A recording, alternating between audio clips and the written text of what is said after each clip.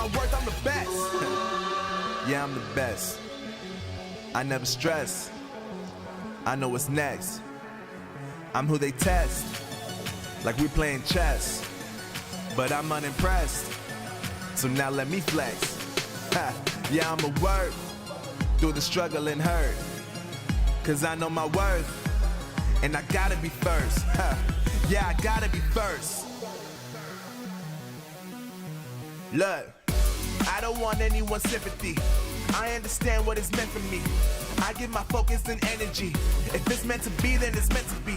But mentally, I'm undefeated. They hear that and say I'm conceited, like there's no reason. Like I don't beat them and come back again just to teach them that when you work under pressure, you reach higher measures. They'll try and bring you down, but you cannot let them, and only get better and focus on cheddar. Eye on the prize and you'll become a legend. Like, when I'm in the room, it's a red alert. You wanna compete, well, get better first. I got 10 toes in the dirt, push through the hurt just to show them my worth. I'm the best. Yeah, I'm the best. I never stress. I know what's next. I'm who they test, like we playing chess. But I'm unimpressed, so now let me flex. Yeah, I'ma work through the struggle and hurt, cause I know my worth, and I gotta be first. Yeah, I gotta be first. They don't know what's gotten into me, how'd I turn pain into energy. Through all the struggle and hurt, remember my worth, and that's why I gotta be first.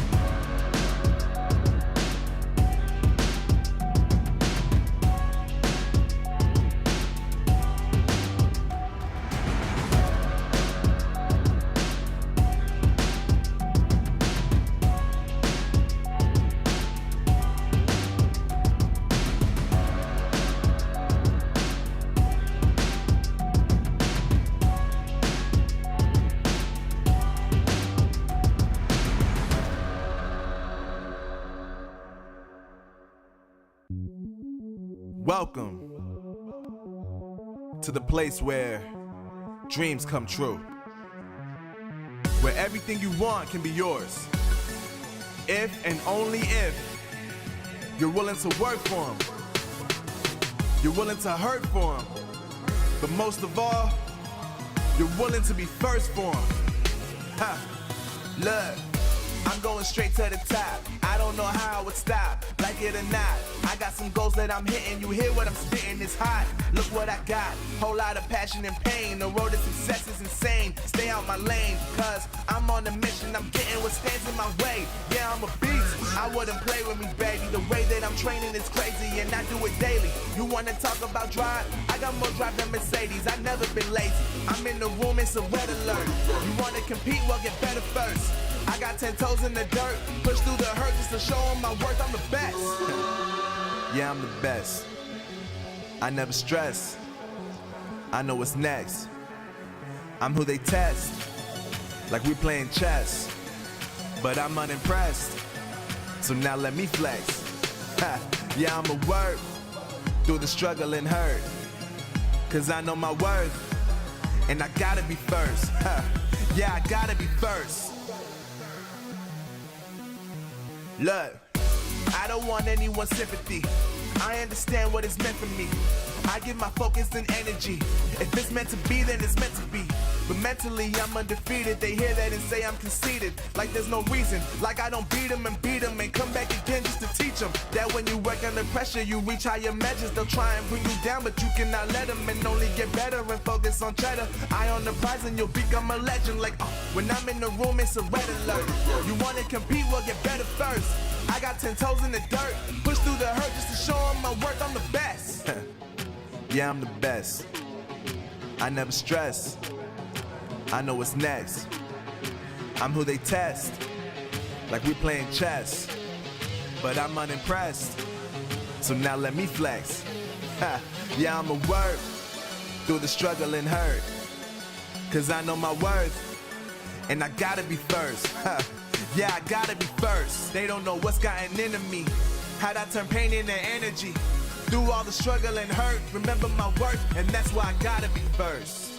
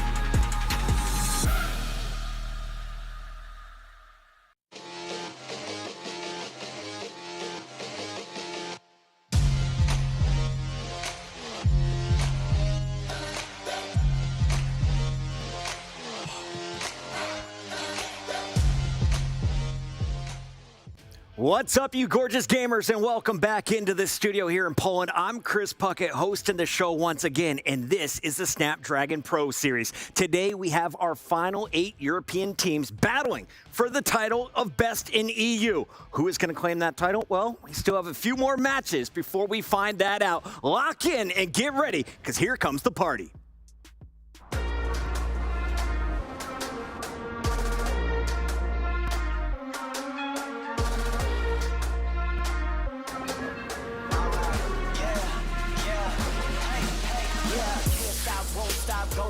Player on top, know it. Rooftop, penthouse suite. If you really want it, gotta own it. Fly through it, we was at the lowest. Blood, sweat, tears, the components. Riding all year, now's the moment. We are not friends, we are opponents. Yeah, I'm coming for mine. Yeah, I'm making a play, the game on the line. Yeah, I've been on the grind. Yeah, I jump in the spot, I made it my time. Yeah, look in the sky. Yeah, the stars align, no shade to shine. Can't stop it already. Emotional work and devotion. We put in this time. Look,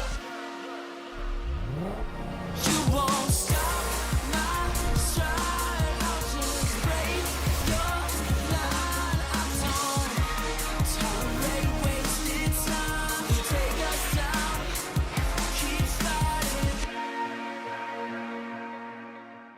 It's the Snapdragon Pro Series featuring Call of Duty Mobile, and today it's all about Europe. Welcome back in, everybody. I'm your host, Chris Puckett, and I am joined by the best brains in all of Call of Duty Mobile, starting with the lady on my left. We got Beef Mommy, joined by Bobby Plays, and I Hold Shift.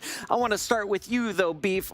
We are coming into day 5 here for Europe competition.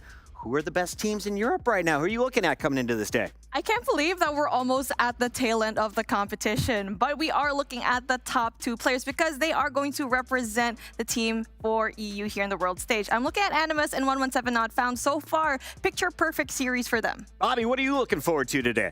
I mean, no question. I think I and anybody else that's watching that's been following the competition, 117 going up against Kings, the undefeated team who hasn't really been tested, up against a team that a lot of people expected to be #1 in Europe, but did find that loss up against Animus, a chance at redemption for them. Shift, I am a Slayer super fan, right? Every time I'm watching COD Mobile, I want to see the guy dropping the biggest bombs. We were watching NA just 2 days ago, and Ban dropped the first 40 bomb, the only 40 bomb on a day full of 3-0s. Who from Europe has that potential tonight? I think to start off the day, you look at players like Raid. He's been unbelievable. He's been all over the map, but I'm also keeping my eye on Shark, who very well may be EU's MVP so far this stage. So, I don't know. There's going to be a lot of options for us here, Chris. You've got some interesting matches today. I'm pumped for it, and I'm told to lock in and get ready for a lot of big bombs coming out from these stars. We're going to have some great series coming your way, and we want you to chime in on social media throughout the show. If you haven't already, drop a follow on all 3 of these. We are on Twitter, Facebook, and Instagram with ESL Mobile.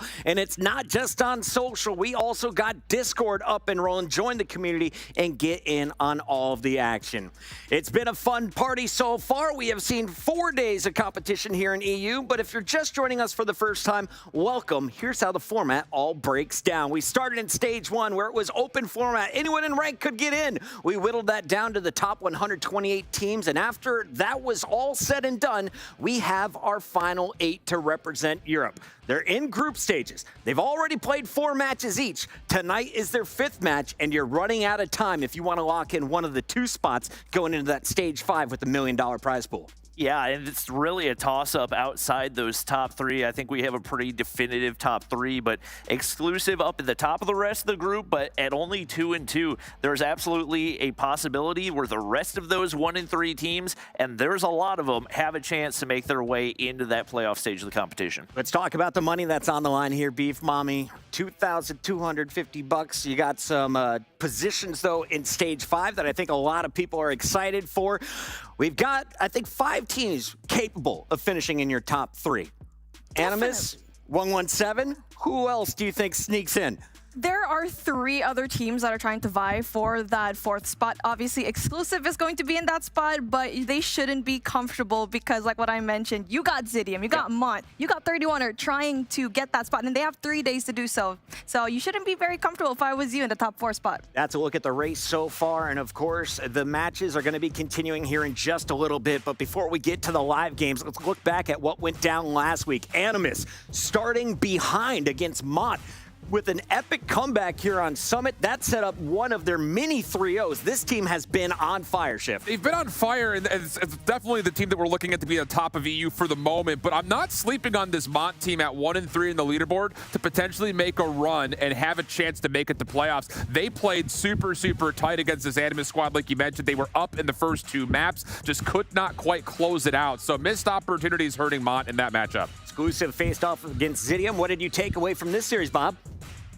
It was just that Exclusive are once again a phenomenal team, and I think outside of the times they've gone against those top 3, they have looked very, very consistent. It's really just a question of if they're going to be able to step up and continue to perform at that level. I've got a feeling that they will, and I'm fully expecting this team to end up in the playoffs. And of course, the Kings were back in action coming into the tournament. Everyone said this is the best squad. Currently, they have the 2nd best record. They ran into Animus a little bit earlier than they hoped, but they looked clean against 31er. They are so good when it comes to playing their SMGs, and this is what Shift always says, probably one of the best SMG lineup that you've seen here for EU. So it is definitely going to be essential up against here in day number 5. That 117 not found is going to be their opponent. They need to play it smart because, like what Zim mentioned, they're not going to commit the same mistakes up against Animus the 2nd time around. Now, 117 hasn't had the toughest road, but they are sitting perfect on top of the leaderboard. What have you seen from this squad so far? I think the thing about it is they've done their job to this point. They've taken care of the teams that they need to take care of to essentially guarantee themselves a playoff spot. But now we're going to start to find out how good this team actually is when they're playing up against the other teams that currently find themselves the top 3 in the leaderboard. 4 matches in the books for all of our squads, and at the end of it, here's how our leaderboard has shaken out. 117 above Animus with that map win rate. You got Kings right behind them. Their only loss coming to the number 2 team. And then it gets messy. Exclusive with the 500 record, but Zidium, Mont, 31er. One of them's walking away with at least a dub tonight, and Panic, you're 0-4. You're not out of climbing up this leaderboard yet, but I don't think we're going to see you in stage 5. Yeah, it would take a miracle, I think, in regards to the standing. Just so many upsets would have to happen. It would take basically everybody finishing at 4-3 and 3-4 for them to have any type of a chance. And they're 0-4 right now, so it's impossible. Sorry, Panic. We're not even going to live that hypothetical situation much longer. Okay, we got our first game loading up, though, and that is what I'm excited about. Let's talk about this initial battle on the day here, Beef Mommy, because these are the big dogs fighting first. 117 taking on King. I mean, we've already been hyping up these 2 squads, and I feel like for our casters, they set it up perfectly for 117 not found and needing to step it up, and this is the first real competition that they had. They kind of had a taste of it in day number 3 up against Exclusive, but able to just run out the show really scot-free up against that team. But Kings, on the other hand, want that redemption arc up against day number 3 as well, up against Animus. So I have no idea what's going to come out here, but I'm excited for it. And that second match, Exclusive, will they improve to 3-2, or is it going to be 31er climbing up the leaderboard with a 2-3 record at the end of the night? A lot still to figure out as our matches are just about ready to go. Let's talk about this first battle, though. 117 taking on Kings. And Bob, I want to know, who is the most dangerous player in this lobby when you're looking at the 2 squads? There's a lot of hype in the chat right now. I mean, no question, all eyes are going to be on Raid specifically as the rookie for Kings. I think there's a lot of pressure on him, and we've seen in past years, some of the rookies, even despite the skill level that they've displayed in earlier stages, sometimes let that pressure get to them, and it's not something that we've necessarily seen on a consistent basis out of Raid, but I don't think he's been at the top of his game on every single map that we've seen out of him, so I'm going to be looking for him to step up if they're going to be able to take down 117. Let's take a look at this King squad here, Shift, as we roll out some of the highlights. These guys were dropping bombs, they're going on streaks, they're lighting up their opposition. Outside of that Animus match, it looks like the ball has consistently been on their side of the court. How are they getting the job done? Yeah, they're doing a lot through the respawn, in particular because, like Bobby mentioned, it's just they've got so much kill potential on this roster. Every single one of them have an opportunity to take over any point in time. And I will say, even though they did lose to Animus, it was a really tight series. We're talking 220 pluses to 250 losses on the hard points, and then I think a 7-5 on the search and destroy. So, I mean, it doesn't get much closer than what we saw versus these 2 powerhouses. And even though Kings falter, I still consider them to be a top 2 team in this region. And even though 117 on the other side technically, statistically has some favor built into who they've played, it has not been at the same level of this Kings team. So this is going to be a totally different test for this 117 roster because, like Bobby had mentioned, Raid has been dominating. He's averaging nearly 35 kills a hard point. That is stupid. I was asking who's going to drop a 40 bomb. He is my pick for game number 1. If you're averaging 35 and some of those games were blowouts, imagine what he can do in a tight game, another 200 to 200 battle. Raid is going to be our guy to watch from Kings. The whole squad, though, if you're looking at the rest of the line up here, Beef Mommy, any other stars on this squad that we should be shining a light on? Easy. Inferno. He is such a good anchor for his team. He sets it up early rotations, and that allows Slayers like Raid to actually get a lot of these kills when it comes to those rotational gunfights. He was one of the reasons why they actually won that Hacienda game up against Animus, so my eyes are on him as well. There is the full lineup. We will see who is going to be in the starting 5 tonight, but I think these are still going to be our keys to success regardless of who they put in that lineup. Finesse your hardpoint vetoes, and of course, get Tunisia back in the map pool. 117 hard vetoes express, so it's likely we get a chance to see it today, Bobby. Yeah, and the Search and Destroy has looked very, very solid across the board for Kings, with the exception of that Slums map. But we talked to Zim, and he felt like they did everything that they needed to. There were just a couple of outplays that they saw from Animus that they weren't quite prepared for and didn't make enough adjustments in the middle of the game to be able to counter there. So I've got a feeling that regardless of the map, they can take one of these Search and Destroys at the very least, if not 2, if it does come down to the final map. Like we said, a 7-0 in Tunisia up against Zidium. Not that Zidium's the best competition they've gone against, but that's a pretty dominant spanking. Let's be honest. That is just slapping your opponent around a little bit. We got to talk about their opponent tonight, though, because it's the #1 team on the leaderboard. You're playing 117 Not Found, a squad that has 0 losses in that column. So perfect so far. Tonight is your biggest opposition yet, though. And if you're looking at this lineup, who do we like on this screen shift? Yeah, I think Karma has been a really solid option when it comes to flexibility for this squad, which has been one of the main reasons why we've seen them kind of dominate their opponents to this point. The thing about it is the group stage essentially starts now for 117. Having not played Animus, not played Kings yet, those are the 2 that we're really looking to see how they match up against one another. And on the same part of it, I'm looking at this team to stay as a full 5-man focus, not just necessarily looking to one player to try to take over, which they've been able to do in the past because of the weaker caliber of opponents. And with that in mind, the maps that I'm particularly looking at for 117 to get into the map pool are ones where they need to have good full team focus. Seeing the Arsenal Hardpoint and likely the Crossroads for the Control, those are going to be 2 pivotal maps, pending, of course, they get into the map pool. If Mommy, I see you got the Samsung Galaxy up in front of you. You're going through all of the numbers. Let's break down the maps and modes. What do you want to see from both of these teams, and who do you think is going to have the advantage after seeing our picks and bans? Ooh, that is a really interesting question, because when it comes to the map picks, it's going to be very essential here, whoever is going to be taking this map. Like what Shift already mentioned, 117 Not Found is having a really good run when it comes to their Arsenal matchup. Kings, on the other hand, need to have Tunisia in their Search and Destroy, but the swing map, the swing mode will be that Control every single time, where with Kings, they don't have much of a good shot here for this Control game mode, but 117 Not Found looking perfect here so far in Crossroads Strike. And production's got it up for us right now. Here's a look at our hard points. Bobby plays. Do we like what we're seeing so far? I think we definitely expected to see Summit in the rotation. Both teams have looked solid there. Obviously, we did have that one Summit loss to Animus, but incredibly close, and a couple kills go a different direction, and that could have been a win for them. Takeoff's definitely an interesting one, though, as we haven't seen it a ton for either squad. Oh.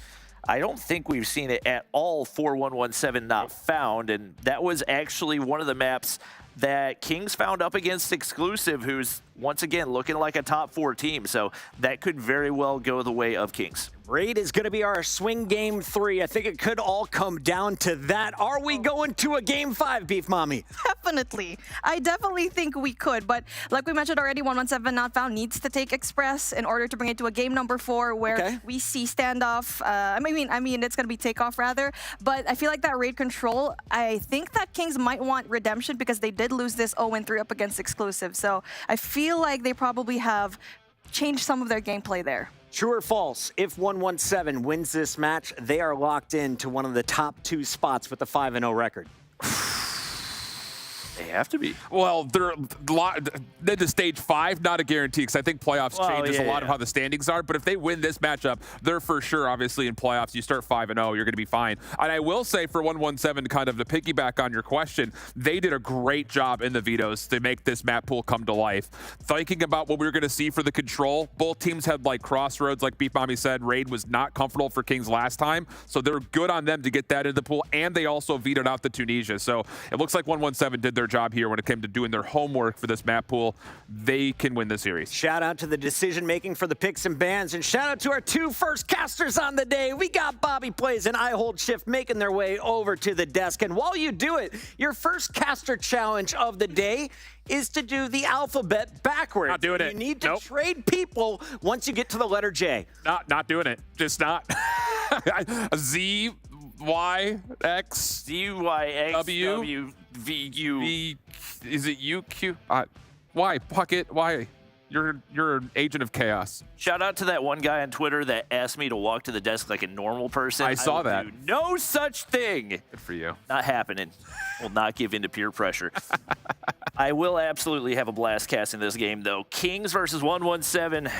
Big opportunity for 117. Like you said, they delivered on the vetoes. I think they did. The only thing they're missing out on is the Arsenal, but I think that was kind of be a stretch to see them actually get into the pool, because you know Kings are going to do their homework as well. So I think the hard points, Summit and Takeoff, are going to split pretty evenly for both these two squads, but I really think that Kings kind of missed out on the search and destroy, not getting their Tunisia in the mix. And we also asked the question, who would be the starting 5 here for 117? Derek's played last week. Says is back, though, so that kind of gives us the insinuation that maybe 117 gave Derek's a shot just to play up against the poor Panic team. But let's get into it. Summit Hardpoint, map number 1.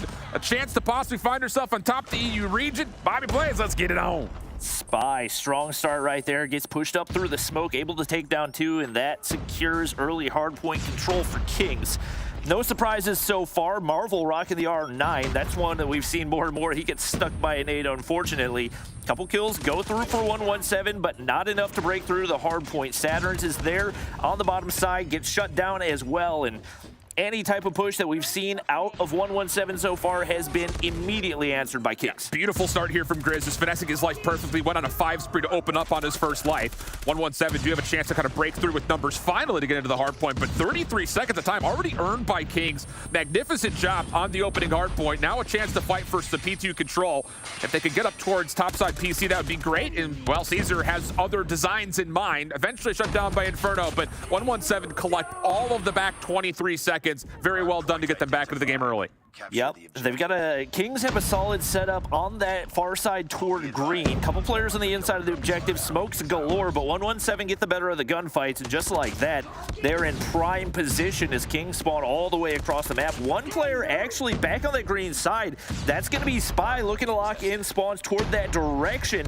A little bit wonky right now, but there's a big flank coming through for Karma, and he's going to see if he can break down those 5 players on the backside. Grizz there looking to contest, and he finds that big kill. Yeah, great utility usage here for 117. They're missing out on hardpoint time, but they take the long route. The route man gets paid. They flip the hardpoint spawns back to their name, but problem is Kings are starting to still find convincing kills on the hill itself, and now a chance to start to push forward. 20 seconds left. Caesar there to meet it. He takes down all 3 players on the exit. Saturn shuts things down on the opposite side of the map, and 117 have a chance to again play for scrap and send numbers on rotation. Battle of the shotguns. Marvels is stronger on that one. Looking to fight for the spawns. Doesn't realize Karma is pushed all the way back.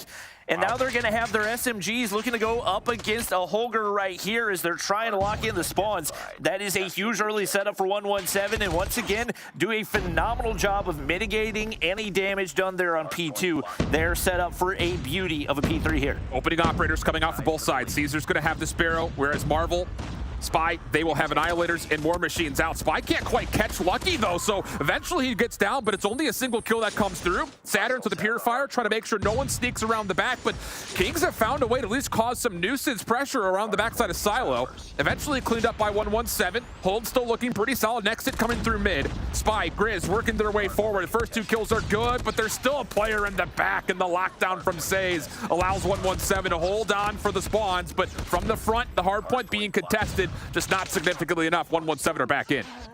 Kings have done a good job of at least forcing out a couple instances where 117 weren't able to quite get that full 60, but still a very solid hold, and now the pressure onto Kings to fire back with a hold of their own. Inferno, that is just a rough gunfight, but to be honest, probably best case scenario for him to lose that one. He's now going to spawn out, as 117 players now going to be forced to run all the way across the map. A couple of these R9 gunfights not looking the prettiest.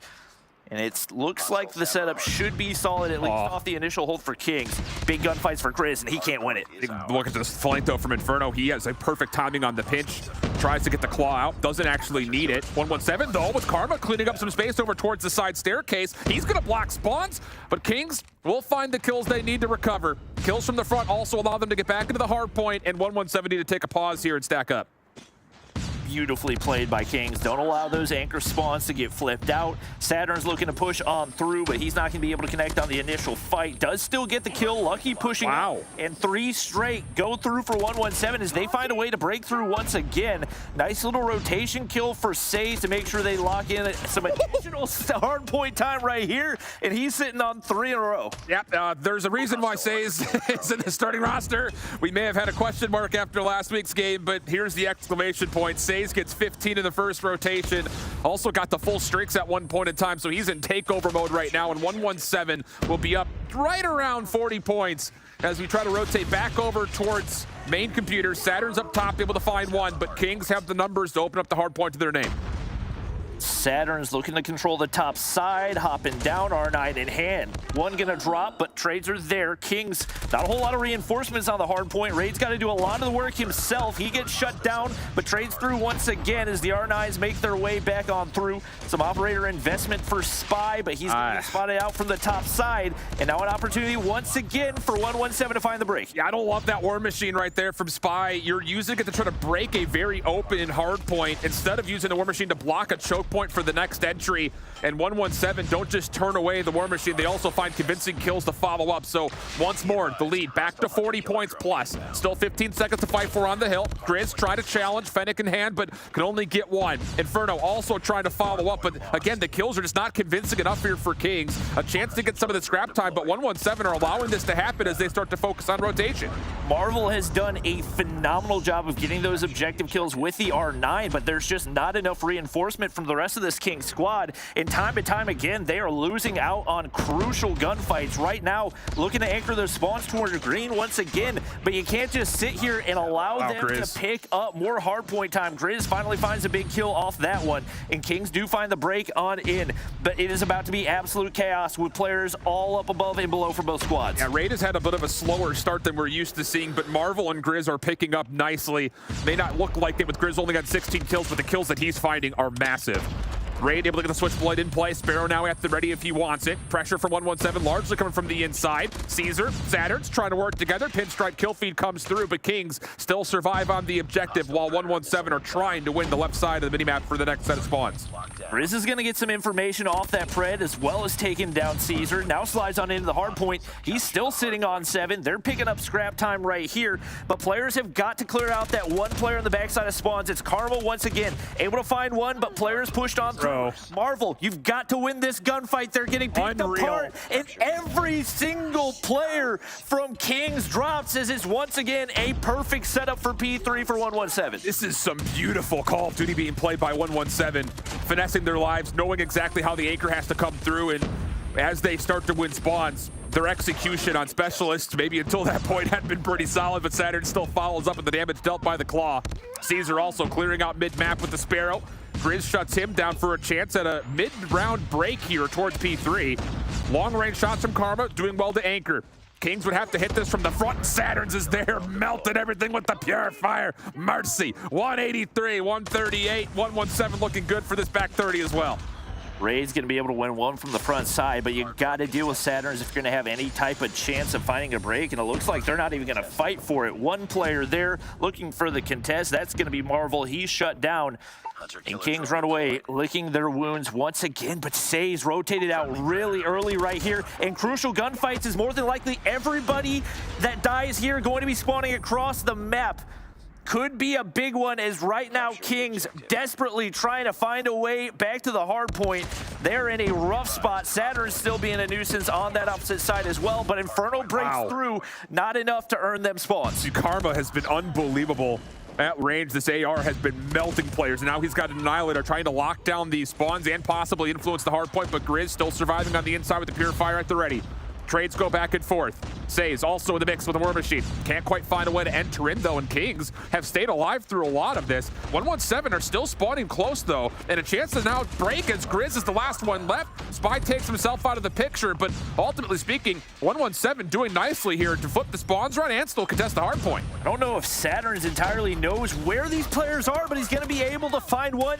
Marvel is there. His R9's going to do more damage, and now Kings an opportunity to pick up scrap time, but they've got to find a way to close this gap, and there have not been enough convincing holds for them to get close in this one. Another huge feed goes through for 117, and once again, they find themselves getting a nice chunk of time in a place where they didn't really have any business doing so, and only 18 seconds away from closing out map 1. I put a pin in that statement that no convincing holds, because that will likely be what ends up dictating who wins this map. We'll revisit that point later, though, as Kings will find a way to start fighting over towards P1 once again. 234 to 170. Kings kind of desperately trying to hold on to this hard point. Trades are looking decent. Karma, Caesar, the only ones that could contest here for 117, but Caesar's got the Sparrow out. He's finding a lot of damage, but Inferno still survives through it. Karma from the high ground jumps on in. He's able to take down a couple, and once again, the hard point goes contested. Lucky with the claw out, shut down. Kings a chance to possibly flip this back through, but numbers good for 117, and now they can win the game right here. Time and time again, their operators have just gotten so much more value than Kings, who at this point are just scrambling, trying to find a way in, but there's no type of strategy to what they're throwing at it. And 117 outplay them on so many of those hard points, even the ones where Kings get the early setups. And wow, that was not the gap that I expected to see on map 1. Karma, Karma, Karma. Every single time that he was set up behind P3, way back by the ski lift, he shut down 1v3s multiple times to hold on to spawns every single time we went to that third hard point. Whereas on the opposite side of things, going back over towards the P4 side of the map, like you mentioned, Kings were there first often, but 117 were finding ways to contest time on the hill and also still flip out the spawns around the back. So, I mean, it's a masterclass. And like you said, there is never a moment where Kings put together a convincing hold. And if you're not able to do that on Summit, you're likely not going to win the map. And that's, of course, the case here. Yeah, and I think a lot of that did come down to the usage of the operators. I think especially around a P4, there were so many times where you saw a triple, a quad come out of 117, and they either find the break or at least find a way to clear off Kings, and that was a big difference maker. But like you said, Karma, so many crucial gunfights on those backside rotations toward P3, and ultimately that was probably the biggest game changer. That, and you know, we took a lot of our pre-show to highlight Raid, and he was not really an influential part of that map for the side of Kings. Ended up going 23 and 33, only 23 seconds of hard point time. So we said that he was averaging 35 or so kills a hard point. Not so much there. So overall for Kings, slow start for them, but that said, not the worst map in the pool when it comes to 117 on hardpoint. And this was going to be one of those maps that I think both teams are going to be fine seeing in the pool. So for it to go one way or the other doesn't necessarily give us a, oh, 117 won this map, so now they win the series. Like, we don't have that as our kind of overarching thought at the moment. But the search and destroy now all of a sudden becomes a very different setup for Kings, knowing that all of a sudden you go down 0-2, you're going into a not necessarily great control map. So it almost makes the pressure feel almost more imminent that you have to win this map 2 search and destroy to extend this series a little bit longer. Yeah, and there have been some instances where there have been close search and destroys for this 117 pound, despite the competition they were going up against, the meltdown, the standoff. Yeah. Both fairly close despite who they were playing. So I think if you're Kings, you got to capitalize. You got to take the searches. I don't think the searches are necessarily must win. I know they're capable of winning a hard point against this 117 squad as well, but life just became immensely more difficult. 100%. It just kind of throws the onus on you to have to play cleaner here immediately. Because again, if you drop 0-2, the series looks really negative when it comes to trying to put together a reverse sweep. Good opening holder though from the Fenix of Kings. First 2 kills right over towards the B side as they're on the offense to start. And the bomb is actually still kind of leaning towards this mid street, and no one's gonna know that Saturn's is here.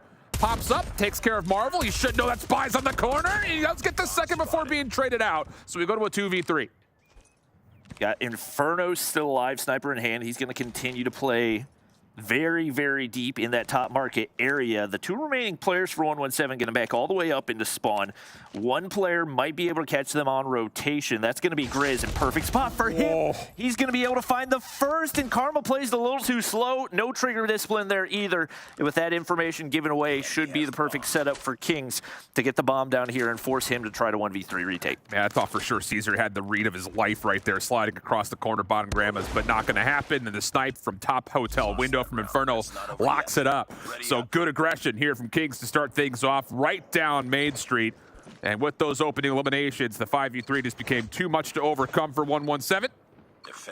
What's the next option here for Kings? If it's going to continue to be mid-map pressure, you have to assume that Caesar will be looking for it through the sniper rifle. Lucky also on the other side will bring a second scope to play again, as 117 will hard focus their defense over towards the safe side of the map.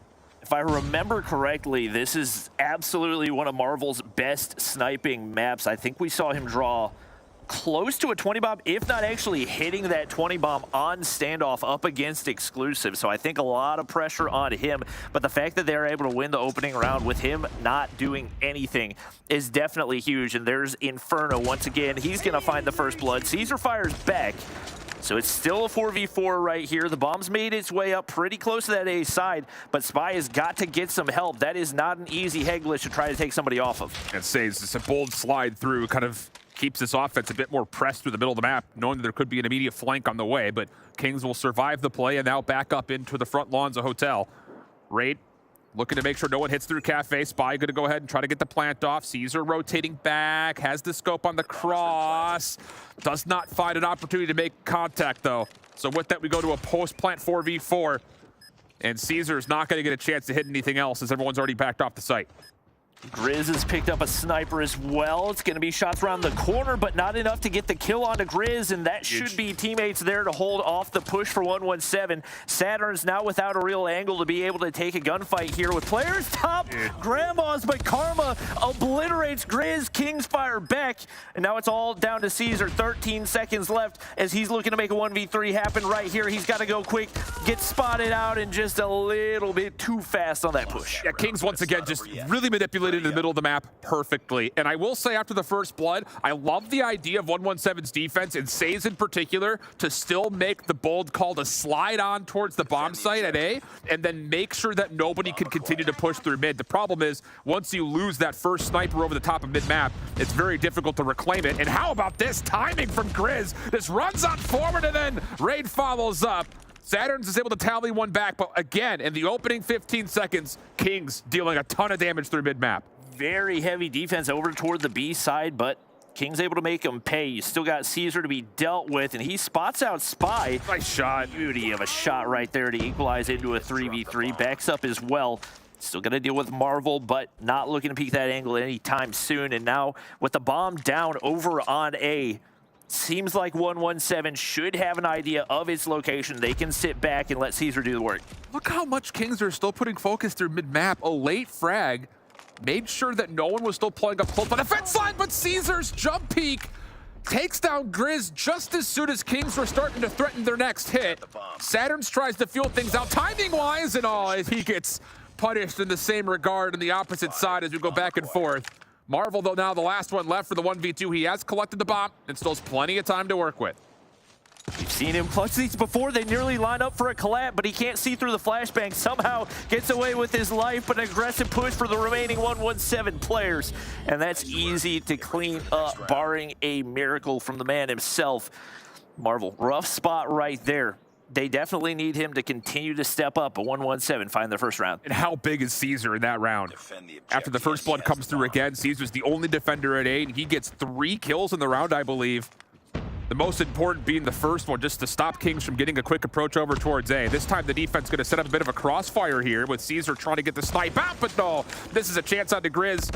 Frag is being cooked, and Grizz will actually just push through that, find first blood again, and Kings will enjoy another early 5v4. Looking to see if they can capitalize. Marvel pushing up to that tank area. He loves to play that. Looked like it was served up on a silver platter. Not going to be able to connect, and Saturn's able to shut down Grizz, so they're one roaming Slayer taken out of the equation, and just like that, 117 feeling comfortable enough to sit back and play their defensive setup. That's what's been different so far from the first 2 rounds to these last 2, is that 117 are just trusted that their sniper rifles will keep the initial plays safe. Now, granted, they haven't necessarily been successful in that, but they have found very quick and safe trade backs, as now Lucky gets a look at Spy's shoulder through Statue. Saturn's is the one to connect, though, onto Raid. Front side, Hotel saves in the cubby. Yeah, good help from Karma nearby. They will both double down, and now it's all onto Inferno for a 1v4. I think a lot of this coming down to Marvel missing shots that we're just not accustomed to seeing him miss. Those are kills that could absolutely turn the tide of a couple of these rounds, and definitely in need of him to get going if they're going to be able to dominantly take this search and destroy. Obviously not out of their reach by any means, but a couple of rounds in a row do go the way of 117. And right now, things looking a little bit more shaky for Kings. Yeah, I think for Kings, this round is the round that you need to just hard, heavy hit something off the rip. You're finding a lot of good opening first bloods, but it turns into this passive follow-up setup to where the sniper rifles for 117 are just picking you apart. Now this time, Says gets some freedom through mid-map. It did look like Kings wanted to go quick towards A. Inferno still allows the play to potentially still keep that same tempo, but things are all of a sudden paused out, and late nades have to come through to try to clear up this A side as the bomb makes its way on. 117 boys have pushed all the way toward the backside of A, so plant ready to be given. Smart. Players set up for the retake right here as you got one player already making the move toward back alley. Gas station push. Oh my gosh, Saturn's picking them apart. Inferno doing everything he can to fire back, but it's 2 snipers remaining and a whole lot of firepower on the opposition, but Marvel finally stepping up, gets traded out, but now it's all down to Inferno, and he's spotted out right there by Saturn's. The defuse nice and easy for Lucky. Dude, that is an unreal win from Saturn's. He comes in by himself, no flashes, no nades, snaps onto the player in cubby, finesses around Tractor to get the second, and then he pushes forward to make sure that the post-plant snipers never feel comfortable to look over the top of the bomb. That is an unbelievable play for Saturn's. And it gives a huge advantage now all of a sudden to 117 in the last round of the half. Marvel gets a nice first blood. Spy follows up, but Karma makes sure there's no further push through the back alley. And this Kings offense now all of a sudden is a bit stuck just in front of the B site. See if they look to commit here. Spy looking to find something with the nade. Nobody there in Delhi. Once again, lurking out. Now looking across mid. And once again, Caesar's the guy that you've got to deal with. He has been phenomenal with that sniper in hand, especially holding that cross on the back B side. Right now, not going to have any angles to work with, and 3 players have made their way toward back Delhi for Kings. Yeah, I would say this all feels a little bit too timid for Kings. They will get a chance to push this, but who's going to be the first one to go? Everyone just looks really nervy on this play. Inferno is able to get across and earn the angle, but no one's interested in taking the fight. So we drop under 60 seconds. Long-range shots from Karma in the back of his spawn will use that broken wall to scout out the play. But still, Marvel answers back, and we keep numbers for Kings in this 3v2 as they adjust back over to the A site. Took a little bit to get heated up, but finally finding some of those big kills. Caesar still in that back barrel position, and Marvel's rotated on back toward tank. So Raid, the one lurking up. We see that rotation coming through from the 117 boys. They're going to wrap the back side. And now a question of whether or not the information's been given off the audio cues. Spy's going to go ahead and get the plant right here. Caesar staying at home on blue. And we got a lot of pressure on that big backside gunfight. Huge flank, but he's flanking the flanker. I think Raid knows he's somewhere back. Well, maybe not. He has an idea that someone may have gotten through, but not fully. And Karma has a chance, but Raid makes the play safe. Now it's just down to Caesar for the 1v3. Marvel playing Tractor side. He'll be the first one to see him. And yeah, 3-3 the half. That is a good getaway, though, for Kings, considering how those last 4 rounds were looking.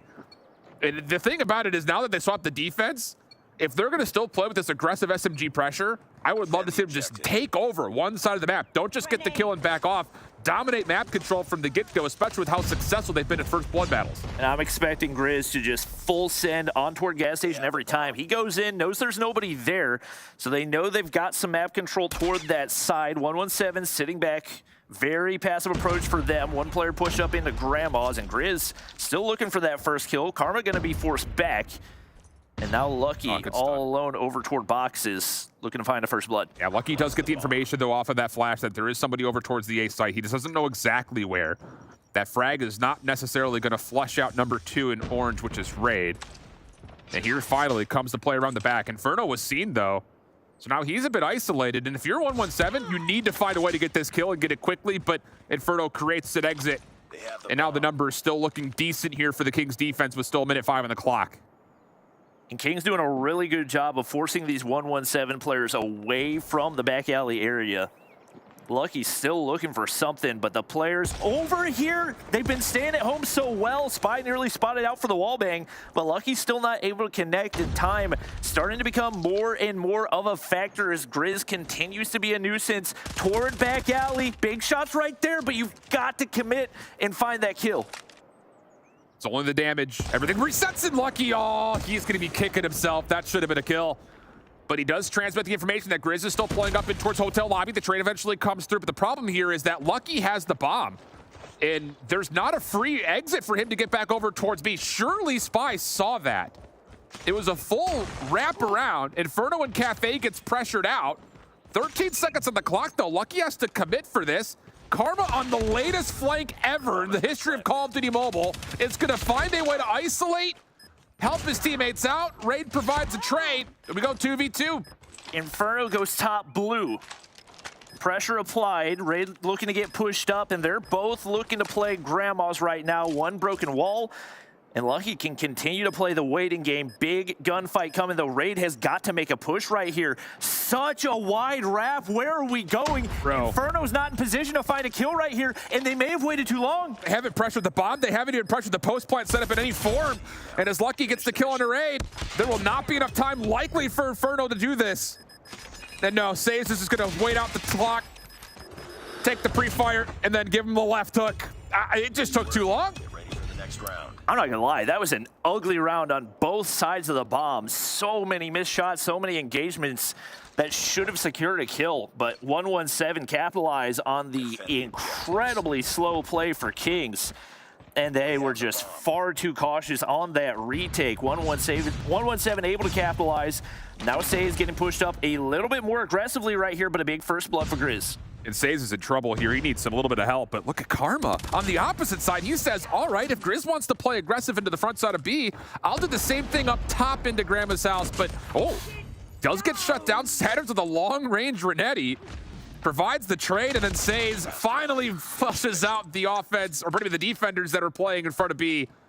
And this should be a 5th round for 117, unless Inferno goes viral right here in this next one. Try to play around the back, and now he's missed his chance on the Lucky. Bomb goes down, and Say's gonna expose himself a little bit right there. Still an opportunity for the 1v3 to happen, but he's put himself between a rock and a hard place, and getting spotted out right there should be a free kill for 117. That it is, as Saturn spots him out. And now 117 extend out to one of the bigger leads that we've seen so far in this one, 5-3. And right now, Kings in desperate need of a response. And we need to see something from like a default here for Kings. I mean, the aggression that we've seen defensively around the back through alley didn't work out the first round. That time through hotel, they get a first blood. It's the exact same run-up that we have here. But look at 117. They're in a perfect spot to at least isolate, if not get a full read on this. Inferno, scouted out, has to back off. Grizz trying to wrap back over towards Cafe. Lucky to be alive, if I'm being honest. And the last player to stay up front defensively is going to be Spied, is kind of lurking into the front of B. Ooh, nice positioning right there. One player around the corner. It's about to go down over by that broken wall angle. Marvel's going to be able to find one onto Lucky. The head-to-head gunfight. Seems like both players seem to have an idea where the other is. Not going to take the engagement, though. Big opportunity for Grizz right here, but he gets shut down. Saturn's over the middle. Spy again stuck, trying to get out of there. Saturn's could just light up this van if he wanted to, but he will opt instead just to make sure he can keep this position up front towards Tank. So we'll survive into a 4v4, 55 seconds on the clock. Saturn's the bomb carrier, also likely the instigator for this round offensively, but it's Inferno with the late peek through Cafe who scouts him out. And now 117 have to play recovery in a major way. Bomb is retrievable, but two players looking over top toward it. It's Marvel and Raid. Raid holding the inside angle of Cubby right there. Inferno watching toward Statue. and Says with such a tough task, but he takes the right route to be able to make the push through, but Marvel somehow hits the shot right there. Karma there for the trade, but he's the only one left standing. He gets spotted out. The information is given, and Spy will find the kill to take the round as Kings find a much-needed one. Big time. And I will say, these rounds have been really scrappy. It's a lot of these ideas of, I'm an individual and I'm going to go make a rogue play. And sometimes it works out. Other times it puts your kind of shoe on the opposite foot, so to speak. And this time, how about this from Kings? Heavy utility sent over towards gas station. 117 nowhere nearby, though. So they're going to have to vacate the premise and allow Kings to use this gas station as a defensive point of contact. But the focus on the opposite side towards A does find a chance for Saturns to get in, find a kill, and he should plant here. But instead, 117 are going to back up and try to isolate this flank. I think he got hit by the nade and was worried there was going to be a push through, but Kings content to sit back. One player on the inside of Grandma's, and Inferno finds a huge kill onto Lucky. Now up a man, actually up two, as Saturn's Karma looking to make a play, but Inferno shut down, and Saturn's once again making the big plays with 13 on the board. This is really smart from Spy. Just no reason to challenge anything. Exactly. Wait for a rotation or flank a post plant towards A. And now Karma, once again, kind of stuck by his lonesome. Spy there to meet him, and we're going to tie things up at 5 apiece. And I think for 117, you just have to commit. I don't know if Karma didn't know how many players pushed through gas, but once you realize you have no ability offensively to play through that back alley gas station spot, and you find kills over towards A, you have to commit for a plant there and trust your teammates have your back. Absolutely. Now getting a little bit more aggressive on the A side. Two players pushed up. Once again, Grizz checking the backside, but Raid connects for first blood. And now 117 forced back into their spawn a little bit more, as that is probably the heaviest A side setup that we've seen. Two players going to get pushed up right there, but no angles given. And a big gunfight that Spy kick comes out on top of, and he takes down both. How big has Spy been in these last couple of rounds? Gets a double there. Karma, the one responsible for watching the flank, now has to get involved. Back over towards the A site. He does get a kill towards mid-map. That nade's not going to land, as it just drops over the fence line. Spy will still back up and just play his life safely. And honestly, this is going to have to either be Lucky hitting a shot or Karma getting really proactive and opening up space around back through likely Cafe or Grandma's. And well, now the shoe is definitely not looking all that great. Yep, 100%. Kings take the lead, 6-5. Chance to put this map in their back pocket.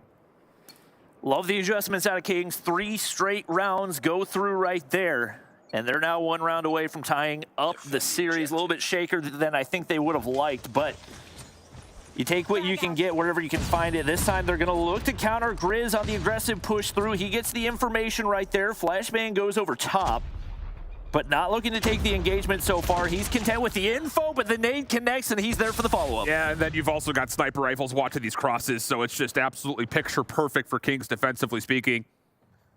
5v2. Says Lucky, last 2 left alive. Not what you want, but you do have a lot of time here.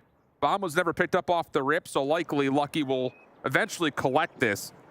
But heads up here from Kings just to hold their ground and just play the map in a 5v2. Just don't give anything away. Inferno's going to stay there as long as he possibly can. 100%. Bomb way back in spawn. And 117 still not opting to pick it up. I don't know what you have to lose at this point. Like, you haven't had the bomb all round, so there's no way that they actually have any idea where it even is. But they're trying to sniff out something right here, and Kings can just afford to sit back and play the waiting game, as one of these players has got to make a god-tier play. Lucky shut down, and now it's on to Says for the 1v5 attempt. Does get the first through gas station, but man, this would be hard-pressed, especially with a 2-man flank coming through the backside of Warehouse now. And the map is completely flipped. Says is thinking there are players in front of him, but the entire Kings defense is behind him.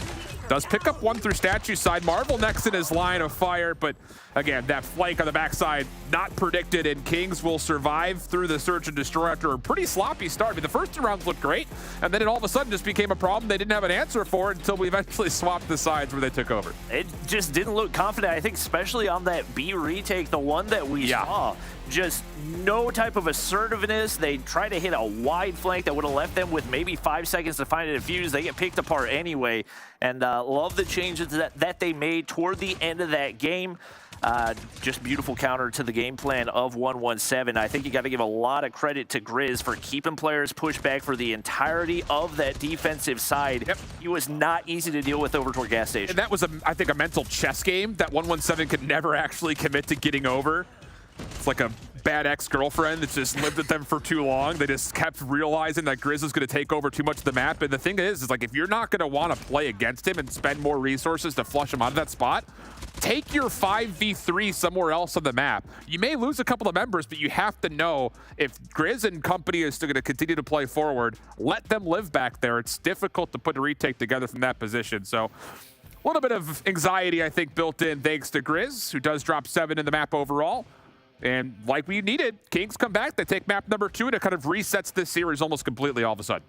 Yeah, and I think this is where you get a little bit of that big brother, little brother mentality where it just seems like there was a mental edge. It's kind of what we saw with Tribe and Luminosity for so much of last year. Like, talent-wise, we know they can go toe-to-toe, but just when you've lost so many maps so many times to a team, sometimes it just gets tough to push all the way through, and I think we saw that a little bit there for 117. I agree, but now we take the conversation into a 1-1 map count and raid for the control. And we were kind of going back and forth, like, what did we think this map pool was going to look like? And there were really 2 questions on our mind. Neither of these 2 teams prefer to play standoff, but who would get the first veto? Knowing that both teams don't like to play standoff, that turns how this map could come into play, because both teams had looked good on Crossroads, but seeing raid be the map, Kings did not look particularly great here when they were playing up against exclusive, whereas for 117, they have been clean. They had a 3-0 last time they were here. So it would lead me to believe that 117 came out on top of the vetoes to get this map into play. But we'll see if Kings have found a way to kind of adjust, adapt, and learn from their mistakes, as they will be on the opening offense. Marvel getting the first. Karma smoked out from Money Window. Lots of damage, but he does get taken down. Grizz following up with not just 1, but maybe more. And how about this? Kings all immediately onto the A zone. Huge mid-map control, and he's going to be able to cut off that sniper window, spy on the inside of the objective. Only has to deal with Says. Will drop, but he gets traded out by Inferno. Just a little bit too late on that one, but still the bulk of the kills going the way of Kings. Nice little flank from Caesar. They can't quite find the 2-piece raid with the Ego Chow right there, but Says from the high ground able to take him down. In the same breath, Saturns does reclaim Money Window, but the second tick of progress is going to get locked in here on the A zone. Spy pushing forward also takes away an opportunity for the defense to hit from the front, but Lucky just sneaks down through poolside stairs for a double. Saves back towards Money Window, gets another. Last one to find is Raid, and as he's traded away, this third tick of progress will be depleted, and 117 defensively will hold a 3-life lead. That's a massive feed for 117 as they wipe Kings completely off the board, and now full reset. You got to find a way to make your way over toward A, but obviously 117 are going to have the read on it. A couple big kills come through for them once again. Trades back in 4th. And right now, Caesar, a big task to take down Marvel. Will he look to contest? Yes, he does. Now the question, which angle do you want to peek? Marvel on the top side. Should be able to spot him out, but 2 kills in the mid-map should allow some reinforcements for Kings. Yeah, Says has to give up this laundry play to get forward. Just a touch and all. What a chow from Raid. Slides right into the action. Takes down Says. Karma there for 1 response, but the second tick of progress looks good here on B, and the life lead has flipped to the offensive side of Kings. 117 looked like they want to give this a go. It's all coming from the front. Caesar down low. He's able to take down another. 1 more over the top of the rocks. And Spy, who does not quite take care of the final 2. And once again, the third tick of progress gets depleted.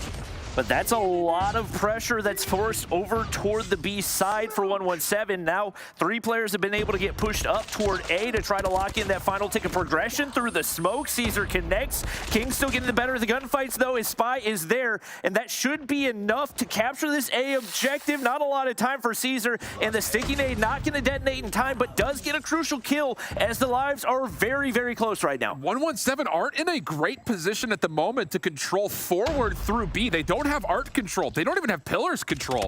Kings are in a spot here to still be able to approach this B zone and finish this off if they can find the kills. But key wins for 117 do give them control of mid-map, and while all that was happening, Lucky, Saturn's Karma do get into some good spots around ring.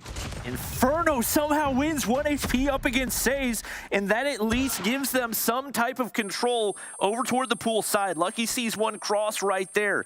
Information given, waiting for the push from that driveway side as well. And he's going to see them underneath. Should be able to find one. Timing goes his way. Marvel's 1 HP up toward the top. Should be another one, but he ends up paying for it. Trades back and forth, and now a 4v4. It will be Kings jumping on in. Last 3 lives defensively, though, are going to be flipping into this point. Says from the mid. He's got his war machine out, and it lands on the Raid. 3v2 situation! Says blows him out of the map! What a call! The early operator usage pays off dividends, and 117 steal away a defense. I can't believe the 2 players pushed up after they saw their teammate die to a war machine in that exact same spot. 117 now a heavy opening push over toward B. Marvel forced back off the mid control, and a big opening kill for Grizz. Say's there to fire back. Bro, Says is just taking over right now. He does get traded out by Spy's war machine, but that's still huge efficiency for 117 as they've already locked in the first tick. Second looks to be free, if not the entirety of the B zone. Kings are going to concede and set themselves up down through bedroom side, where this setup will be pretty darn nasty. Grizz even looking for more over towards the spawn, but this is enough, and they will draw the line in the sand, front side, bedroom stairs.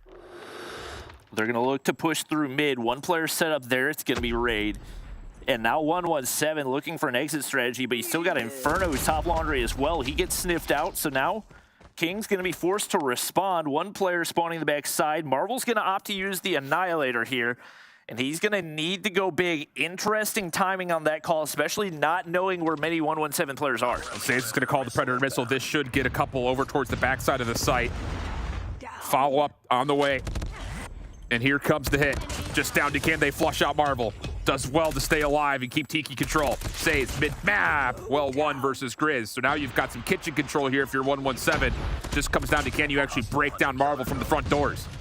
Saturn's firing through the smoke, not able to connect there. Gonna be able to spot out Spy. Huge kill and a half as he able to take down 1 and his teammates do the rest. Raid, big pressure on the top side, needs to win this gunfight. Right now, the 117 players making their way on the A objective, and Kings have got to respond. Oh, Inferno gets shut down on the flank, so Kings have to now all of a sudden hit this from the front. Caesar playing a crossfire position, but does get traded. Saturn's Purifier out, trying to connect over towards Money Window, but doesn't quite finish off Raid. Sliding forward, nearly gets Spy, but Kings will recover the zone, and they're gonna hold a life lead. Huge double for Marvel to keep this clock on ticking. Oh, what a kill right there. LMG versus SMG in the close range, but the 3-tap potential comes out on top. 117 doing everything they can to force their way through that money room, but not going to be able to find access to the objective, but Lucky just forces his way through the front side. Caesar wins a big gunfight on the top side, and right now Kings going to have to invest some lives to get this flushed out. Oh, Grizz is able to catch 1 with an 8 out, though. Maybe leads to an opportunity for the rest of Kings to flood on forward, but the 3rd tick of progress is still being made,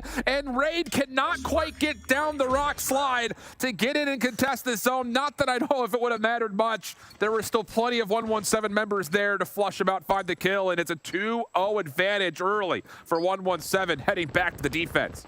Man, oh man, 2 rounds that once again could have gone the way of Kings, but a couple outplays from 117. They fire back both times, and right now pressure on to Kings as they're on the brink of getting 3-0'd in a map that Zim seemed to think was one of their best, if not their best, control map. They just have not looked confident on this one.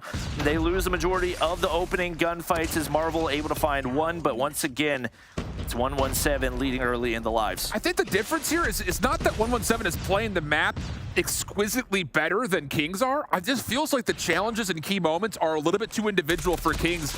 Not quite the communication of, hey, wait, hey, let's bait and switch this, let's double chow this. And it's allowed in critical moments 117 to come out on top of the kill feed. Plus, of course, we've had some heroics by way of operators as well from 117. So small advantages have led to this 2-0, but 117 have controlled all time and space this far on this defense. Karma influencing even further down driveway with the Annihilator. And even though Kings will have a chance to stop the clock and get progress done here at A, they are down in lives and still looking for a bit of a lifeline here to extend this map a little further. Well, Grizz is going to invest the Purifier. He's made his way into money. So anybody that wants to look to clear off A is going to have to go through him. Big flank from the top side right, though. Caesar goes big for 2. This bedroom control is just not something you want to fight against if you're Kings. So this is going to have to be a B hit. Say's just hiding in a bush over towards kitchen side. Surprises Grizz. And there's just not a lot of space to work with here if you're Kings.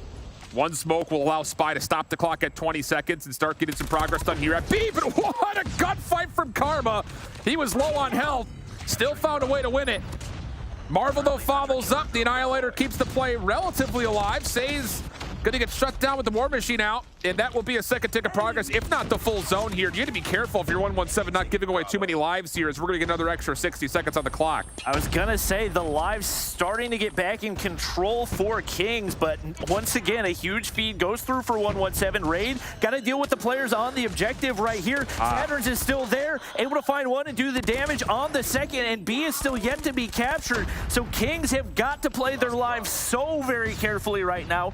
They get things locked in, but they only have one wave to try to push through here onto A. They've got to win every single one of these gunfights to have a chance. Remember that decision, though, for 117. They tried to win it over towards B, and now they're giving up space on the A zone. The third tick of progress is on the way. 117 are trying to flood this from the front and the side, and Kings are coming away with the kills. Last one to find is Says. He will drop, and the decision from 117 to commit and spend everything to try to win the map at B bites him in the butt, and Kings stay alive for another round. You've got to give credit to those King players just winning every single gunfight on the objective to give themselves a chance. And this one's not over yet. 117 on the offense now looking to push through. Grizz blinded. He's going to be able to find his way through, though. Says looking to lock in to take a progression right here, and nobody really there to counter. Looks like they will be able to get that first tick locked early. Yeah, Marvel getting shut down through pillars will commit to now all of the focus for Kings to try to rotate back over towards mid. They will likely have to give up this B zone in full. There are 3 members right around, if not in the zone itself. And yeah, heads up play here from Spy, just trying to flush out some exit kills. Get your defense set up. Caesar down low, tagged but not finished. Follow up from Raid, long range shots. Looks like it will work out for Kings in the end. 26 will play 24. And Saturn's is already trying to create some problems here at A. The defense does not look convincing at all for Kings, as they only find, what, 2 of the however many kills they need on the opening right there. Getting shut down on a few. Spies there should be able to wipe off the progress. And that should alleviate some of the pressure for Kings. Pred missile from above. Spy's going to get some information as well, and even though it won't find the kill because of the trophy system, they now get the positioning of those 117 players and the ability to respond. Yeah, nice timing here from Spy. Just make sure he can play through poolside stairs. Caesar, they know he's still somewhere into mid rocks. Claw out at range does not work out, as Saturn's will get the shutdown. Raid still playing frontside kitchen, double hit on the way in. He gets immediately taken out, and Grizz will follow. Oh my goodness, how good has Caesar been so far? Marvel still unable to contest through the money side of the window, but yeah, 117, just too many numbers. They break through, but Spy off the plate through bedroom, shuts down an Annihilator, and Raid will clear out the front, so the first tick doesn't come through. And Kings defensively will only be down 3 lives, still very winnable for him. Crucial response. Raid knows there's a Purifier forced back onto that Heady, so he's trying to clear it off. The reinforcements arrive for Kings, so now it's coming down heavily to the lives. 117 finding a big lead right here. Spy's going to invest the operator. Needs to go big. Knows there's players pushing through the smoke. The 117 player is going to be forced back, but still a minute to work with. Not a lot of pressure on them, but they need to find a way to finesse some mid-map control right here. Opts to pop the Purifier, forced back right here. So smart. And a huge double kill out of him. That is a beautiful baton pass between the EMP coming out to make sure that anyone on 117 on the A zone couldn't pop anything, and then you follow up with operators of your own. This puts a lot of pressure on 117. 38 seconds on the clock, just a 1 life lead, but they do not have a lot of ground to work with here as they work on mid. Potentially more to follow up in towards kitchen. You've got explosives out. Caesar with the Sparrow. War Machine as well for Says. Initial shutdown is there. Follow-up Sparrow on the way in from Raid. Huge win for Raid. Saturn's last one left on the zone. Trying to get a little bit of assistance from Karma, but he gets flashed down and Kings will hold. That was dicey. It looked like he might find a way to stay alive. Marvel's going to pop the Annihilator here.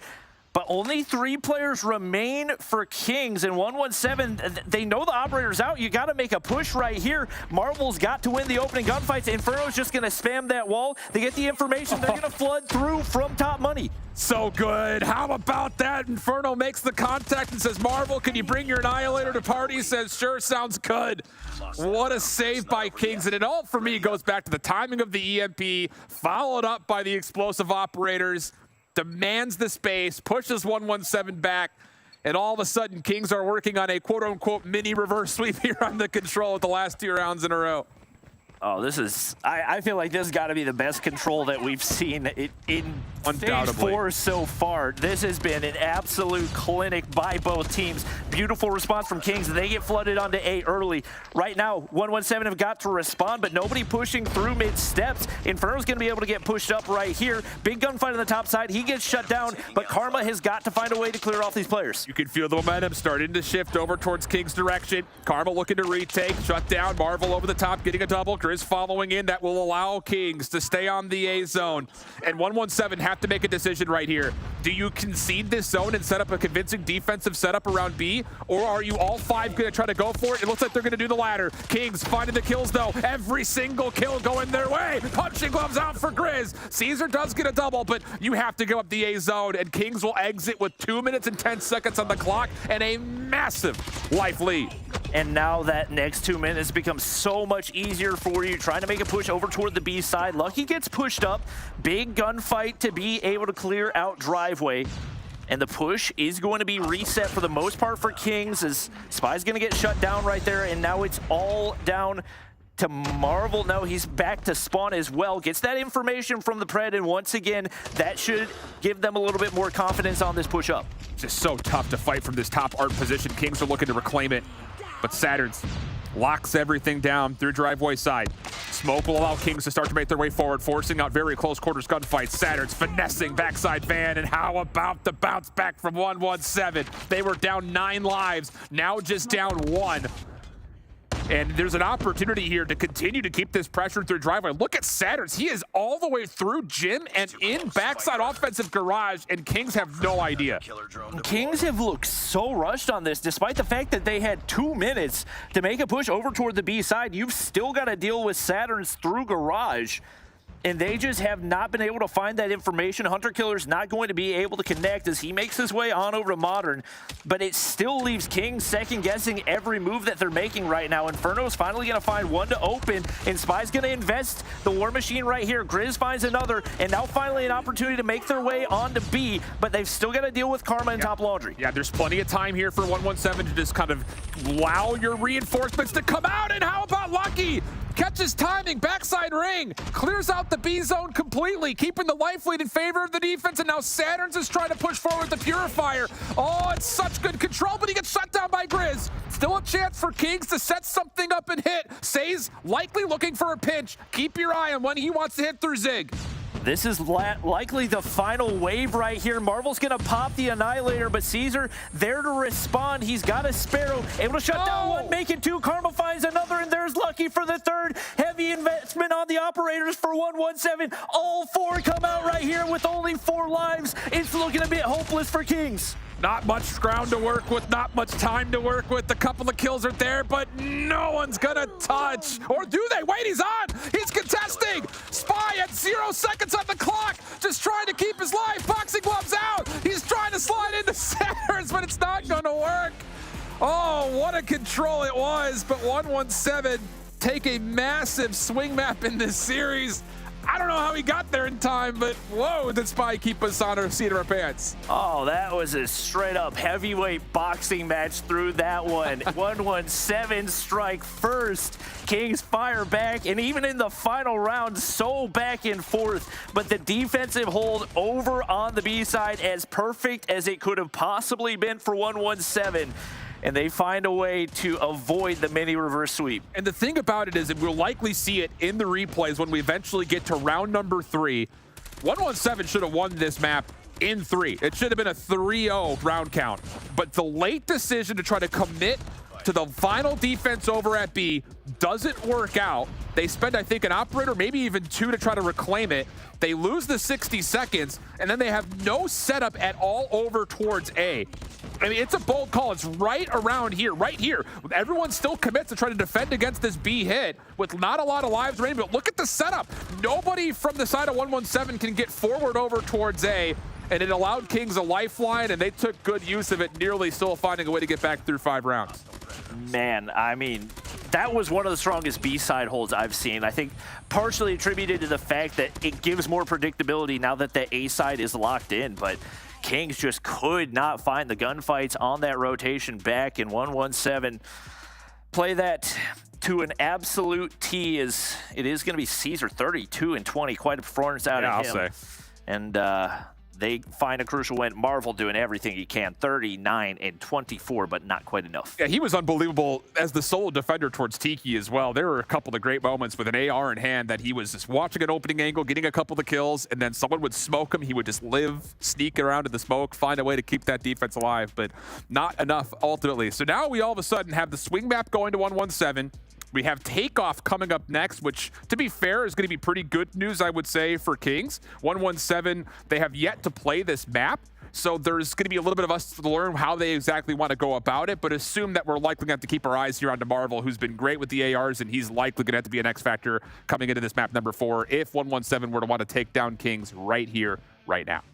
And Kings have taken down exclusive on this same map. We talked about it before. I often think of this as the Zim special. This is a map that the teams that he coaches always play phenomenally. And I've got a feeling that those P3 to P4 rotations are going to be a deal breaker on this one. Obviously, Marvel holding down those higher angles with the AR in hand can play a big role once again here. Let's see. On the opposite side, your eyes are going to be on Karma and Saturn to see if they can kind of match up against him. As 117 get off to the races early with Says, finding a key kill to stay on the hard point, and with that also soak up some early time. Focus for Kings, though, still trying to surround this hard point and then work their way into it, and as they do, kills go their way. Last one to really deal with is Lucky up top, and he finds the perfect timing. 117 will collect the kills to hold on to the left side of the map for their spawns. Ooh, Grizz turns onto Caesar right there. Huge kill. Still a battle for the hard point on the inside right here. Karma, clean shots. He's going to be able to take down Grizz, and once again, 117 picking up some of this initial time, but big time priority given to that top side control. Raid drops down, clears out the hard point, and clears out the mid map as well. Yeah, great route there from Raid. He gets scaffold control. He watches the reinforcements come into the hard point. But to be fair, doesn't make a lot of progress towards trying to move around the spawns much. Very sticky for this opening hard point, but as we start to get over to P2, definitely a chance that he would have had to possibly block. So 23 for 117, 18 for Kings on the first hill. And look, wait, hold on a second. Kings get around with a couple of members. I think they spawned here. So now as the second hard point opens up, all of a sudden Kings are spawning in, and they're finding the kills behind it. 117 completely bamboozled by it. Now the focus for Kings towards the hard point, they do kind of voluntarily give up the spawns in order to play for the hill. And well, things will start to stabilize just a touch. And now Marvel's going to be able to set up on that bottom side. Heady, Spy takes one off the objective as well. And solid setup as they now have the read on the 117 spawn. Spy blinded, but still finds the kill. Make it 2 right there. Can he find the third? Caesar finally there to trade.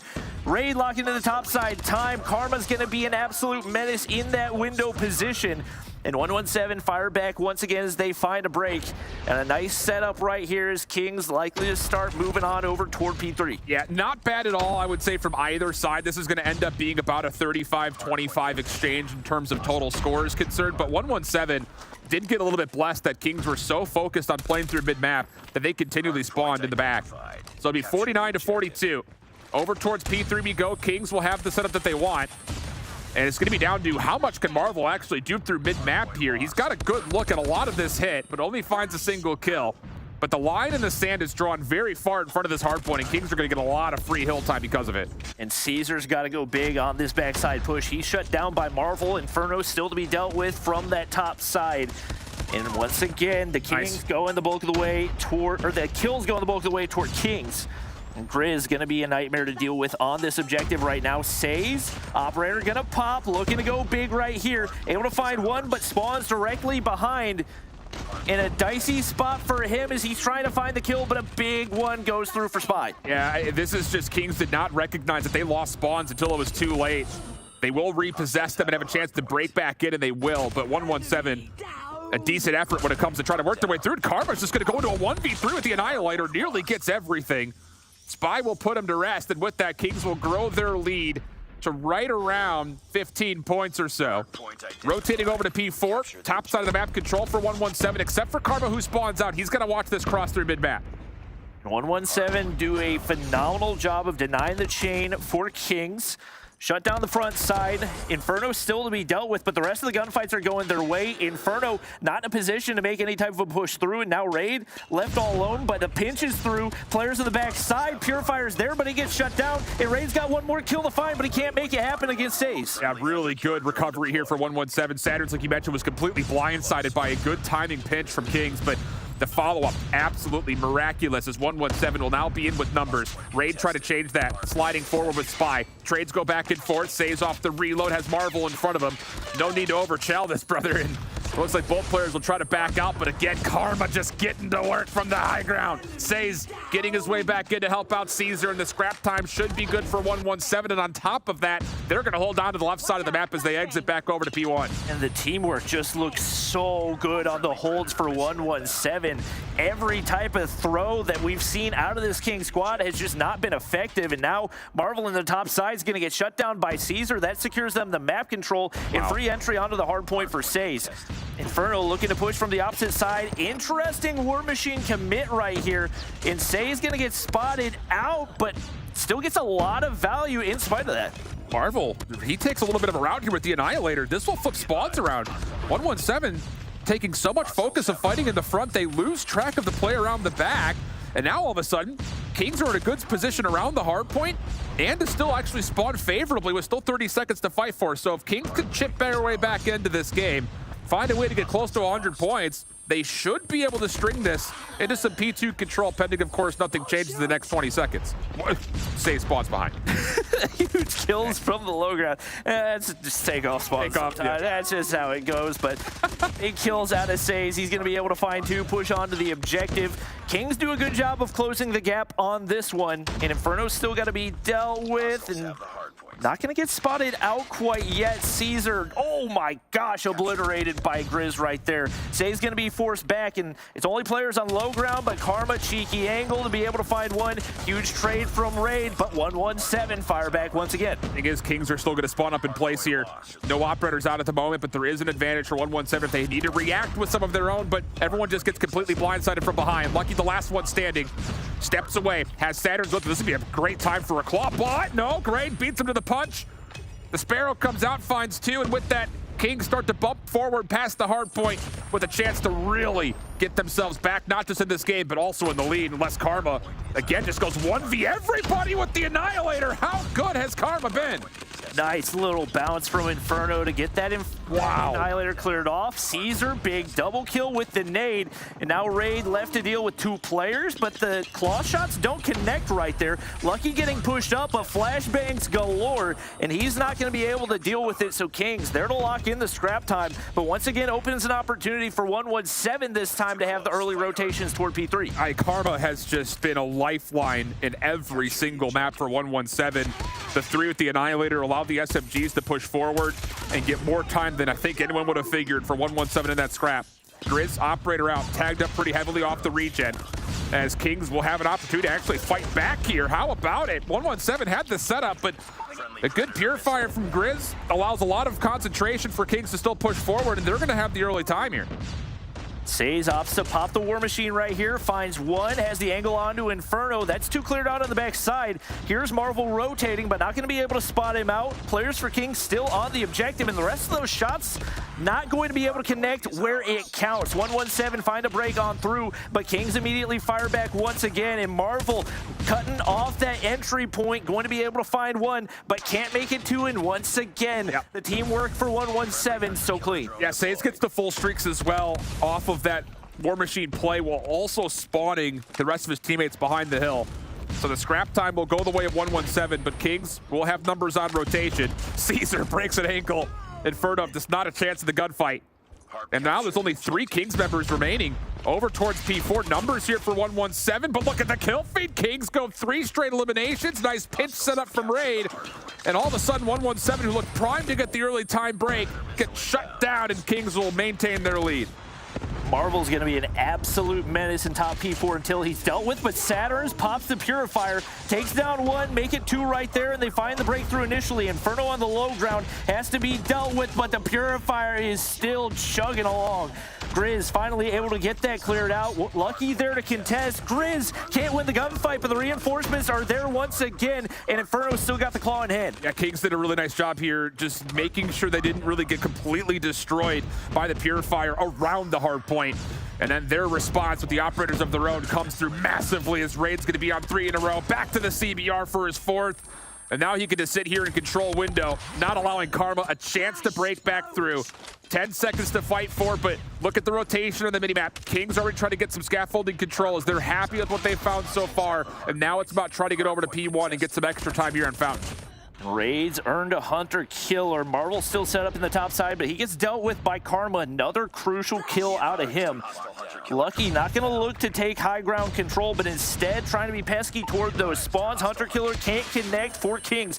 Marvel there to make the plays once again. Big shots out of Grizz, and he's able to get the objective cleared off once again. And Kings continue to lock in that hard point time. Right now, so much pressure onto 117 to get some of this map control, but Inferno has been an absolute nightmare for them to deal with. Yeah, he gets a call off from a teammate that I'm not spawning in. He turns his attention from the top side of the map on the cross to the favorite spawns and comes away with 2. And now Marvel gets to work playing around the outside with the Annihilator, but ultimately only gets a single kill with it.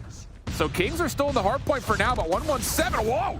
A little Mario jump there from Inferno goes right over the top of Lucky. Still keeps his life.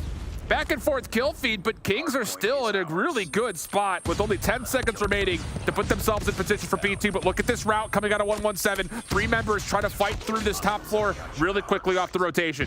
And Inferno has just been putting in work at every position possible.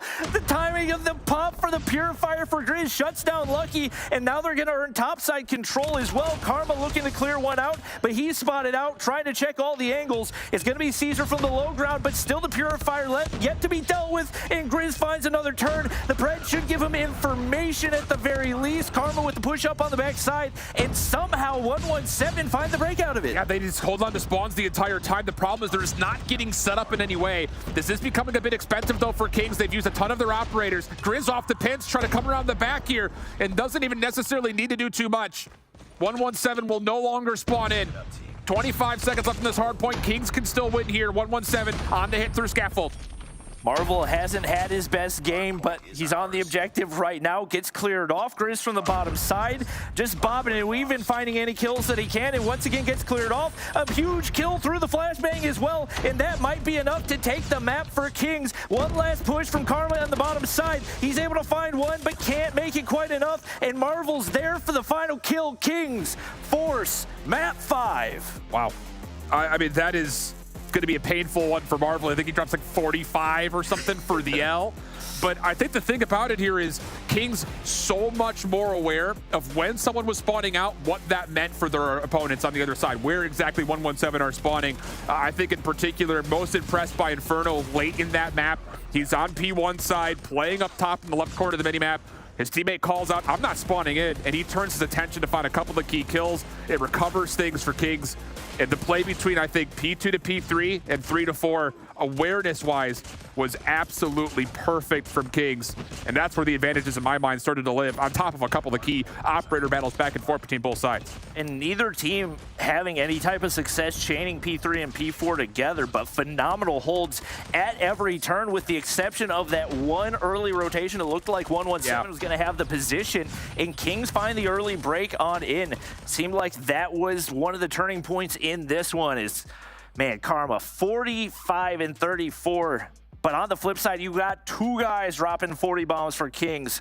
Grizz and Inferno, both so crucial on that map. And they do it in opposite roles, right? I mean, Inferno is nowhere near the hard point. He's just playing that anchor role. He only gets 22 seconds of hard point time and gets to 45, whereas for Grizz, he's kind of like the second guy into the hard point. He's following up on information from players like Spy perfectly. On top of that, Spy gets nearly 3 minutes of hill time. Goodness gracious. So, wow, okay. Back and forth we've gone. Hard points have been good. Search and Destroy was solid. Obviously, the control was tight. And now we go to Express for map number 5. Neither team has played this map yet. So, again, it's kind of a blank slate. Who comes in better prepared?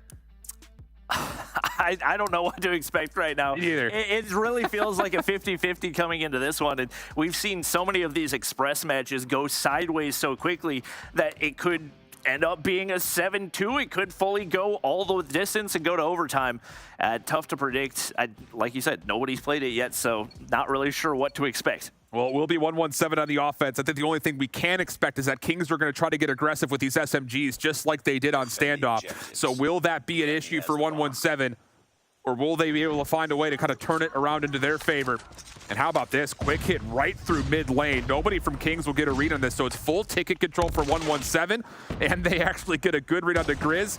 Lucky we'll see Inferno just can't quite get an angle to hit a body part, so he'll just sit here and watch him, but as a challenge comes out, Inferno will get one in response, but he's going to have to wait for help here from Raid and Marvel on the cross, and he's not going to get a chance to stay alive. I'm a little bit surprised 1-1-7 tried to challenge him there, knowing exactly where that sniper was positioned. Marvel's going to spot out Caesar right there. Spots out Karma and hits the flank too. Just like that, an opportunity for Kings to get the push toward that bomb. Lucky on the backside, going to be forced back, looking to find an angle, but he's still got Marvel to deal with. Pushes way up to the top side, but still hasn't been spotted out. And from the top rope, Marvel strikes. Say's the one left to defend, but Marvel gets shut down. Oh my, dude, Marvel hit that snipe midair, I think. Oh my God, I want to see that POV. Yeah. Big heads up play though, I'll say. Out of the Marvel miraculous near 1v4 essentially, Says gets a perfect read on where the rotation's coming from, and then very wisely waits to make sure he can get a nade down to stop any early plants, and then use the clock for the 1v2. Good discipline from Says, getting 3 in the round. 1-1-7 with the opener. Focus now, all of a sudden for Kings, heavily invested towards middle, knowing that they just got beat their last round through, and they take down Saves for first blood, but there's a lot of space in and around the A site. Just comes down to Caesar feel comfortable enough trying to slide on, knowing that Kings will have an opportunity to try to stop this with nades. Spy's going to give away his location to clear out that trophy system. Saturn's still set up in the top side, but Raid's been able to get through right here. And he can be pesky if they make the push on through. Grizz in the backside, still playing the waiting game, and Spy yet to be dealt with over on the A bomb, and Marvel there with the opener on to Saturns. Kings has everything they could possibly want for this defense as far as positions are concerned. So no reason to overpeak anything. Spy is getting a little flirtatious with the front side of lockers, but Caesar just does not have the ability to peek this, knowing that Marvel is likely playing up top on the overpass. So for the rest of 1-1-7, this is about trying to likely clear out train side. That's your only angle of approach. Raid, good timing, finds the kill. No trade nearby. And yeah, there's just nowhere for 1-1-7 to go. This is a perfect defense for Kings. Lucky's going to be able to take out Marvel, but still 4 left to deal with. Grizz gets the information, and he's likely going to sit in that corner and pray for a miracle, but don't expect it anytime soon. Inferno spots him out. Kings take round number 2. We're tied up right here, but a hot start for Marvel. And the chess game right now is immediately being focused through mid-map. 1-1-7's opening offense was heavy-handed. They rushed through, they got the ticket. Kings get a read on it, they adjust, they adapt, and they do this. They send members right here off the rip with nades to make sure that there is no further push through, but they are giving up defensive pressure on the A site. So 1-1-7 are going to send all 5 members to the right side of the mini-map, and this is going to force Kings to have to win this back through mid-map, which is not the easiest thing to do. You got one player way deep in Karma. He's been the flank watch for the most part. A little bit of utility goes out. Trophy down over on the bomb. And once again, Spy's made the wrap back toward A. And he's going to continue to be pesky on the backside of this pillar. No information. Caesar may have spotted him right there, but that's going to give the cue. He's spotted out, and that's the bomb down. Thing is, look at Says, number 1 in yellow. He's in a good spot over through the middle at trains. And he can get behind this play really quickly. He just has not committed to it fully yet. And he's going to kind of just halt right here where Inferno on rotation will scout him out. I think that's just too slow. Caesar's in a great spot to get behind that defensive setup and allow Caesar to get the plant off, but it's all gone wrong. And now Karma finds himself by himself, stuck up a creek without a paddle. Inferno will find the final kill. Kings will take 2 in a row. Starting to wonder if this was maybe like an ace up King's sleeve. They look very, very confident right here with the plays that they're making, and maybe something they wanted to wait until some of their toughest competition. Convincing couple of rounds right there is Inferno on 5, 4 for Marvel as well. And once again, the aggressive push. Saturn's going to do the damage. 117 get the better of the trades, but Kings fire back once again. Yeah, the smoke play through mid does allow 117 to get forward. Ooh, Sloppy got to fight on both sides. That saves nearly comes on top of what? Huh? Yeah, whoops.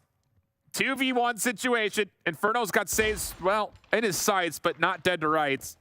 Bob's still down.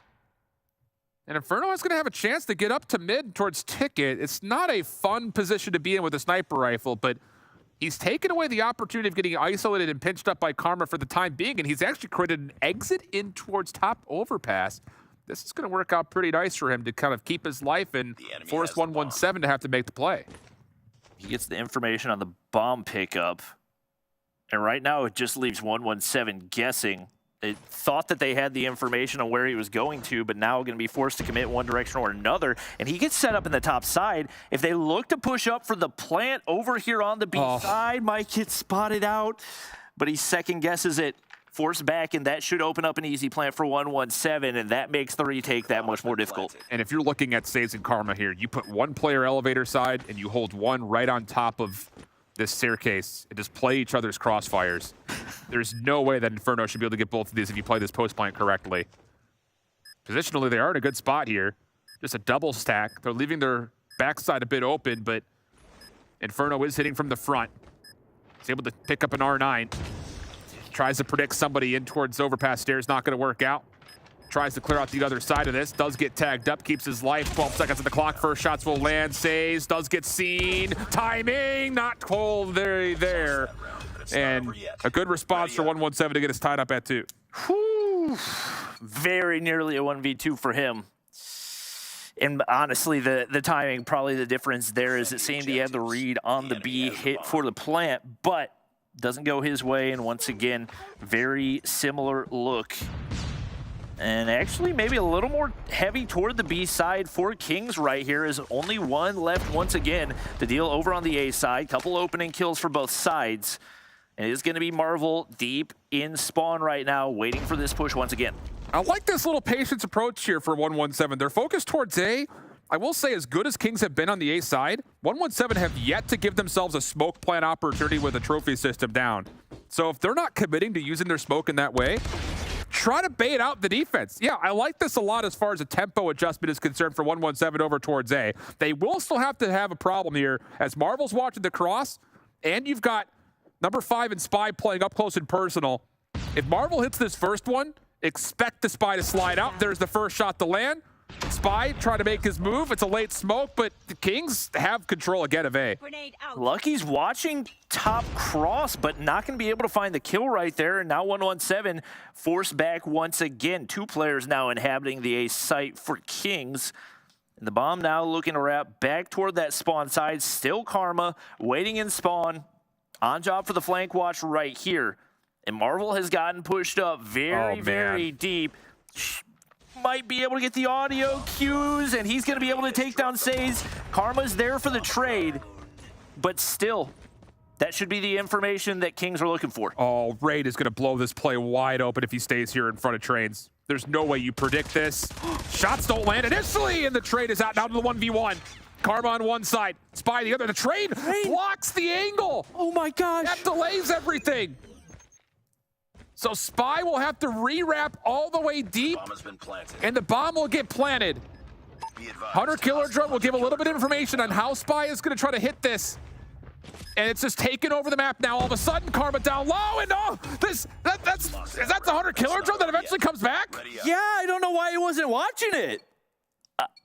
Because the thing about the Hunter Killer Drone, you can shoot it out of the sky, but he was so dead set on finding that kill. He was only seconds away. But even then, if the Hunter Killer takes you down, you need the defuse. And a huge missed opportunity for Kings. Wow. Lucky will open this round up with the first blood as well. Last round of the offensive half for 117. Early 5v4, but again, Spy is allowed to not just get on top of A. He's going to get into tower. And if he could just find 2 kills, trade out his life 1 for 2, even 1 for 1, would not be the worst case scenario, since 117 may not know necessarily where that second sniper rifle has rotated to yet. Karma feels a little bit more comfortable getting pushed up right here, but Spy spots out 2, does damage onto another Caesar. That's a freebie if I've ever seen one. Saturn's on the low ground looking to play his life, and the flashbang goes across and should connect for another, but I think he actually hits himself right there, finds the kill anyway, but somehow 117 are able to keep the lives even. Spy is a problem on this A site, and 117 do not want to try to find a solution for him. They're going to rotate back. That is an unbelievable solo defense from Spy. Inferno will now watch through overpass to give him a little bit of help. Grizz, knowing that there could be a play towards B, is trying to scout things out very patiently, very cautiously. Spy will clear deep through A, so the defense should be able to start to rotate back over. Grizz timing here, finds the kill, but does get traded out. Inferno's in position, though, knowing the bomb is down over towards B. Huge advantage for Kings, with a long ramp also coming through from Spy deep. And the bomb picked up, gives them information once again. Inferno, so patient right here, is ready for the fake and spots out the foot. Lucky's there for the trade. Now a 1v1 Spy on the bottom side. He's been crucial for them so far. Spots out Lucky, and he finds the kill right there. Some body shots for emphasis as well. And Kings tie things up as we get ready to flip sides. Spy saves 2 different defensive rounds. I mean, not just because of the 1v1 there. He's the whole reason that that 117 are forced to rotate back to the opposite site. He's solo defending. I mean, that's just unreal stuff. Inferno also drops 9 on the first half, becoming a major problem with the sniper rifle, whereas Saturn's is on 0. Not sure which team is on which side here. Okay, 117 will be onto the defense, of course, but boy, they need a little bit of help from Saturn's.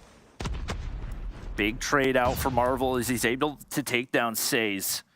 Inferno gets up into this mid position. Caesar's on the backside. He's going to be able to spot him out right there. Doesn't take the shots. Beautiful trigger discipline. Has the information. It could end up backfiring right here, but it's actually going to turn into 2, and he goes big for Kings once again. Karma mid-map does not have the ability to contest this bomb plant.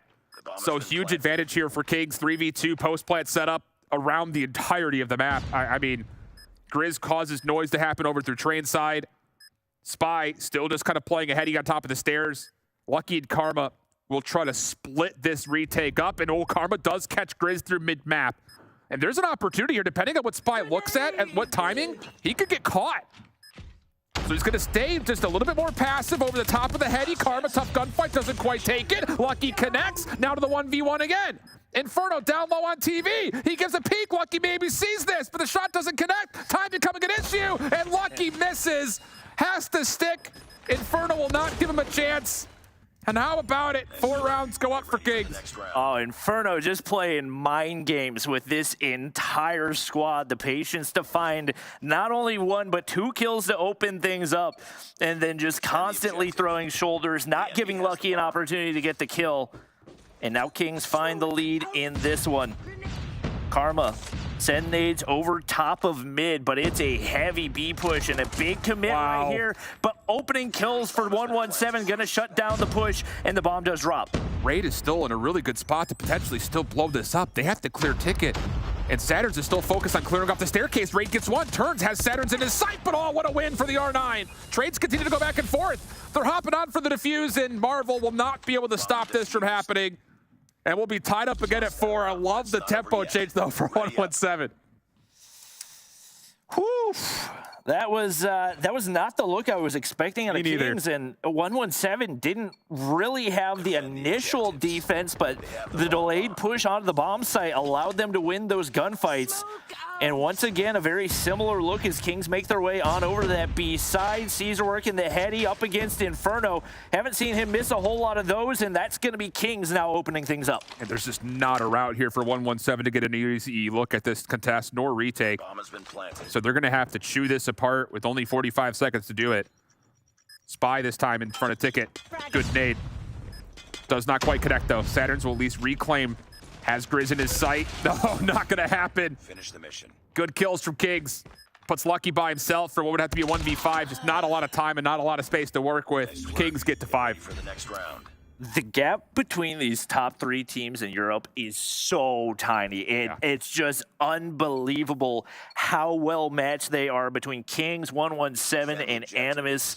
Once again, blow for blow between these two as Kings now take the lead once again. It's Karma once again on mid-watch right here. This time a little bit more of a passive approach, and this time also sending some players over toward the A side with an opportunity for Grizz to get pushed up right here, but no real avenue to look out. Grizz is still, he still has an exit here, and keep your eye on number 4 in blue, Inferno on the minimap. Oh, hold on, Saturn's just runs right into lockers. Would never have expected that child to come through. I was about to say, Inferno can kind of sniff things out to see that no one's over towards B, so the bomb will be collected, and Raid should surely wrap this back. It's just down to, can Inferno get this back terminal control? If he hits a shot here, 117 are going to be in some major trouble when it comes to trying to rotate back to B. Inferno gets some info. Beautiful flash check by Saturn's right there, even though he hasn't been what we would expect out of him, given the big performances we've seen from him today. That kill could be round saving for 117. He's on flank watch once again. One player make their way top side, but Inferno shut down. Lucky is there, makes the read. Now all down to Spy and Raid, trying to hold off a 2v5 retake. Spy's going to get wrapped up toward that top crossway, but doesn't spot out Lucky, and that might be the play that is the round. And right now he's got an opportunity, but 4 players there. One should be able to hop the bomb. Yeah, Spy just needed to keep his life for as long as possible. Raid's flank timing was perfect to get behind the play and maybe find a couple lined up, but Spy dropping just forces Raid to have to play quickly. And that does not work out at a 2v5. So we get tied up again at 5. Back and forth we go. I mean, it's a straw between these two teams margin-wise. They have the bomb. 117 gonna take a heavy, first time we've seen this, heavy defense from the bottom side of the B map. Karma's also flushed through mid. He sees Raid and also Marvel, but no kills come through, and instead it saves through stairs to get first blood for 117 defensively. The train making its way through the mid-map kind of give 117 the info that they need on the defensive side. What? Caesar doesn't connect right there.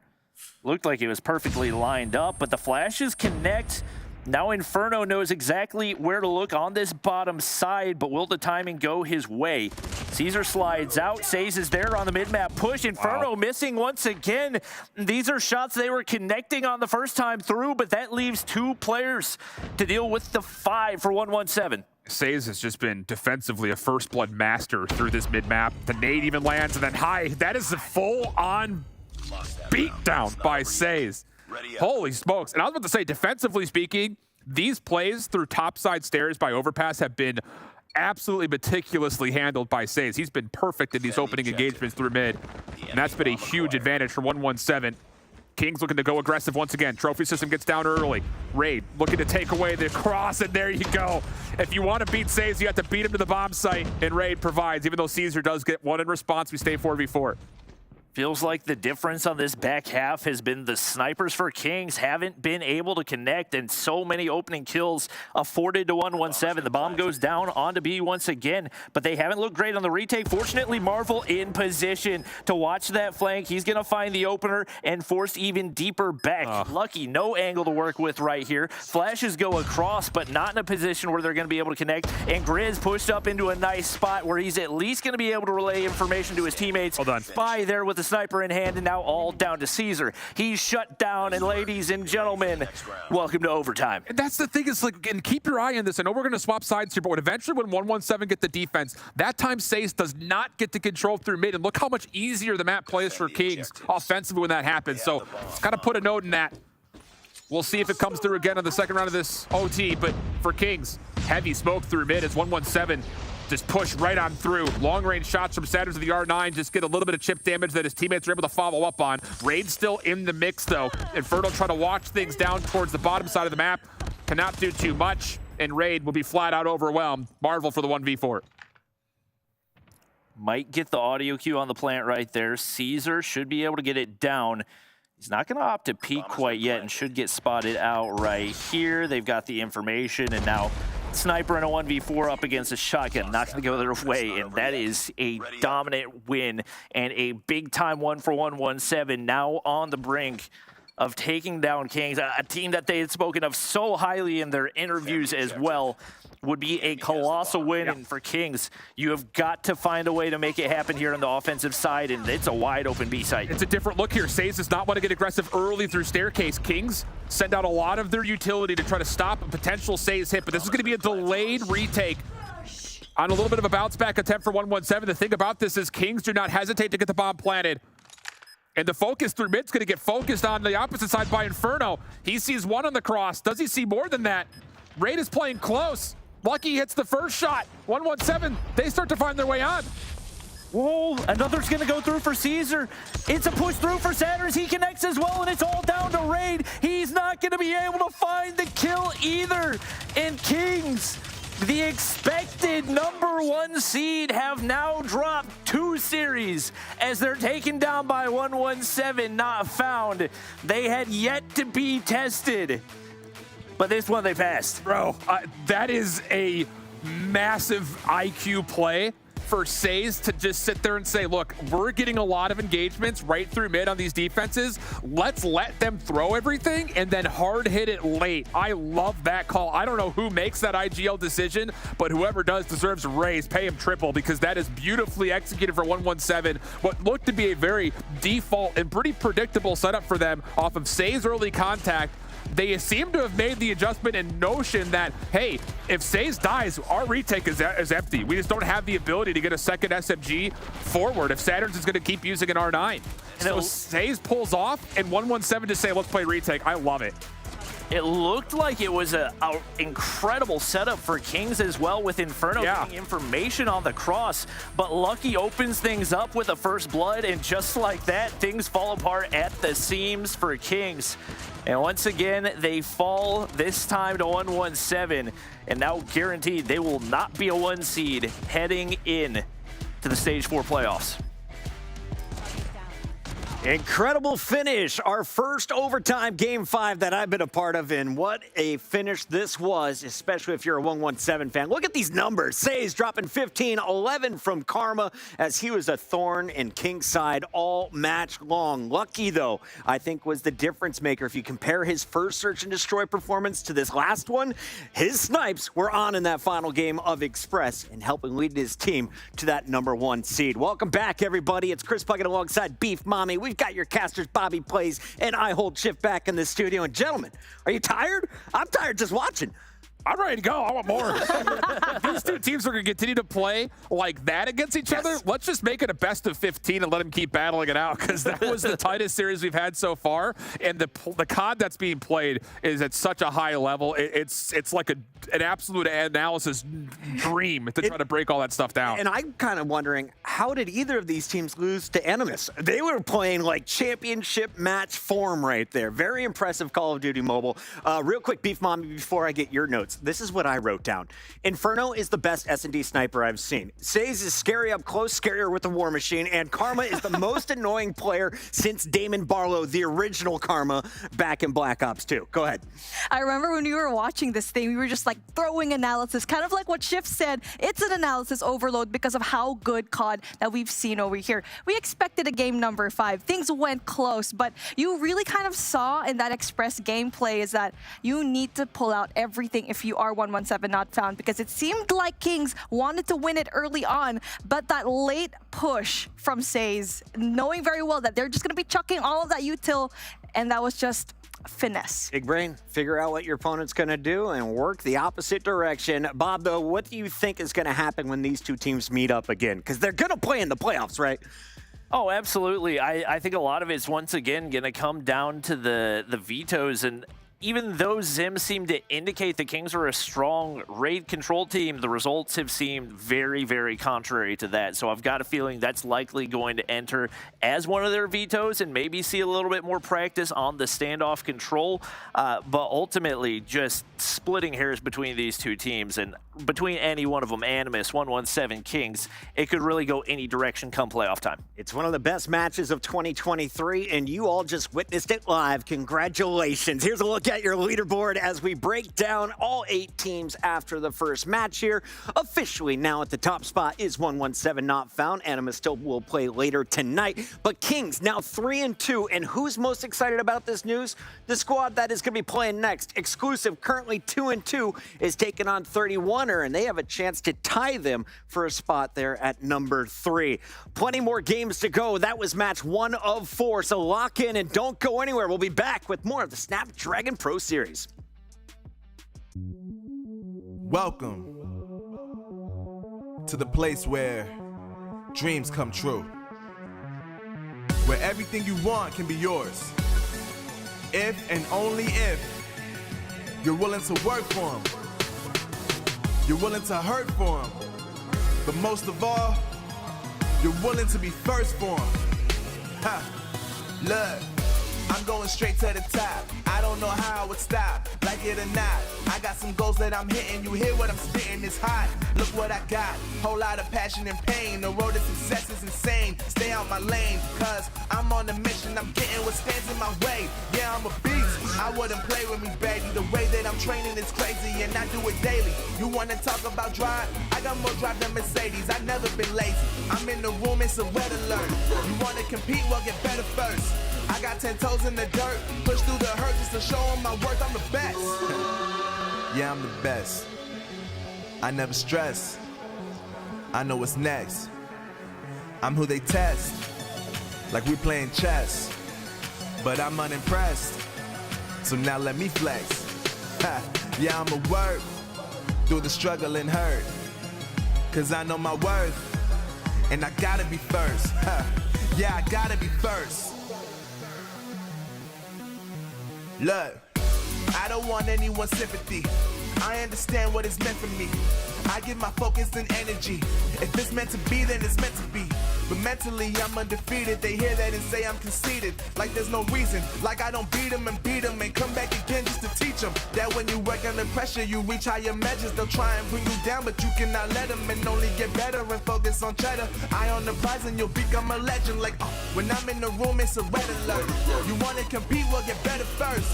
I got 10 toes in the dirt, push through the hurt just to show them my worth. I'm the best. Yeah, I'm the best. I never stress. I know what's next. I'm who they test, like we playing chess. But I'm unimpressed, so now let me flex. Ha. Yeah, I'ma work through the struggle and hurt, cause I know my worth, and I gotta be first. Ha. Yeah, I gotta be first. They don't know what's gotten into me, how'd I turn pain into energy. Through all the struggle and hurt, remember my worth, and that's why I gotta be first.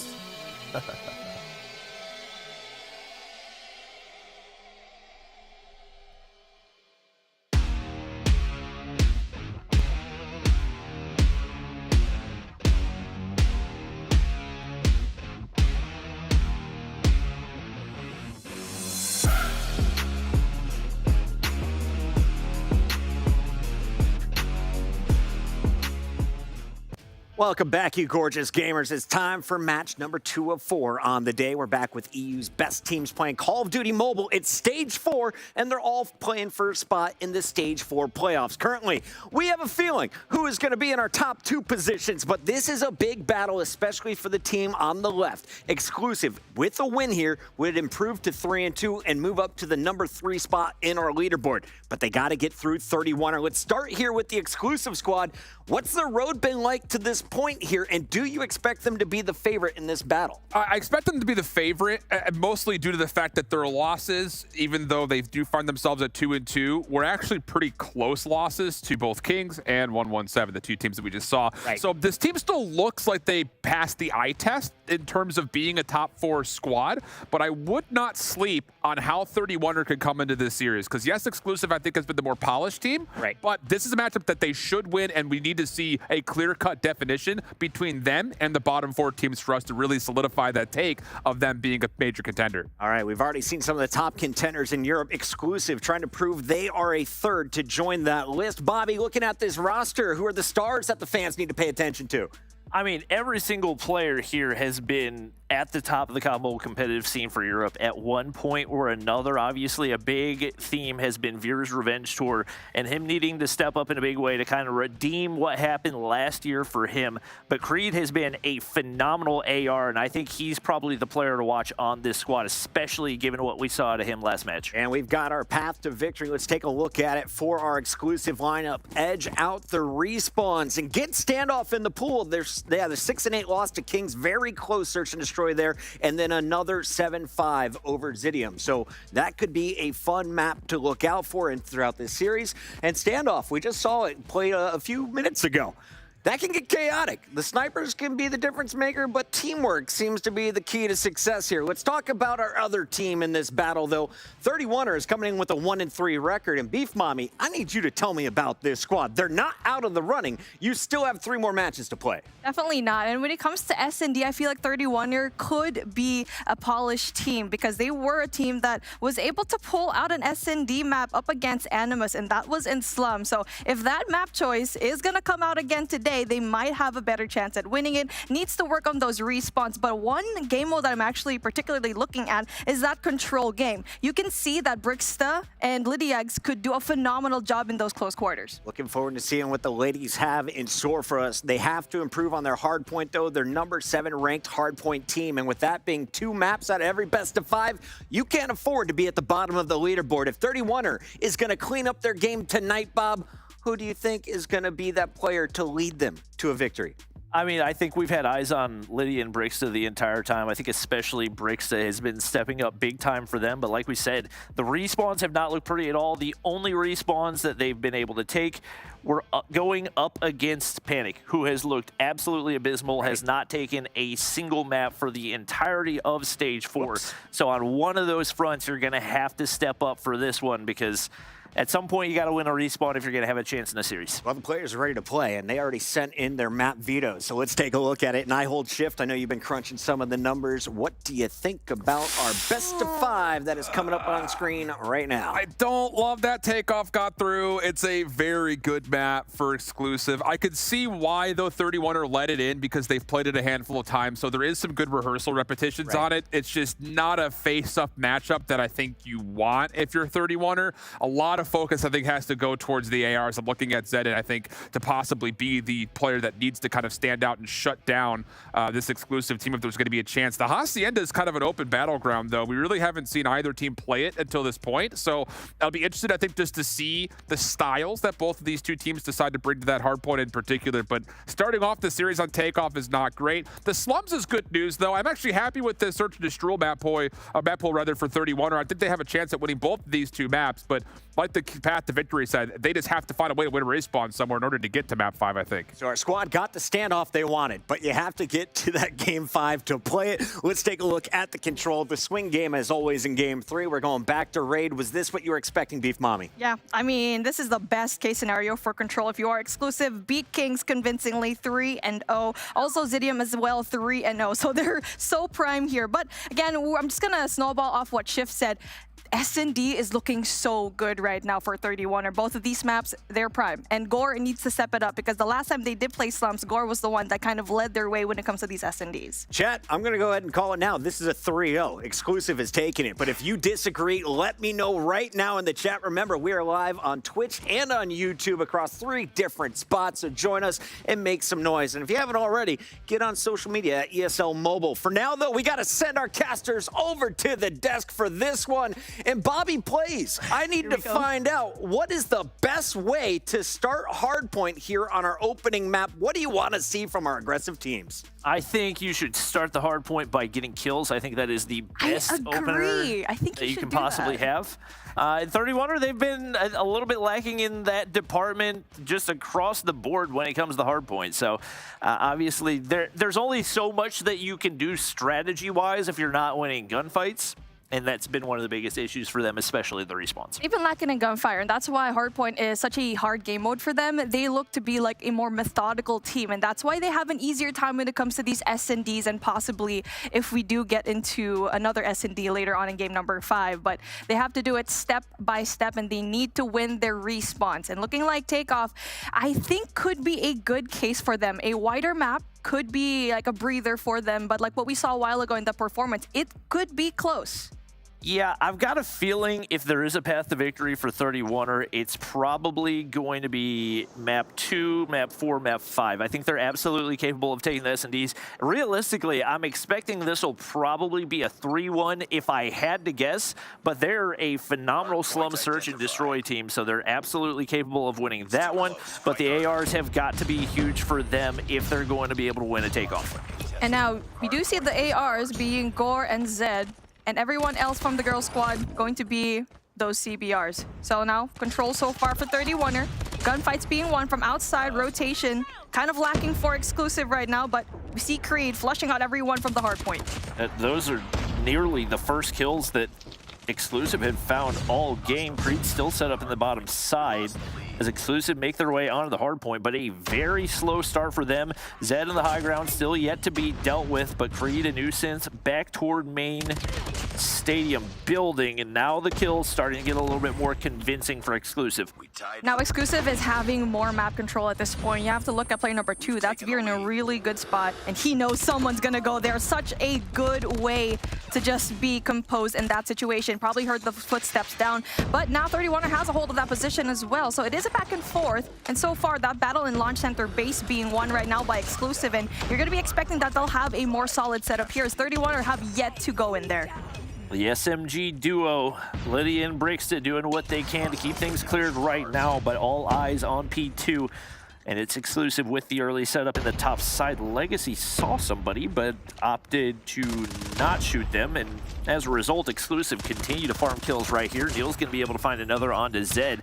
And once again, the gun skill just seeming to be lacking for this 31er squad. Finally able to get things cleared off. Brixton going to back up, let Zed make the push on in. And you got to get players on the objective. They get things cleared off right there, but don't make the push. Finally in position. Brixton's going to opt to use the war machine right here.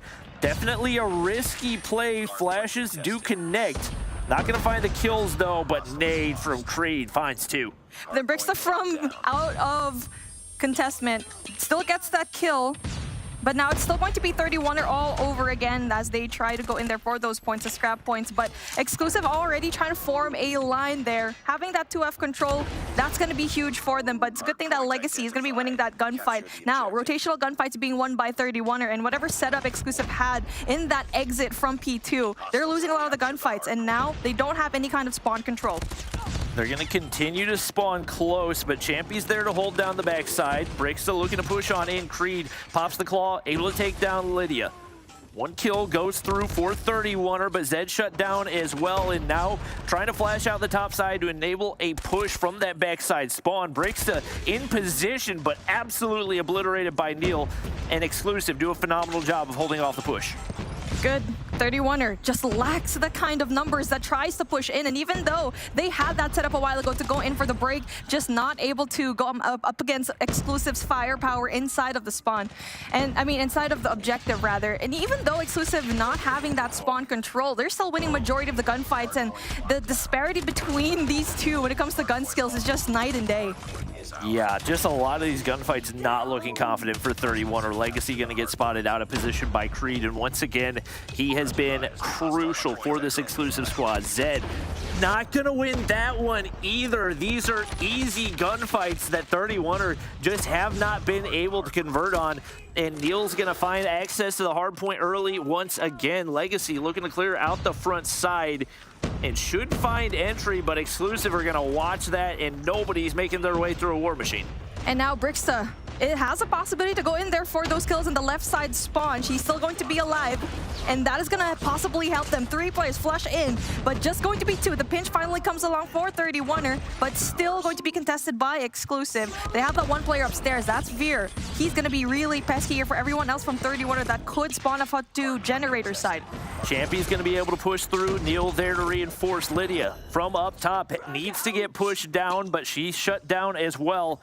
Time and time again, the gunfights have just looked stronger and more convincing for exclusive. Another solid feed as they cut off every 31er player looking to push through. And now Balance going to push all the way through to spawn to try to find a couple more. It's going to be Brixta doing some damage, but Exclusive getting the better of the gunfights. And right now, Zed, a big responsibility to take down some of these players looking to push into the objective. I like the fact that the players from Exclusive actually rotated, going into left side spawn, knowing very well that they are very well set up for next. And that is the type of situation you need to put yourself if you're 31er, to have that three-dimensional play, because so far they're just trying to go into this game head on, and they're not going to be winning that just exclusively from gunfights, knowing very well that mechanically you're just not going to be there. So far though, 31er trying to contest the point. Brix is going to be able to win the opener, still has to deal with Champy. She gets shut down. Nobody on the objective. Lydia looking to hop on. Gore there for the trades. And Creed gonna find the headshots and find the kill right there. Brixta gonna get boxed out. Another kill for Creed, and he continues to farm here. It seems like 31 are just constantly trying to play catch up, and no solid holds on any of these hard points as we time and time again see those 5-man feeds for Exclusive. The lead building quickly and convincingly. Slowly though, 31 are winning a lot of these gunfights into that rotation into P2, but Legacy just drops, and that could have been a big kill for him. And now Exclusive still has a hold here of P2 and the more favorable spawns, as Veer is going to be anchoring down that spawn. Felt like in the last match we watched for 31er, Zed was finally starting to step up, but he is lagging behind big time. Only 9 kills on the board right now. Veer pushed way, way back, and the flashbangs give some big value for Lydia. She's going to be able to find 2, but might find herself a little over-aggressive right here. Able to get 1, but Neil on the flank from the backside. Brix has got to go big with the War Machine, but she's only able to find 1, and Exclusive find the breakthrough once again. 31er just needs to find a way to anchor down spawns, because you know that they can go in there aggressively, especially with Lydiax with a really good control, but unfortunately for them, they just spawned so far away into generators, and Legacy gets a kill with a flashbang.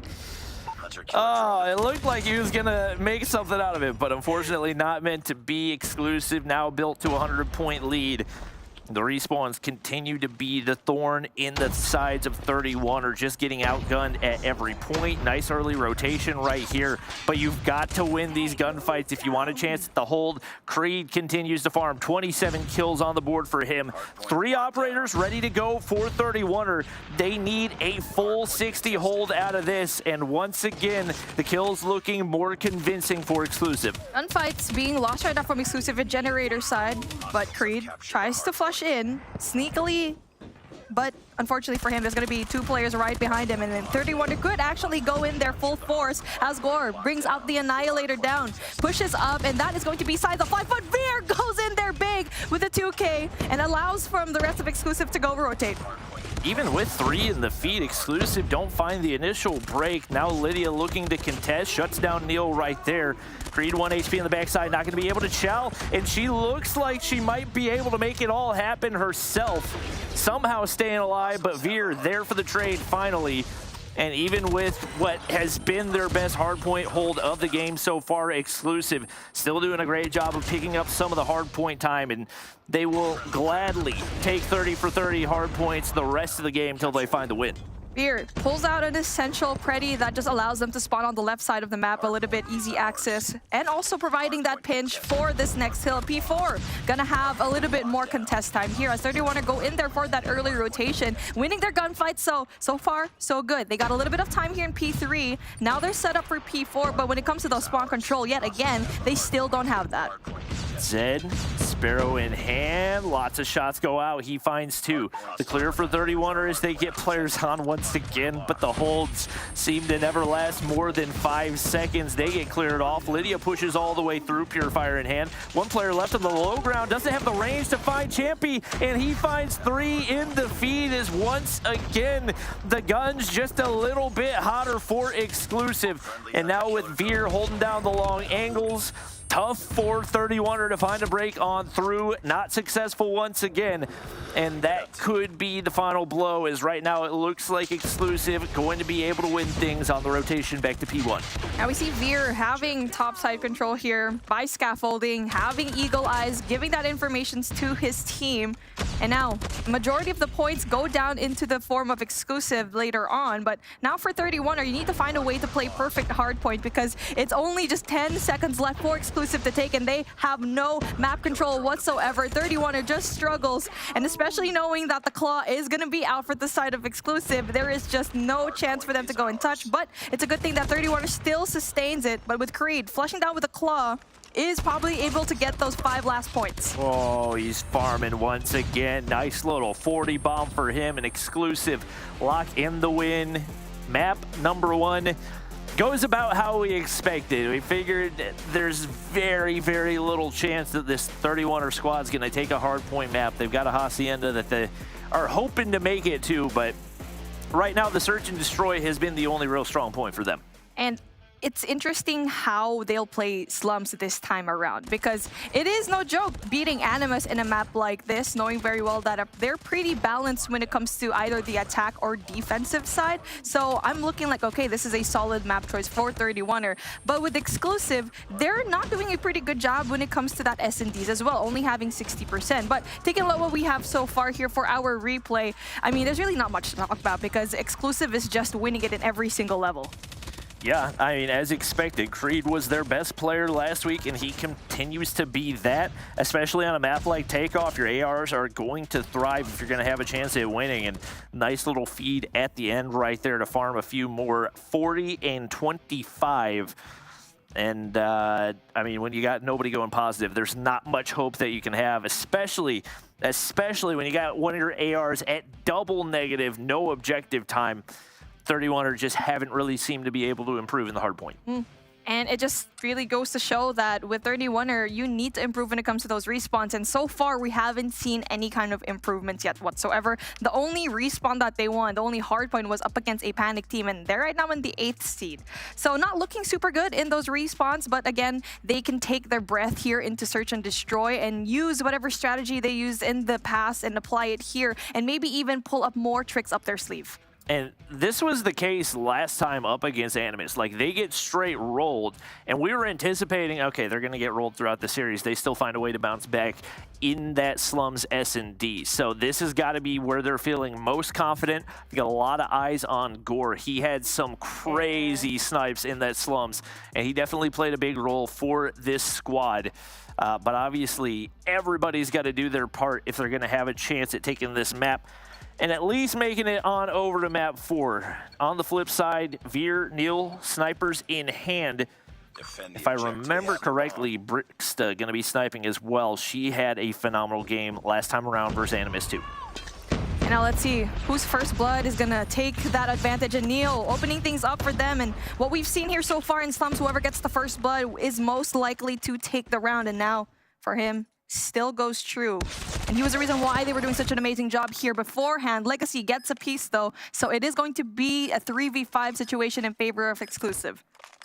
31er looking for the retake. Risky angle for Legacy. He peeks it anyway. Both players shut down.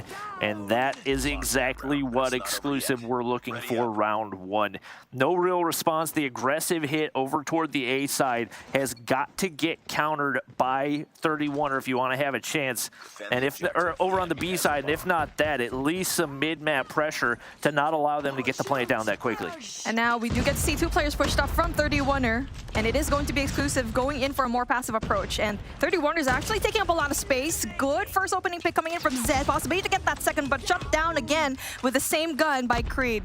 And now we are going in for a little bit of map control for 31er. They do have a good control, but Balance just gets that kill off of Bricks. That's going to be huge. Oh, and another by Veer. Takes out Gore. Legacy fires back, but Lydia spotted out in the mid-map, and now all down to Legacy. Sniper in hand. Risky play for Veer. Doesn't pay off.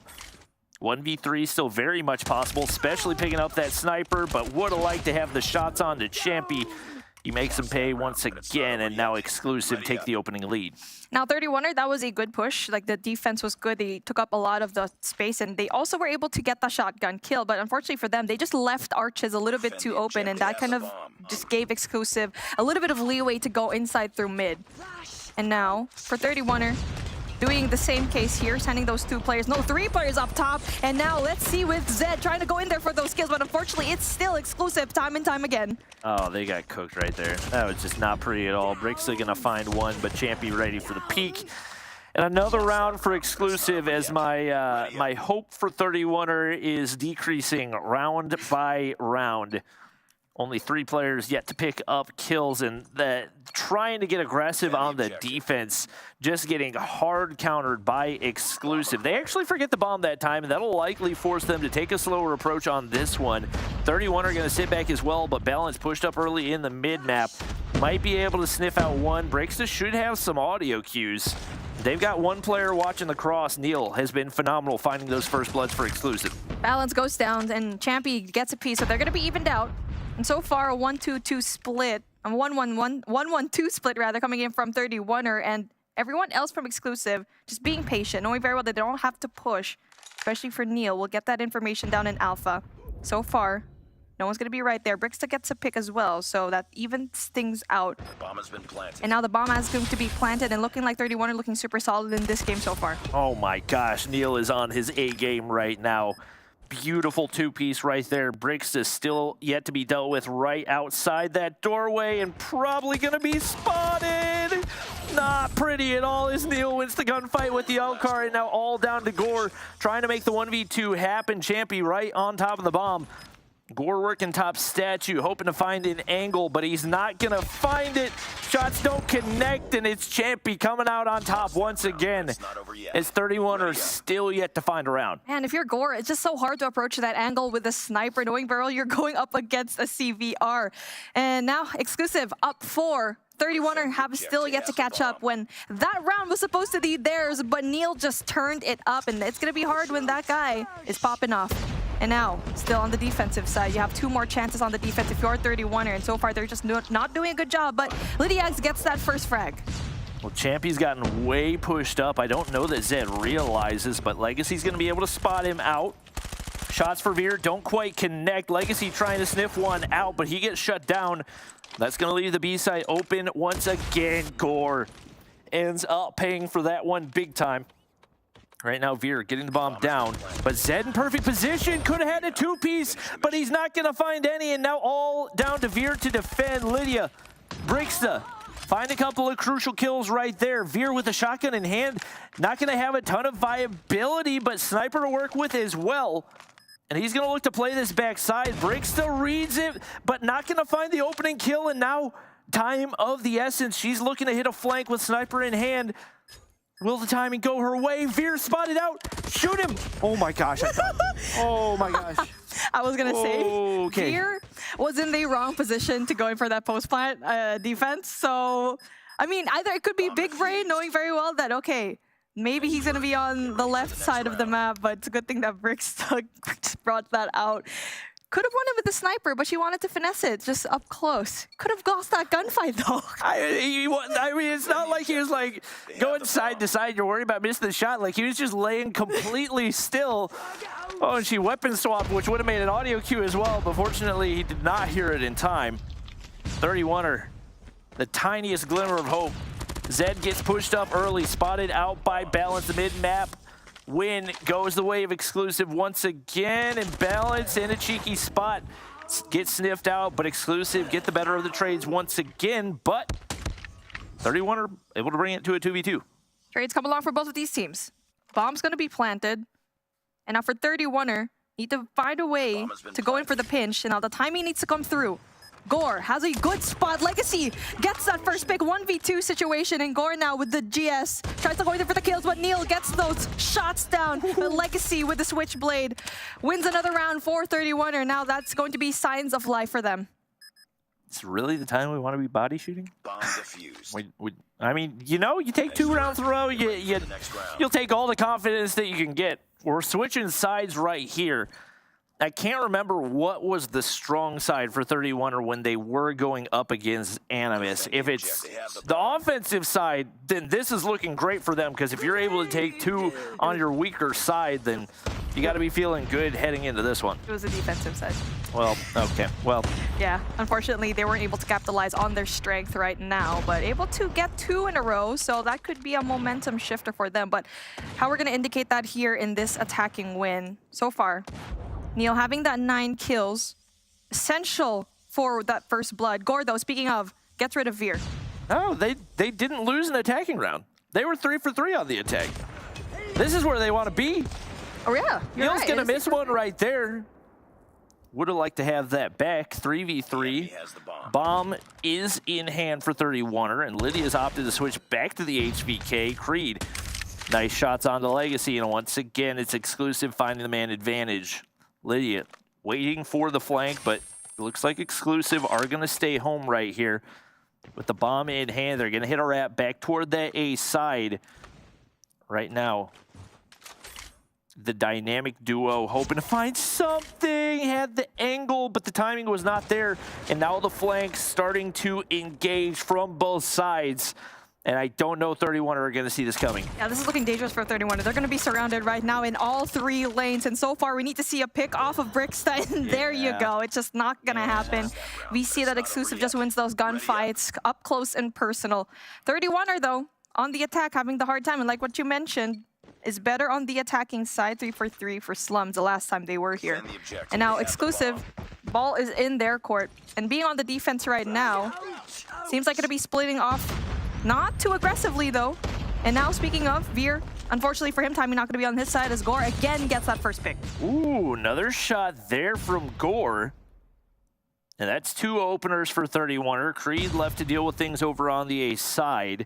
Neil gonna give away some information, hit with the flashbang as well, and Brixta starting to heat up. DLQ in hand as Champy fires back to take down Lydia. Creed doesn't have the timing to find Zed off of that one. Both players going to end up disengaging, and once again, it seems like there's been a lot of situations where the weaker link has been an issue for 31 or Zed, both in the hard point and now in the S&D, not looking like he's on his A game. Now 31 needs to worry about that one player off of that B side. That's Champy with the CBR4. That's a perfect weapon to go and play with if you don't want to go in for that defense. Zed, though, with R9 in hand, tries to check into the right side of the map. Doesn't really quite spot them, and there you go. Champy goes big with a double. A 1v2 situation where 31er absolutely had every sort of advantage, and the smoke just not going into their favor.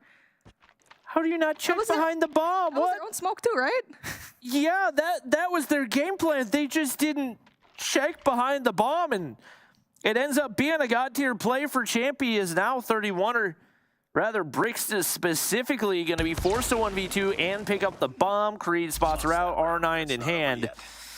The one bright spot in the map picks looking darker and darker for 31er is now a 6-2 lead. Exclusive have an opportunity to close things out here. And you know, when Champy gets fired up, he can definitely clutch up rounds. He was that person that did a 1v3 in standoff. And now, noisier play here and through mid, as there's not going to be a lot of effort coming in from 31. I mean, exclusive rather to get those kills. After 31 gets a lot of these kills down, everyone else from exclusive pushed back. Veer, big shot onto Legacy. One player gets away alive as well, and Brixta gives away the angle. The flashbang connects as well. Everything that can go wrong will go wrong for 31er, and all left down to Gore. We've seen him clutch these 1v3s before. Can't quite wallbang right there, but at the very least gets away with his life and gets an opportunity to extend the game. He has a minute to play with. So this is the best case scenario for him, but bomb's going to be down. Exclusive very well know where it is. They bring up Neil to go in there for that flank watch instead. And 31er going to be in a little bit of a pickle, as Veer is going to be right there. He's going to be crawling, and Gore needs to play it perfect. He does! He gets the quick scope. A 1v1 versus these snipers, but he still needs to pick up the bomb, and no information with Neil whatsoever. But without Neil close up, he probably knows that Neil's going to be far away because there was no follow-up when it comes to those engagements. So he needs to pick up the bomb. He's still trying to get that information down, though. If you're Veer, why go unprone right there? You are trusting your spot, trusting Neil to have your cross. And instead, now it ends up in a 1v1 that could very well be a coin flip, neither player having any idea where the other is. Got the bomb. And it's going to be Gore picking up the bomb. Neil not going to have an angle to take him out, at least not initially. Might be able to make the read off the opener, but shot doesn't connect. And now the 1v1 becomes that much more difficult as Gore's going to be able to force himself to a backside angle. Spots out Neil, doesn't spot out Neil. What are we looking at? Oh, brother. And that's what you get for body shooting when you have found a total of 2 rounds so far. That's Well played. Well played. And he's gonna just keep doing this. Nice skin, Neil. That is a really nice skin. It's my favorite DLQ skin, not gonna lie. I kind of wish that I got that during the drop, but man, I just missed out so much. I guess that's how you play if you're a pro player. You have a nice skin and you play well. Oh, nice little clutch from Neil. Nice shot, too. It was not an easy one to hit, but 31er. I had higher hopes for you guys. I wanted you to defend yourself, but now we head into a control where you have not looked good at all, and it's going to be a rough one. It's raid control? Just, it's going to be raid control, yes. Raid control, so you get 3-0'd by 117, not found. You did take 2 rounds off of Animus, so maybe not your worst map, but I feel like we can't put too much stock in how they performed up against Animus based on what we saw there in the Slums S&D. Yeah, I mean, when it comes to looking at the stats now, I mean, the numbers just, we're just throwing it out of the window because so far, Exclusive looking like they're on right now. And that's something you don't want if you are 31er. And we did mention that Gore needed to step up, and he did with those 9 kills, but it's just not enough because you have players like Zed just lacking and lagging behind and seem like he's just not in the right headspace at the moment because he was also the member that kind of had a hard time in that hardpoint. Yeah, and that's kind of the thing about the new gun rule set that you're forced into a specific role. So he was on AR and shotgun, and I think he just didn't really know how to make that adjustment when the shots weren't hitting, especially knowing what his role was going to be, trying to get pushed up into the mid-map early. If the R9 shots aren't hitting, then it's going to be really difficult to contribute on the map. And obviously, there were plenty of other downsides for 31er. There was not really any convincing round, and what they were able to find was by pretty slim margins. They're going to look to bounce back in the control right here. And once again, they took a couple rounds off Animus in the raid, so anything's possible. It was honestly a very winnable raid control as well. Hopefully, they can find that same energy and bring it here. Definitely, because when it comes to Exclusive, they were the ones that brought down Kings in a very convincing way. 3-0. And not just that, with the Zidium, their last game here in this same exact map, won it very convincingly. So you're dealing with a team that has a 75% win rate here in Control. And on the flip side of things, 31er only has 25, so they need to step it up. Whatever they did in the past, they need to make those changes. But I mean, with the Hardpoint and S&D game we've seen here so far, it seems like 31er looks lost right now in this team. Honestly, you need to be stepping it up here at this point. And their backs are really against the wall right now, because if you lose this, you move to 1-4 and basically guarantee that you are not going to be making the playoffs. So it is do or die time for this 31er squad, getting ready to hop into the control. Obviously, offense versus defense probably going to play somewhat of a role, but I think we've seen that be less and less lopsided as these teams have gotten more comfortable with the maps. And I think you look at the numbers for Exclusive, and across the board, they've looked very, very strong in control regardless of the map mode. But like you said, a 3-0 versus Kings, I think, says a ton. Obviously, Kings have struggled more than we expected them to in this tournament, but no question, absolute giants and not an easy team to take down. We'll see which 31er squad shows up in this one. They are going to be on the defensive side to get things started. And now the defense. Let's see if they're able to take advantage of that. And so far, so good coming in from Exclusive, getting majority of the first gunfights. Zed, even though he had the more favorable anchor spot, still loses that gunfight. That's one that you've just got to win, but 31er fired back, 4 in the feed right there. Veer, the only one left to defend, and the nade connects. So the first wave completely wiped here for Exclusive. Is 31er going to be able to get the progress wiped off? Bricksta getting pushed up, spots out balance as well. And they bounce back off of a slow start. And this is something that 31er just needs to play off of. You need to play off of Lydia X. You know that she is so good in this map and in this map mode combo. So hopefully she does get a hot start, but she still has those 2 kills. Zed still have to yet find the kill. And now balance. Taking that essential shot, and then Exclusive is already taking that second tick of progress in Alpha with no kind of response whatsoever from 31er. Zed has got to get things cleared out. They've needed him to step up all game long. Big shots for Legacy, a little bit of an ego chow for Creed. ends up making him pay and not going to be able to get A all the way captured. But there's the final kills for Neil as they do get players onto the objective, and he's going to get pushed up all the way onto basketball court, but likely to get pinched right here as he's trying to force his way up towards spawn. Creed doesn't get the timing on the entry into top laundry, and they get players on the objective once again. 31er have got to fire back, but they're giving things away for free. That was a really good split push coming in from Exclusive. You know that you can deal with just one player, Neil, capturing A all by himself because they had so much capture time already. Now they split the team going into Bravo in that first tick of progress down. But good thing that 31 are able to clean things up. They still have that life lead, so that's still good for them. And now they finally get that control. This is the start that we needed. They're going to be smoked out, though. But still, Exclusive needs to find a way to win mid-Zig as well. Beautiful recovery out of them. Lydia is going to get shut down, but still a 5-life lead. No progress over here on B outside that first tick. Legacy going to get the better of that one, or no, gets shut down. And that 3 in the feed now makes things a little bit dicey if you're 31, or you got to sit back and let your ARs control the longer angles until you can find a way to get pushed up. And that's going to be players on the objective for Exclusive. Once again, Bricks has got to play her life backside. The life lead continues to dwindle. Legacy gets pushed up. He's shut down as well. And 31er looked like they had the round locked in, but just like that, Exclusive take the life lead. And now 31er with just 4 lives left, but it is versus 4. It is still going to be evened out, but then unfortunately for them, could not touch the point in time. And now, even though they did have the advantage of the lives, Exclusive able to kind of step back, breathe a little bit, and go in for a different play. And really just getting that mid control from Exclusive really did them a really good job. And now 31er, that's going to be attacking round for you now this time around. Oh, that was painful to watch. A super winnable round for 31er and ends up going completely to waste. Too aggressive, throw away so many lives. And Exclusive find a way to make them pay early operator investment as well, trying to take that life lead and see if you can set up a spawn trap too.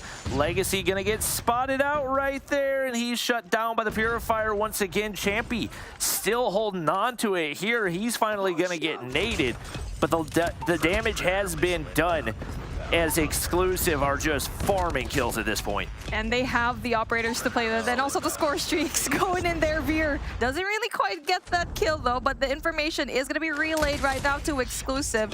Veer, speaking of HDR in hand, dealing so much damage, especially knowing very well you also have an LK24, and now 31 are back into their spawn as Exclusive has all 3 lanes covered. They cannot get out. They got to find an opening here. You're going to have to use one of these operators if you don't want to lose the round, or maybe they're perfectly fine losing the round, especially given the fact that they're down 11 lives and there's only 15 seconds remaining. Looking a tad hopeless. Finally, Lydia putting a little pressure to break on through, but just no time for them to make a play right here. And there's Creed. Another triple kill has been phenomenal for this squad. And no chance at a round right here for 31er as they're now 1 round away from being out of playoff contention. There needs to be some kind of adjustment coming in for 31er. And this is their map that they probably should have won in the first place. And even going back in that S&D, but Exclusive looking super solid right now. And also just proving that raid control is their playground. So far though, now we're going to be switching it up again, a possibility for Exclusive to get the 3-0. As we open things up, it is going to be champion balance getting those kills. LydiaX goes for the response, and an essential 1v3 situation here for Champy. It's just a gun skill difference. Oh my gosh, he still like wins he it. can't. It's tough to break it down when 31 are playing their head glitches, playing their positions, and still losing all of the gunfights. There's only so much you can do at that point, and they continue to get picked apart. All yellow in the feed. Neil on the top side, gonna be able to lock in a couple additional kills on the end of that one. And with the B objective going through Zed, Sparrow gone to waste, and once again, Exclusive, just the hotter guns across the board. 17 and 22 is going to be your life count. And with just a minute and 56 seconds is a lot of time for Exclusive to try and get this point. And so far though, gunfights being won by balance here in through Money Room. Not just that, possibility to get Gore as well, but Zed is going to be getting the better of that gunfight. So they're trying so hard. 31 is trying very hard to try and defend this, but with only one player there to defend, it's just not going to happen for them. Everyone else has no map control whatsoever. But yes, we do have the Claw being brought out by Legacy, but you also have Veer to try and shut that down. They get players on the objective. They have a 7-life lead. Veer going to be able to lock in money window. Shots onto Lydia. Don't connect, but why are we challenging? We're 1 HP. Take the advantages that you can. Pred Missile's been earned for exclusive as well. And if I'm being honest, they are cooked. Pred Missile drops. Balance another kill. Veer finally shut down, but 3 lives to 13. Zed doing what he can, but just too much exclusive in this one. With those final kills, it looks like they should be able to lock in the win and give themselves a chance, a very good chance, at making it into one of those playoff spots.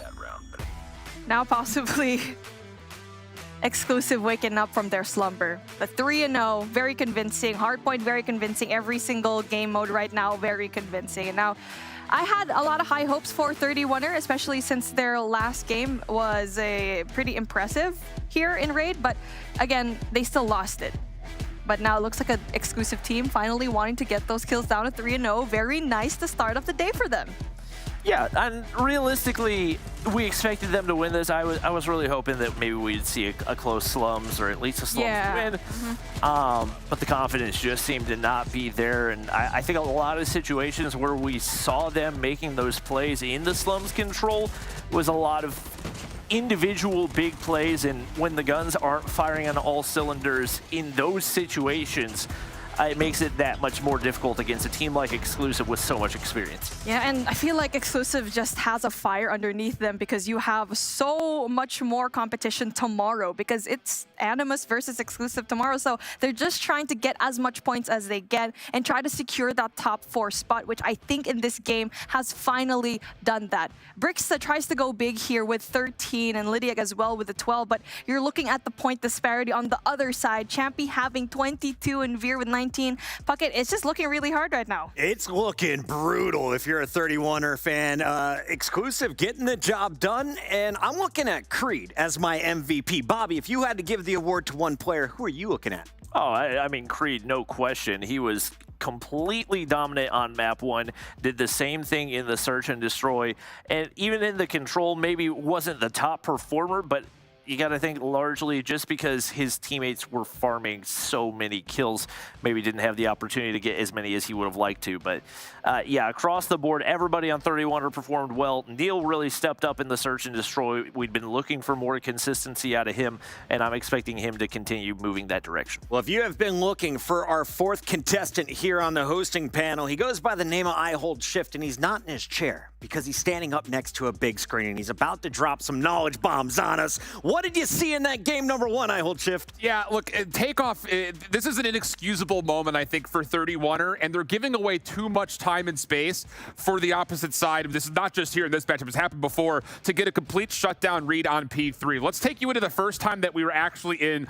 the 3rd hard point, and I want to start by just tallying what's going on in the minimap first and foremost. This is right before the hard point opens. You're going to see a handful of things on the map just before it opens up. First and foremost, you have so many members already set up and ready to go for what would be a spawn flip situation. You've got one here, one here, one here.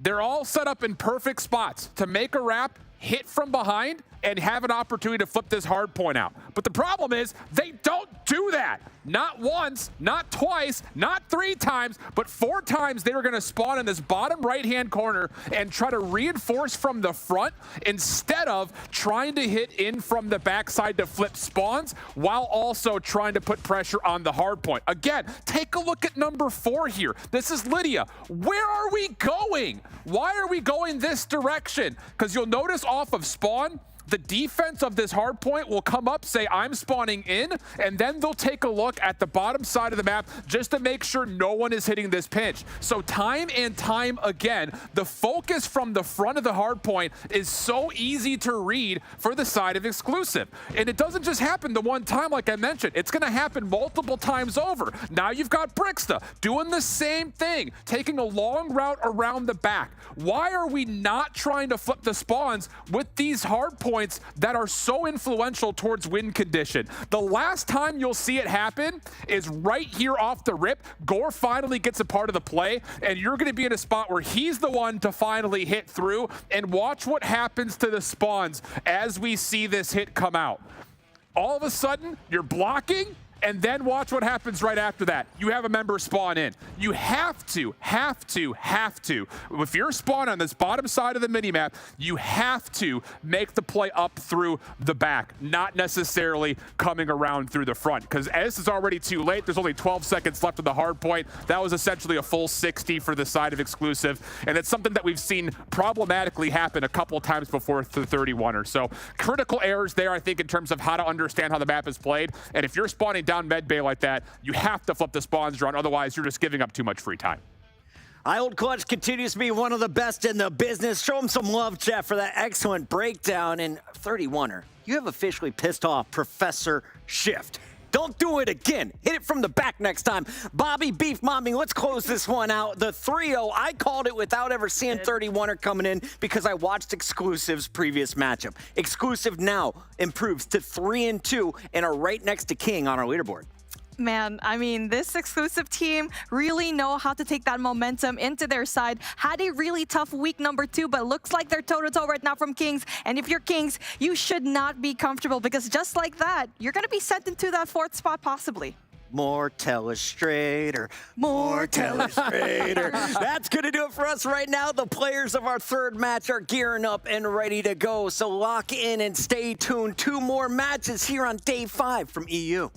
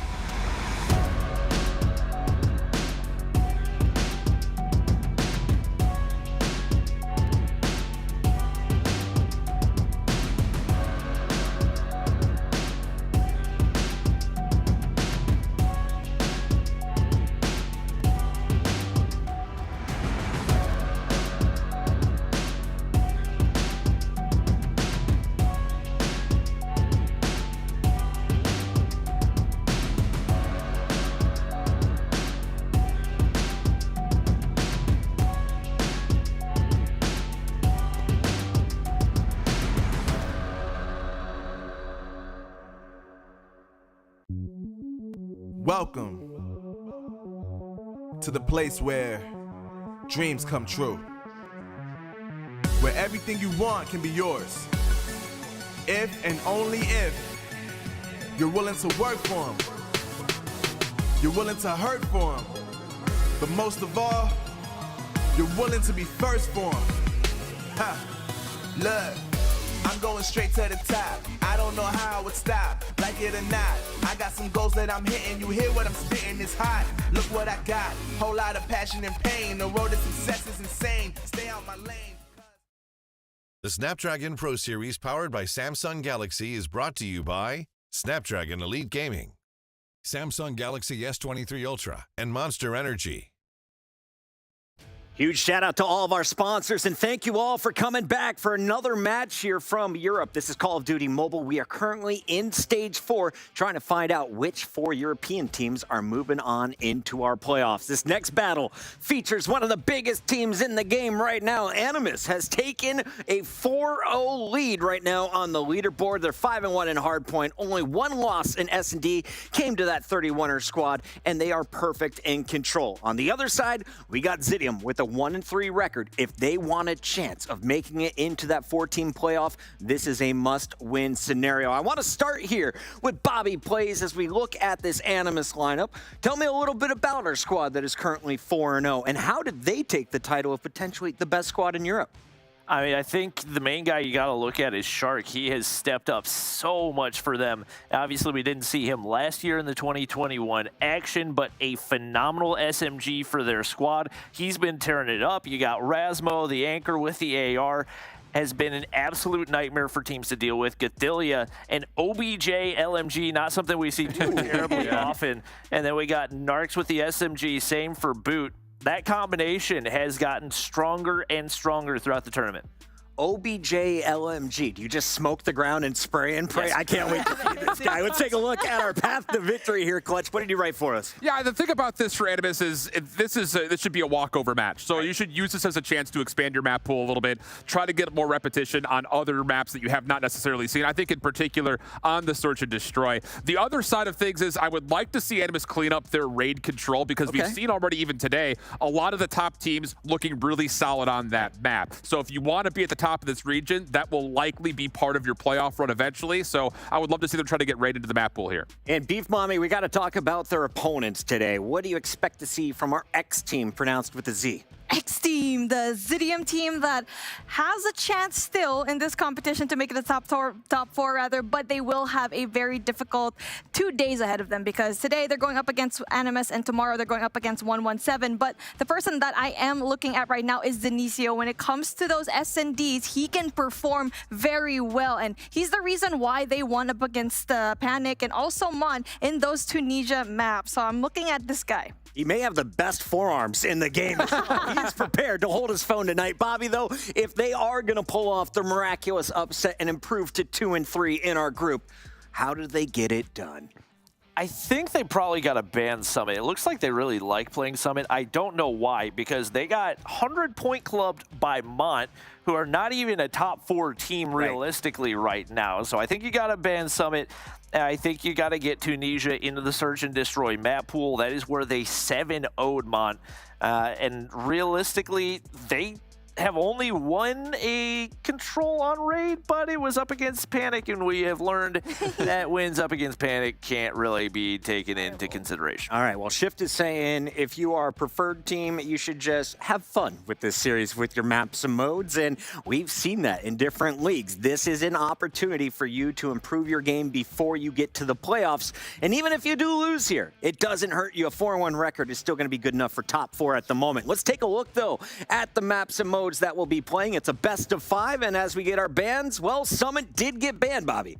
I mean, that's step number 1. Realistically, I don't see them getting within 100 points of Animus on any hardpoint map, but that's step number 1 to maybe like maintaining some type of momentum as you get ready to head into the Search and Destroy. Unfortunately for them, we are going to have a Tunisia ban that is likely from Animus. So the one map that you might be able to feel a little bit comfortable on now taken out of the equation, and with control on raid being the only control map that you've won, you're now heading into a Crossroads strike where you haven't looked phenomenal either. Gentlemen, lady, what is going on with Standoff and Slums being our Search and Destroy picks? Well, I I mean, I just don't think it makes much of a difference to Animus's perspective on where they find the search and destroy. I mean, they did their homework. They got rid of Tunisia, which of course was like the only mode map combination that likely Zidium would have liked to have seen.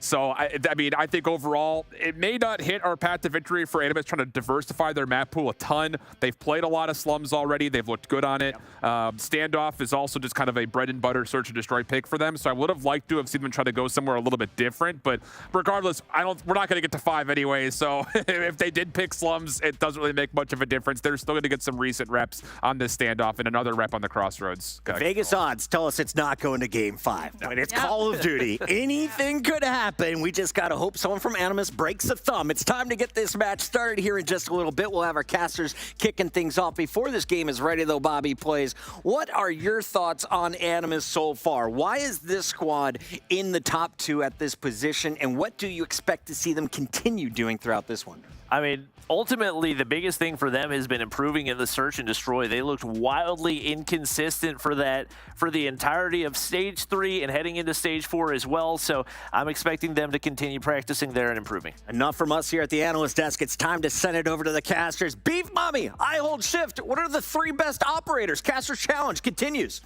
Purifier, Sparrow. War Machine. I was going to go Annihilator. Annihilator? Well, Yeah. I mean, War Machine can be 50-50. You can take yourself out with it. Annihilator will have a little bit more of that distance. You know, we haven't seen a lot of today. Gravity Vortex? Gravity Vortex guns. That's true.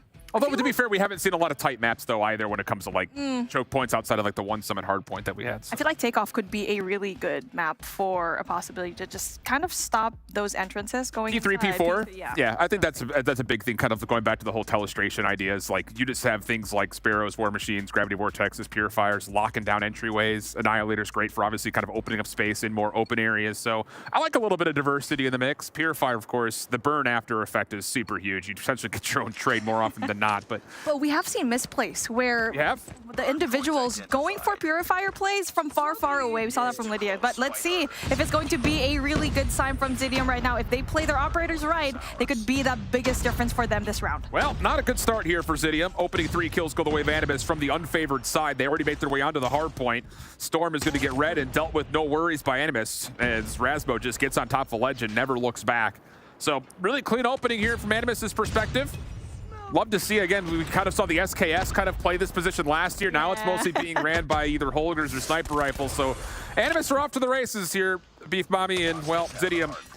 They need to get something going early. I miss the SKS. Now that you brought it up, I know, right? We're looking, majority of the time, the LKs are actually doing a pretty phenomenal job when it comes to beaming from across the map. A very stable AR, but Zidium actually having signs of life, getting this contest point, getting 12 kills, but it really is just Animus with their power positions winning majority of the gunfights outside of the hill. Nice little route there for Storm. Tries to cut off a bit of a pinch, but ultimately does get taken down. So now Animus making their move over towards the left side of the minimap, trying to flip spawns around.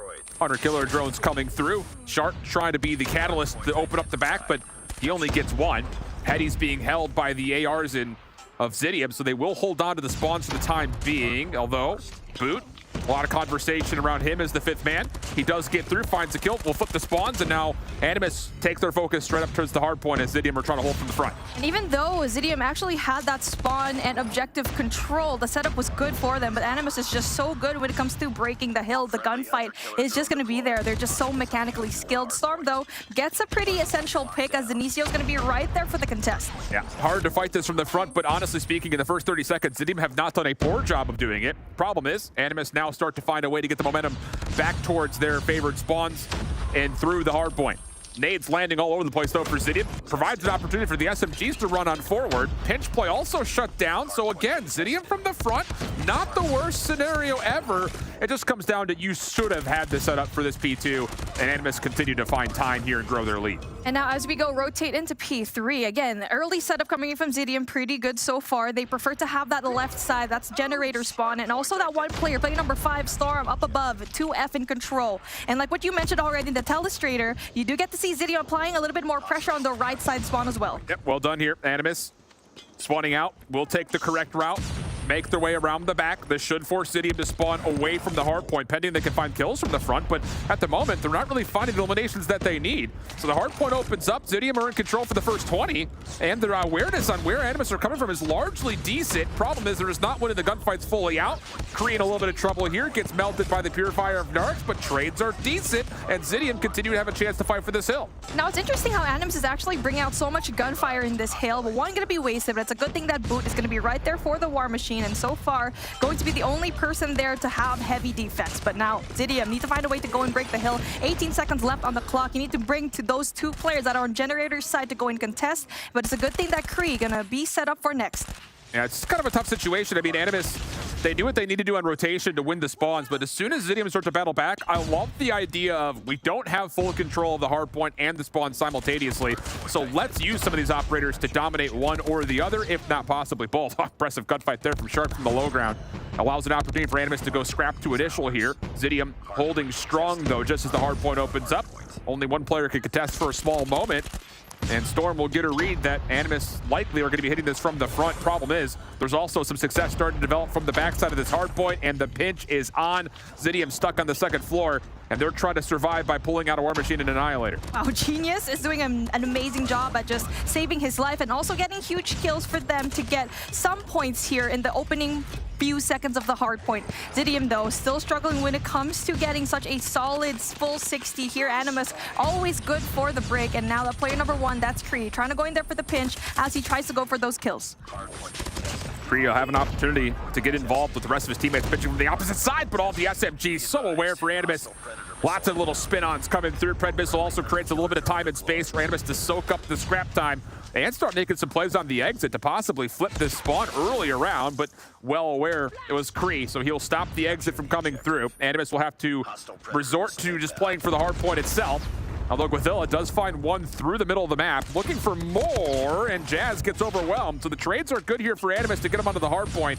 Zidium still trying to just straggle together some control for the spawns, and they will start to find kills to allow them a chance to contest. Animus was just so good when it comes to those rotational gunfights. Now, Zidium applying that pressure, trying to go in there for the contest, but still not winning them. And time again, Animus still winning majority of the gunfights, and now they are soaking up the points here in this hill. 35 seconds left. Denisio tries to shut down that one player. The last player from Animus, still going to be contested, though. Yeah, really good dynamic play here from the SMGs of Animus. You're always getting somebody threatening the flank, while the rest of the subs are largely just kind of swarming through the hard points. Storm, nice elimination over to the top of the hard point, allows his teammates to kind of come up, collect themselves, and have a chance to fight off the remaining of this 12 seconds. Animus looking to stretch across the map, and here comes the play forward. Jazz good for the opener. More around the corner, but he doesn't get a look at it, so the route that's coming through main missile control here for Animus could lead to a spawn flip. Jazz aware of it, but no, well done. Jazz actually gets two, so spawns will stay largely stable, and the War Machine also getting shut down will provide an opportunity for Zidium to still fight for this hill. And so far, Zidium, they're able to win that rotational gunfight into next, but they're still not able to get that spawn control as one by one they try to flood. Narcs does not play that Purifier well, gets a little bit overzealous and pushes all by himself. Oh, but look at Rasmo, number 4 in blue around the back. He's got a good look at these spawns, creates a bit of a stalemate in the back line for Zidium, which eventually allows Animus to get forward. Jazz trying to break with the Purifier zone, gets the first two. Boot next one up, and Jazz will take down all three, surviving with a single point of health.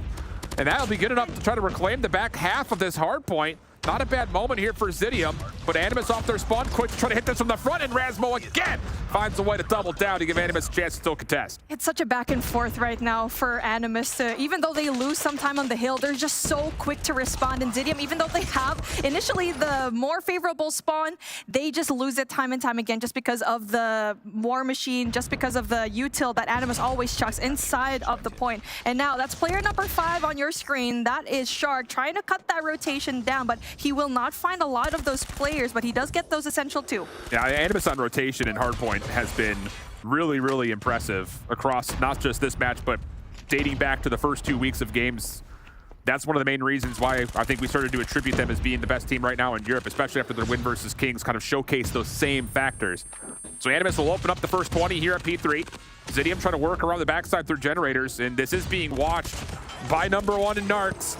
Pushes forward, creates a little bit of space and distance between the rest of this hit and the hardpoint itself. Hit around the back is starting to get some success though for Zidium. The problem is it looks like it's going to be a day late and $1 short, and also the awareness is there as Shark tried to get the spare out to stop it. The rest of the focus comes back into it, and Animus read it perfectly. And 36 for Shark right now, and he's just a menace. He's just everywhere in the map, and really good timing on his end as well. And Zidium now going in for that long rotation onto next, and that just leaves majority of Animus to openly rotate into the next hardpoint. For now, Zidium tries to go in there for that left side spawn instead, and now 2 players from that actually gonna be spawning off so far away on the right side, and it's just going to be so difficult as Animus still winning majority of the gunfights, and no one else from Zidium gonna be up close. Yeah, I mean, Deniso's having a good game. So is Jazz. It's not collective, and every single time we see moments like this where Zidium's trying to set up a break attempt, it just immediately gets thwarted by Animus. So the team focus is too good. There's their final spam shots just to make sure nobody could touch, and a dominating map number 1. That's the 3rd time in EU that Zidium have put into the 100-point club. Not good stuff here from their hardpoint. That is not a good start. I mean, we saw the effort that they went in there for early rotations. That's good, but they just had no response into the backside push of Rasmo, especially in P2. He was such a menace in that area. And even though, yes, they had spawn control, the OBJ control inside of the hill, they were just always outgunned. Yeah, and it just never felt like they could get the snowball to grow, let alone roll forward. It's just so many moments that Zidium was making the right route happen, but like you just mentioned, and like we continually said, was Animus got reads in it every single time. There was always someone in place to deal with it, or at least soften the blow to where the rest of the team could get into a prime position. And that's one of the key reasons why this Animus team continues to look so darn good in the hardpoint. Again, the expectation here is that Animus won't have any issues with Zidium, but the fact that they're continuing to showcase clean, polished gameplay is really, again, I think, spotlighted to what their record looks like right now. And imagine Drari's not even playing. I'm so scared for the other teams that when this man finally plays with Animus, and they just kept on telling us time and time again, Gothilla said it, he will be back. And now Animus looking very solid at the moment. They just have their feet on the ground, and kind of like what our intro is saying, they got 10 toes on the dirt. And now especially Shark leading the way, 125 in the hill, 39 kills for the day to open things up. Yeah, pretty much clean across the board for the entirety of this scoreboard here from the side of Animus. Maybe outside of Boot, who, again, just to kind of, for what it's worth, throw it out there. If Drari were to get cleared to come back and play, that's likely the substitution that would happen would be Drari for Boot. So there's a little bit of pressure on him, I think, in a certain regard, because kind of like, you know, taking a more broader perspective, when you're trying to get a key 5th member back into the mix, but you're flawless, you haven't lost to anybody yet, there are second guesses of like, do we change what's going right for us? Like, if it ain't broke, don't fix it. But, you know, it's just one of those conversations that the team is going to have and see what kind of rehearsal they get, pending, of course, that Drari can come back, because we know how much of an X factor he could be in every single map mode combo. Speaking of, now it's time to naturally segue into the standoff search and destroy. There's really not good news anywhere in this map set here for Zidium, but you have to win the searches, I think, if you want to extend this series. And the fact that Tunisia being banned is just a big brain play coming in from Animus. They do not want any kind of advantages whatsoever for Zidium. And now Kree spots out that one player, gets that first pick, possibly to get that second Shark, applying that pressure, still gets those kills. The guy cannot be stopped, and Jazz is going to be in a little bit of a pickle as Shark does spot him. I think Shark's feeling pretty confident in his ability to go 1v everybody. That's 3. And now he's made his play through warehouse side. Boot is also taking over mid-map, gets a bit of a sound cue, but Storm, nice shot. Takes at least one back. Does he get an exit? Oh, actually he does. Denisio saves a life, takes care of Gothilla. And so we've got ourselves into a 2v2 just like that. But Zidium a bit, I would say, statuesque in the fact that they are trying to run 2 sniper rifles to finish off this round, and they do not have the bomb as of yet. Shark has also caught a piece of timing here to get front side hotel. And that shot coming out will allow him to get number 4, working on the ace. Just needs to find Denisio. Denisio needs to be quiet. But that the information down going in from Shark, he's not going to have it. He might be able to clear it, but Shark is playing his angles right. And now, smart for Denisio to not try to go and over push, and he is in a really good spot, but Shark is just not going to move from his position. Yeah, I mean, he's got a single-handed defense over this A site. Narcs just making sure nothing crosses over towards B. And really, this is just a mini-game of can Shark find his ace. Denisio doesn't look to his left. Gets tagged up, Shark on the hunt, and there it is, all 5 in the round for Shark. Get ready for the next round. Seals the deal. There you go. Apex Predator right there, and he just shows everyone why he's so dominant. Look at that scoreline. That's a beautiful number on his name. And going in for the flank definitely just gives him more of an advantage. I feel like he just should not have won that 2v1, actually. Yeah. And then he gets the third as well on the exit. It's just no one could match up against what Sharks brought to the table. Snipes out still. Storm, Denisio looking to make first contact. Shark has made his way into the middle of Hotel, and he is on a great angle here. Does he know that Jazz is on this close corner? Now he does, and the spam shots eventually work out. 6 straight for Shark, but in the effort, Zidium do come on top of the kill feed to get us to a 3v3 immediately, and Genius, he's already cleared out the majority of the Hotel desk. So they would have to know that Shark has pushed out of that position, and they're taking this as maybe an opportunity to play through Refrigerator and back alley. Boot sliding forward, he catches one, wants the second, but the CR AMAX comes out, and Kreese found a couple of kills with this already. But Shark gets that information down that there's going to be one more player on back alley, and it's a matter of timing again for Zidium. And now Kree in a really bad spot because Shark is just going to be there to greet him. It's just a matter of who's going to get that gunfight first, and it's always Shark in the water. Bomb down. Denisio, again, going to be your last player down, but a 1v1 situation with both of these people again. Yep. A rematch that he wants to win. Oh, and the timing again for Denisio, just not great. Shark was about to possibly walk right into his line of fire, but instead, again, just goes prone. Denisio catches it out, first shot misses. Shark, respecting the player on the other side, backs out. Knows that he's got the bomb right behind him, so that's got to be his key factor. And how about this move? Goodness, Shark just pushes right through. Denisio has no idea, and unless he looks behind him immediately, Shark is going to find him for free. Oh my goodness, that is such a heads-up play from Shark. He is so smart, man. Audio cue that the bomb's going to be picked up. He knew that, so he went in for the wraparound in through spawn instead, and the rest is history. Denisio just did not know what to do in that moment. And again, Shark just wins it. He has 8 already into the second round. Yep. Pretty good. Pretty good. I don't know. Smoke cover allows him to get forward onto Statue immediately. And oh my goodness, Storm is not going to see this coming. What? Oh, Shark actually doesn't see him. Quatillo will help him out, find the kill. But I mean, look at the chaos here. Zidium is just all over the map. No one's near another. And after the contact is made, everyone kind of holds their ground. And meanwhile, Rasmo crossbows Genius. Oh, it's a little bit of salt in the wounds right here, as Zidium just cannot find anything to go with.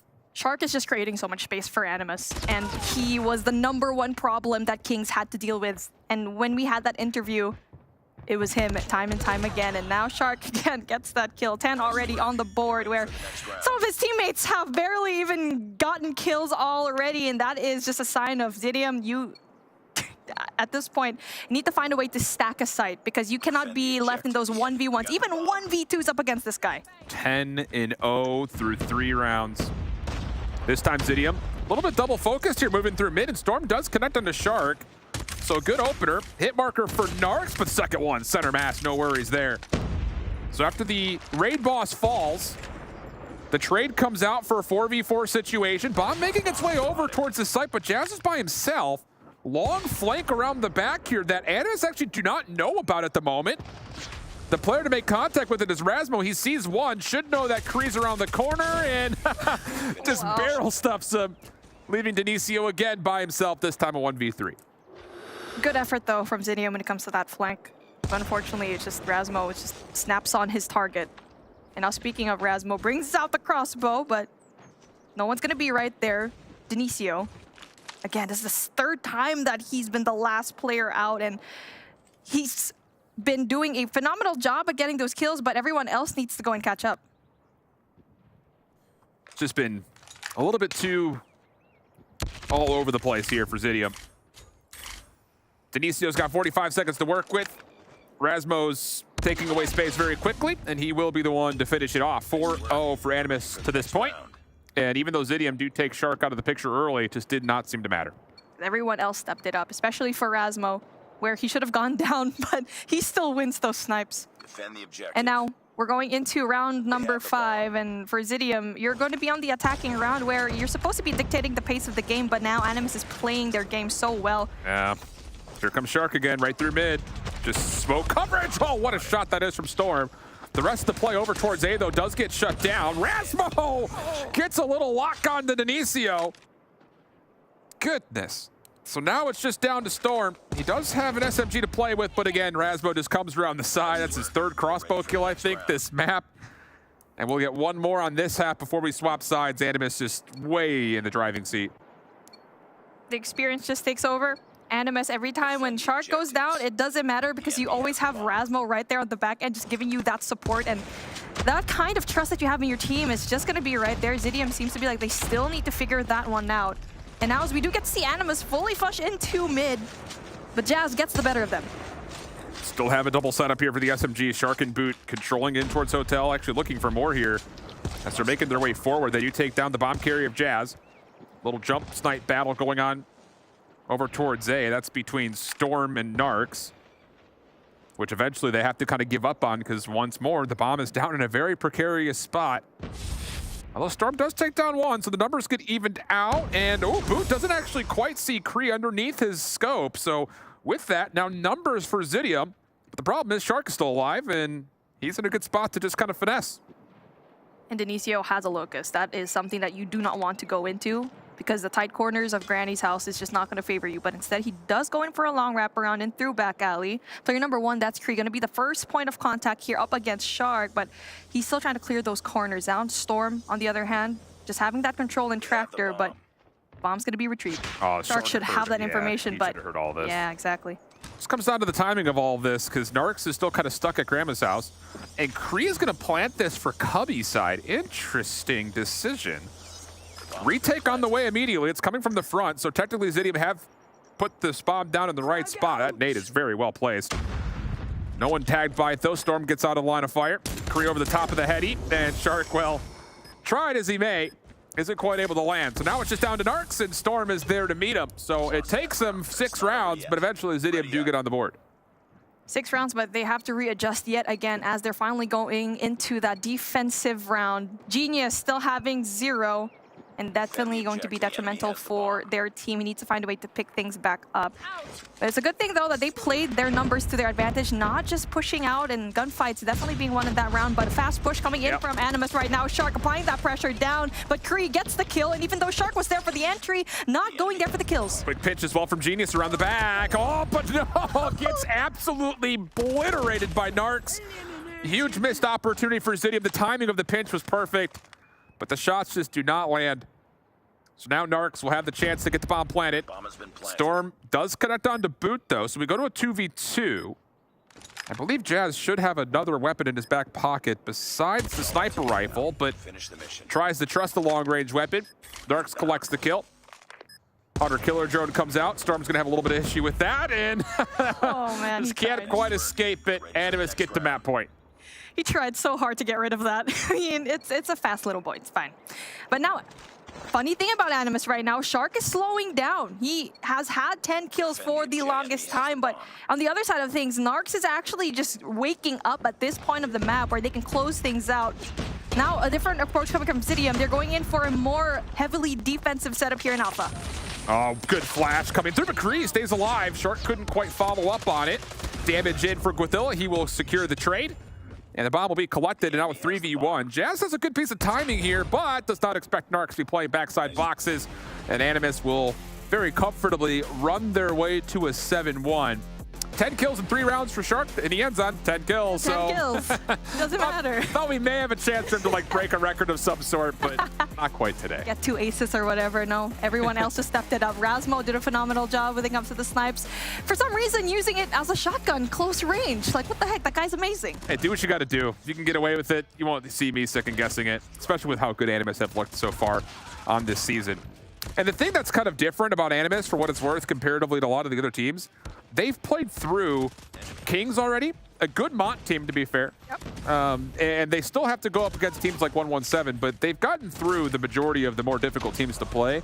They have, I think, actually 117 exclusive are their last 2 games. So we'll get an idea to see, again, are they going to be the top team in Europe? But I think the things that we're seeing from them, they're clean, controlled hardpoint, meticulously making their way through breaks, setting themselves up perfectly, and then having ability to make adjustments off of their default setups in Surge. It's been chef's kiss. And you mentioned it a while ago, their hardpoints needed to be a little bit more diverse, right? Because Summit seems like they just love that map. They have not dropped it at all, but it just seems like a while ago in that takeoff, they look pretty solid. But it is up against a team that is kind of struggling a bit, but we'll get that answer tomorrow up against Exclusive, where that's when things get really spicy for this team. Yeah, and the thing is, just to kind of keep the macro involved with this, Zidium loses this map, or this next map rather, they're out essentially, because you have to be able to put together at least 3 wins to be involved with some sort of a tiebreaker. So things not looking good for Zidium here. We've essentially already nullified Panic. We've already kind of essentially put out of the picture 31er. So this very well may be the next team that kind of leaves us, so to speak. They'll still finish off, of course, their group stage, but their chances of making playoffs essentially go out the window. So it's one of those tough situations to be in if you're Zidium, especially going into a crossroads where Animus have looked particularly good in control. Not looking like it's going to be all that fun for Zidium. That was a very interesting conversation because we saw how they performed so well up against Kings in this map. And every map in that game was pretty close except for this crossroad control. Yep. That's a good point. So with that in mind, that's what we're waiting on here next. I think the thing about it is, you know, the expectations for Animus were not this high. So how much favor do you still provide for them in matchups that are still to come? Because I would say they're probably the best Crossroads control team right now in Europe. Yeah. They're looking like one of the best hardpoint teams in Europe flat out across every map that they've played so far. And their Search and Destroy looks pretty good. So, I mean, it's easy for us to sit here and say because of the leaderboard, they're currently the best team in Europe, maybe with the exception of 117. Does it kind of modify your power rankings in this matchup, looking at what we've seen so far? The fact that they were able to bring down Kings already is a statement. But the question is Kings even that good? Because they struggled up against 117, not found. But back in stage 3, 117 just got the better of them. So I'm excited for that last game because that's when we'll see these 2 Giants go head-to-head. But for now, a Giant versus this David is going to be clearing out here for control. And it's offense to start for Zidium. Good control of the map here for Animus immediately. Although Boot does get shut down as long as Shark, or pardon me, as well as Shark around the back. So there's some space here for Zidium to work with that mid. Until Guathilla, again, just gets aggressive with the AR, stepping on in towards that offensive garage. Trades are decent, though, and Zidium should have a chance to stop the clock by getting on to B with this map pressure that they've got, especially considering that Korea's gone all the way deep underneath sandbags. Oh, that's good. Jazz just did an amazing job at solo holding tank room and just disallowing Animus to go in push, but unfortunately he does cross over into Catwalk and just loses his life, and that just allows everyone else from Animus to go in and full force into spawn. Just look how fast Animus are on punishing mistakes. I mean, as soon as Zidium gets a little bit too far forward, overextend just a touch, it turns into essentially 5 straight kills for Animus. And now the spawn trap is on. The lives were at one point even, about 10, 15 seconds ago, and now it's a 20 plays 8. Oh, Boot. How about that for 4 in a row? And he's actually still in the spawn. No one's been able to flush him out yet, and no one will until finally Jazz gets involved, but does not matter too much. Animus are just running all over Zidium. They're just causing so much chaos, and like what you mentioned already, just capitalizing on the mistakes of Zidium, punishing them. And now a 1v1 trying to ensue over here in through mid as a 16v2 with just 1 minute on the clock is just not going to be doable. But Storm trying to go in there all by himself is not enough. A Shark finishes the job. And now we're going to be switching up our sides, and for Animus, they are so quick when it comes to their response. Yeah, it really is. And offensively, they've got a really nice break off where they control this top catwalk position, top garage. They get snow path control at mid, and then the focus on which zone they want to go to comes down to where do they find their eliminations. And there it is. Double hit up top. Player sneaks through bottom fire. That's Shark, of course it is. And Animus will win just about and yeah, they will still win every single gunfight. I thought there was going to be a trade somewhere. Doesn't fully come through. Now the 100 killer drones, Pred missiles come out. Narc's playing topside cage. Storm trying to finesse as long as he possibly can, but Narcs will eventually track him down, also catching Kree off the spawn. And it feels like it's just a matter of time before this one turns into a 3-0. Top fire needs to be taken care of, and Genius finally does that job and allowing Zidium to finally go in, spawn into left side of the map. But the Preddy's gonna go down, gets that beautiful double, and Narc's just winning majority of the gunfights there, and top fire just allows him to get so much more control for his team. Goodness gracious. I mean, this is abusive at this point. Second tick of progress being worked on by Boot. Not that I think he needs to worry about capturing, because he may not have the time to actually get this third tick before the last 7 lives are done. And Zidium are just looking completely lost. Jazz will at least clear off A with the Purifier, but feels like barely a footnote in what has been a story dominated by Animus. And yep, just 4 more lives to kill. Storm does at least get 1 in response, but this would be a miraculous defense there to pull this off, and no, they won't. Now, as we're going in for that next set, Zidium have no operators whatsoever, and looking at Animus, they have almost like 5 already. Yep. Pretty sure Rasmo will have that one later on, gonna have it set up as Kree tries to go in there for those kills up the rock, but no. This is gonna look hard for Zidium. Yep, speed run here for Animus. And again, I think kind of talking about Animus and like wanting to see them diversify their map pool and competitive play, I assume that they're doing their job when it comes to getting everything done in scrims, doing full hardpoint rotations and stuff like that. And there is something to be said about not showing everything, but that's the only real ask I can have for Animus, is to make sure that you are as complete as possible when it comes to every single map and every single mode. Because outside of that being an issue where you just get finessed in the hardpoint vetoes and maybe even the search and destroy vetoes, I just don't see a way that this Animus team loses from here on out. But now though, still even when it comes to the lives though, as Inicio going in for those long-range engagements, but Rasmo able to take care of him. And what we're seeing so far when it comes to that map control, Animus going in for a heavier Bravo control so far. I mean, A rather, but now when it comes to Jazz, he's just firing up. He's going to be that lifetime for his team. Someone's got to get out and stop the clock, though. That's the problem here, because, yeah, you've got some space, but Jazz gets shut down, and in all that time, no one really stays on towards zone. So Animus have once again regained control of the map and find their way to be on top of the life lead. 30 seconds on the clock. Denicio Annihilator out. Does take care of 1. He'll be the one to possess this A zone, keep the clock stalled at 29 seconds, but he's got so many things to look at. And even though he finds 1 over the top over towards Catwalk, it will not make much of a difference. 14 plays 10. Rasmo, bottom side containers, making life difficult off spawn. And Zidium are on their last legs here, trying to make their way over towards B. That's the last push that they need to make. That Bravo control needs to be pushed right now, but only just 1 player right there to try and capture him all by himself. But player number 2, Boot, still on that spawn trap with 2 versus 12 lives with just 9 seconds on the clock, and Zidium just looking lost here. And now their chances of making it to playoffs just dwindle. Yep, Animus, no worries, no problems. Kuna Matata. Unbelievable stuff, man. They're playing some good COD right now. And it's going to be tough, I think, to expect that they don't win out the rest of their group stage. That said, they still have to play up against a couple of good teams, so we should get some fireworks to finish off their groups. But with that win, they will guarantee themselves probably a high seed at playoffs. And on the other side, Zidium, that puts them pretty much out of the running at this point for top 4.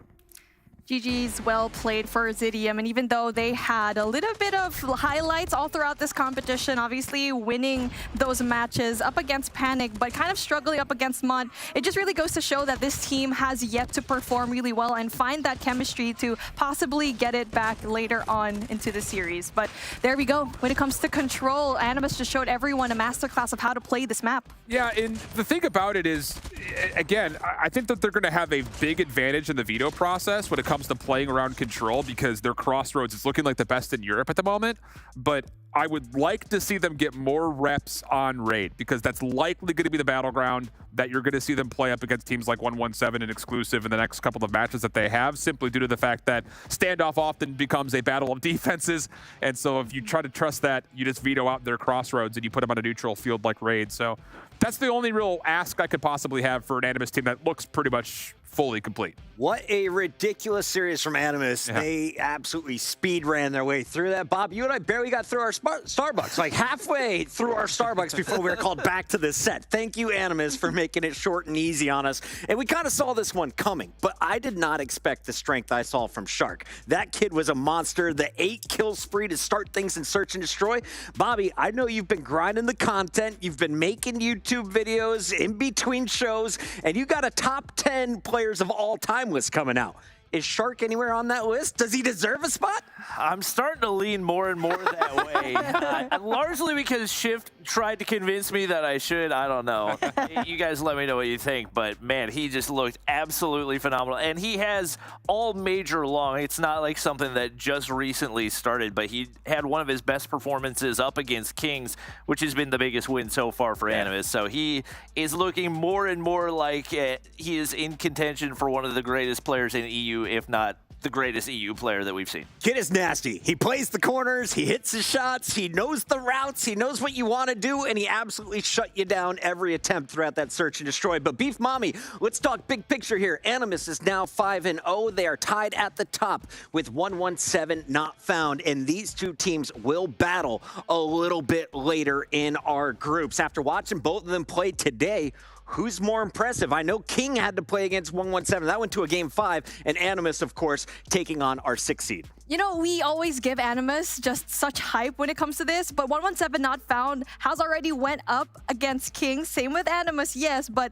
we still need to see Exclusive try to take a map off of Animus. I think once tomorrow comes through, I think that rematch in the last save between 117 not found and Animus might have an upper hand. Pretty top-heavy group right now. 2 teams at 5-0, 2 teams sitting at 3-2, and we have some underdogs coming up. Mott trying to climb the leaderboard. Panic at 0-4. It's not looking pretty, but we'll see if they can turn their game around. Don't go anywhere. This is Call of Duty Mobile. The EU region continues with Stage 4 after this. The Snapdragon Pro Series powered by Samsung Galaxy is brought to you by Snapdragon Elite Gaming, Samsung Galaxy S23 Ultra, and Monster Energy. If and only if you're willing to work for him, you're willing to hurt for him, but most of all, you're willing to be first for him. Ha! Look, I'm going straight to the top. I don't know how I would stop, like it or not. I got some goals that I'm hitting. You hear what I'm spitting? It's hot. Look what I got. Whole lot of passion and pain. The road to success is insane. Stay out my lane, cause I'm on a mission. I'm getting what stands in my way. Yeah, I'm a beast. I wouldn't play with me, baby. The way that I'm training is crazy, and I do it daily. You wanna talk about drive? I got more drive than Mercedes. I've never been lazy. I'm in the room, it's a red alert. You wanna compete? Well, get better first. I got 10 toes in the dirt, push through the hurt just to show them my worth. I'm the best. Yeah, I'm the best. I never stress. I know what's next. I'm who they test, like we playing chess. But I'm unimpressed, so now let me flex. Ha. Yeah, I'ma work through the struggle and hurt, cause I know my worth, and I gotta be first. Ha. Yeah, I gotta be first. Look, I don't want anyone's sympathy. I understand what it's meant for me. I give my focus and energy. If it's meant to be, then it's meant to be. But mentally, I'm undefeated. They hear that and say I'm conceited. Like there's no reason. Like I don't beat them and come back again just to teach them that when you work under pressure, you reach higher measures. They'll try and bring you down, but you cannot let them, and only get better and focus on cheddar. Eye on the prize and you'll become a legend. Like when I'm in the room, it's a red alert. You want to compete? Well, get better first. I got 10 toes in the dirt, push through the hurt just to show them my worth. I'm the best. Yeah, I'm the best. I never stress. I know what's next. I'm who they test, like we playing chess. But I'm unimpressed, so now let me flex. Ha. Yeah, I'ma work through the struggle and hurt, cause I know my worth, and I gotta be first. Ha. Yeah, I gotta be first. They don't know what's gotten into me, how'd I turn pain into energy. Through all the struggle and hurt, remember my worth, and that's why I gotta be first.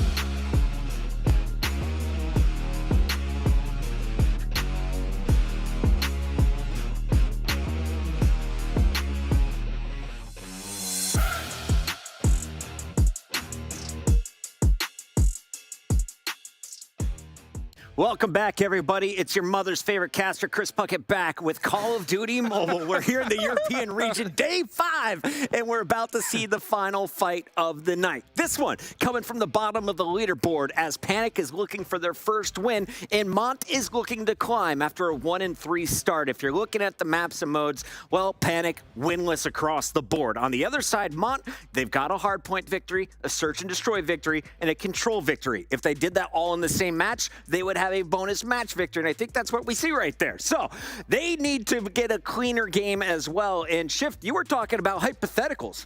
If Mont starts their run right now, we could potentially see a 3-way tie for 4th place as only 4 teams are making it into that EU playoff. Yeah, there's a chance, okay? There's a chance. The thing about it is it would have to be a 3-way tie, and that means that they would likely have to go to map count. So you need to put a really, really good map count up here. I think 3-0 has to be on the table. Mont has played through the majority of the top teams in the leaderboard, which is why they're currently sitting at 1-3. The only team they have not played is Kings, and I believe that's the last match that would be on their schedule. So if they win out and beat Kings, there is a chance that they could still make it into the top 4. And I think that this roster has really surprised us just because of how they've done so far. You got to start right now. Walk me through this squad, Beef Mommy. Who's playing what role and who's the star of the squad? Etsy is going to play that main sniper, and he was a pickup from Team Mobility. He made life hard for this team, and you know what they said? Come into the team. We're going to welcome you with open arms. But Jaysay is someone that actually is super good when it comes to those close-range engagements,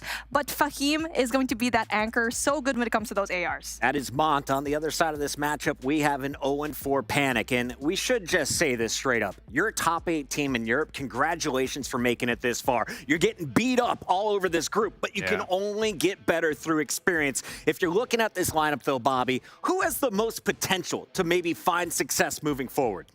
I would say Afer. He was a player that was doing very, very well on the, I believe it was Zidium that he was playing for before. And since coming to Panic, he just hasn't really looked the same. I would love to see him have a shot at redemption right here. But like we said, 0-4, you are completely out of playoff contention, and all you can really do is hope to play spoiler for Mont. Yeah, you're looking to just get some reps in at this point, clean up your own game, because there is opportunity to make some money a little bit later in the year, and you're already guaranteed $500. So enjoy it while you're playing right now. As we take a look at the maps and modes, as the picks and bans are coming through, do they really matter here? I hold Shift. Nope, not really. I think the thing is I'm more focused on the series from Mont's perspective. Yeah.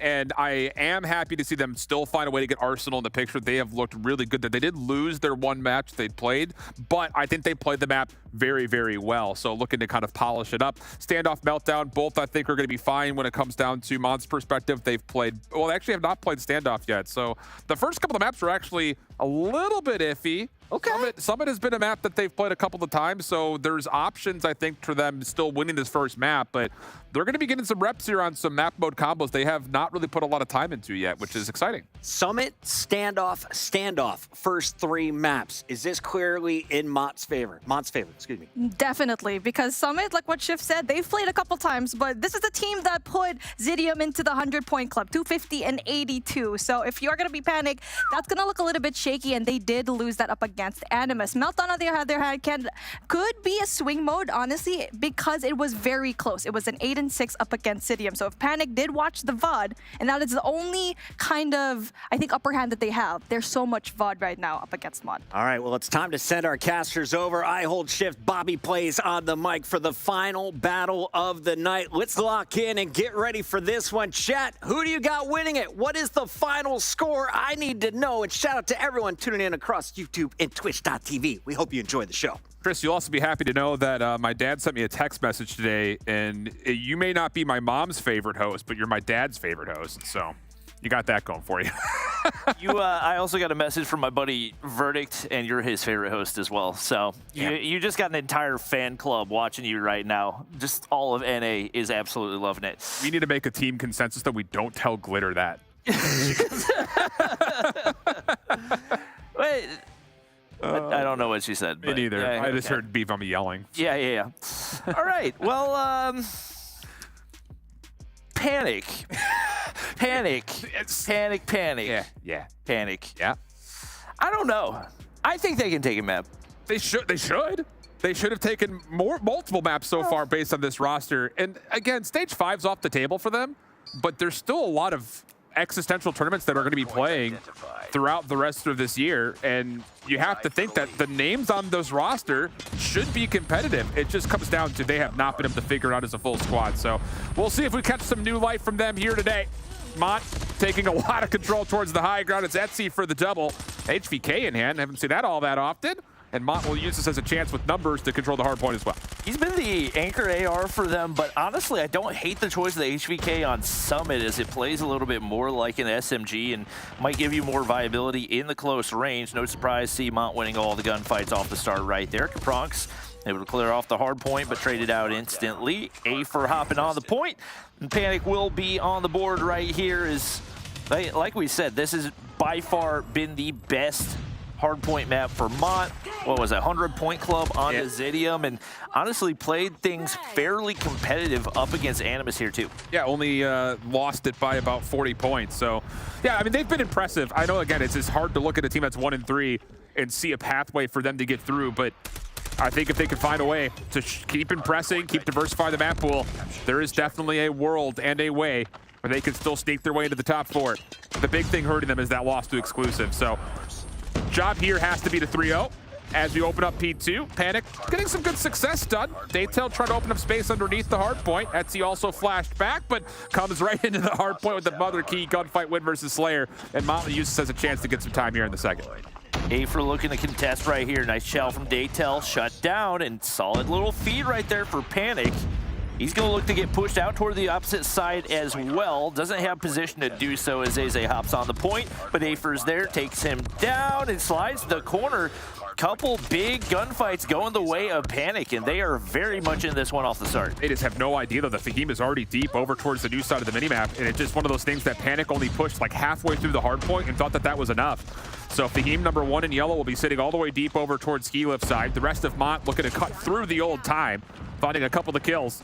And there is going to be a chance here that they can still flip spawns, but a lot of focus has to now go to the backside of the left part of the minimap here. Fahim in a world of hurt by himself. Daytail can't get here to help him out, but there will be just enough assistance to keep this contest going here, Bobby. 50-50 spawns at the moment, but Afer, much better start for him overall, has turned the tides, and Panic should be able to hold on to hardpoint control. Huge kills for them. They flood from the front and back, and make sure to keep eyes on those visual spawns as well, just like that. Panic in position to pick up some hardpoint time right here, and looks like they are on a mission to prove themselves regardless of what they can potentially do in this tournament. Solid setup right here, and Daytail gonna look to push from the front side, but trying to solo challenge that position will rarely work your way. Right now, Panic looking to push out toward the backside as well. Slayer there for the trade. Etsy looking to flip spawns. Nice damage across the map, and they do that. But to be honest, if you're Panic, not the worst thing in the world is you're already looking to set up toward next. Yeah, 40-20 separation. It's not necessarily a guarantee you're going to get a full 60, so getting 40 plus is perfectly fine. There'll also be a chance here for Panic to make life really difficult on Mont as they try to rotate over. Yaya in particular does take down 2. Can't quite finish off the 3rd, but his teammates are there to pick it up, and Panic will win the rotation to new. Not here. It'll be, over the other side of the map. And with that, Mont will have to try to find a way to break from the front. Well, Yaya does not check both directions. Still finds the kill onto Jay. And this is a little bit more of what we had expected to see out of both him and Afer. 2 of the more experienced players on this Panic squad that just haven't found a way to get going. But a nice hold right there. Onur's going to pop the claw. Daytail looking to clear things out with Sparrow in hand, hitting his teammate instead. And somehow, Mont still find a way to break through. Dude, I think he hit his teammate, and it caught the player in the corner because they were just far enough through, so the explosion came out. Still, a couple of spawners for Panic in the back. 20 seconds to fight for as Mont will reclaim the lead for now. Capronk's in a little bit of trouble here. Backside snowplow, but does find a kill. And with that, Panic will clean up the eliminations around the outside of the hard point. Should be an opportunity for them to get the last 10 seconds of scrap time, and we'll essentially have a dead tie game here through the first set of hills. Once again, I love seeing this out of Panic, showing that they at least have some shred of hope. And like Puckett talked about, there's more tournaments to come this year. It's not all down to stage 5.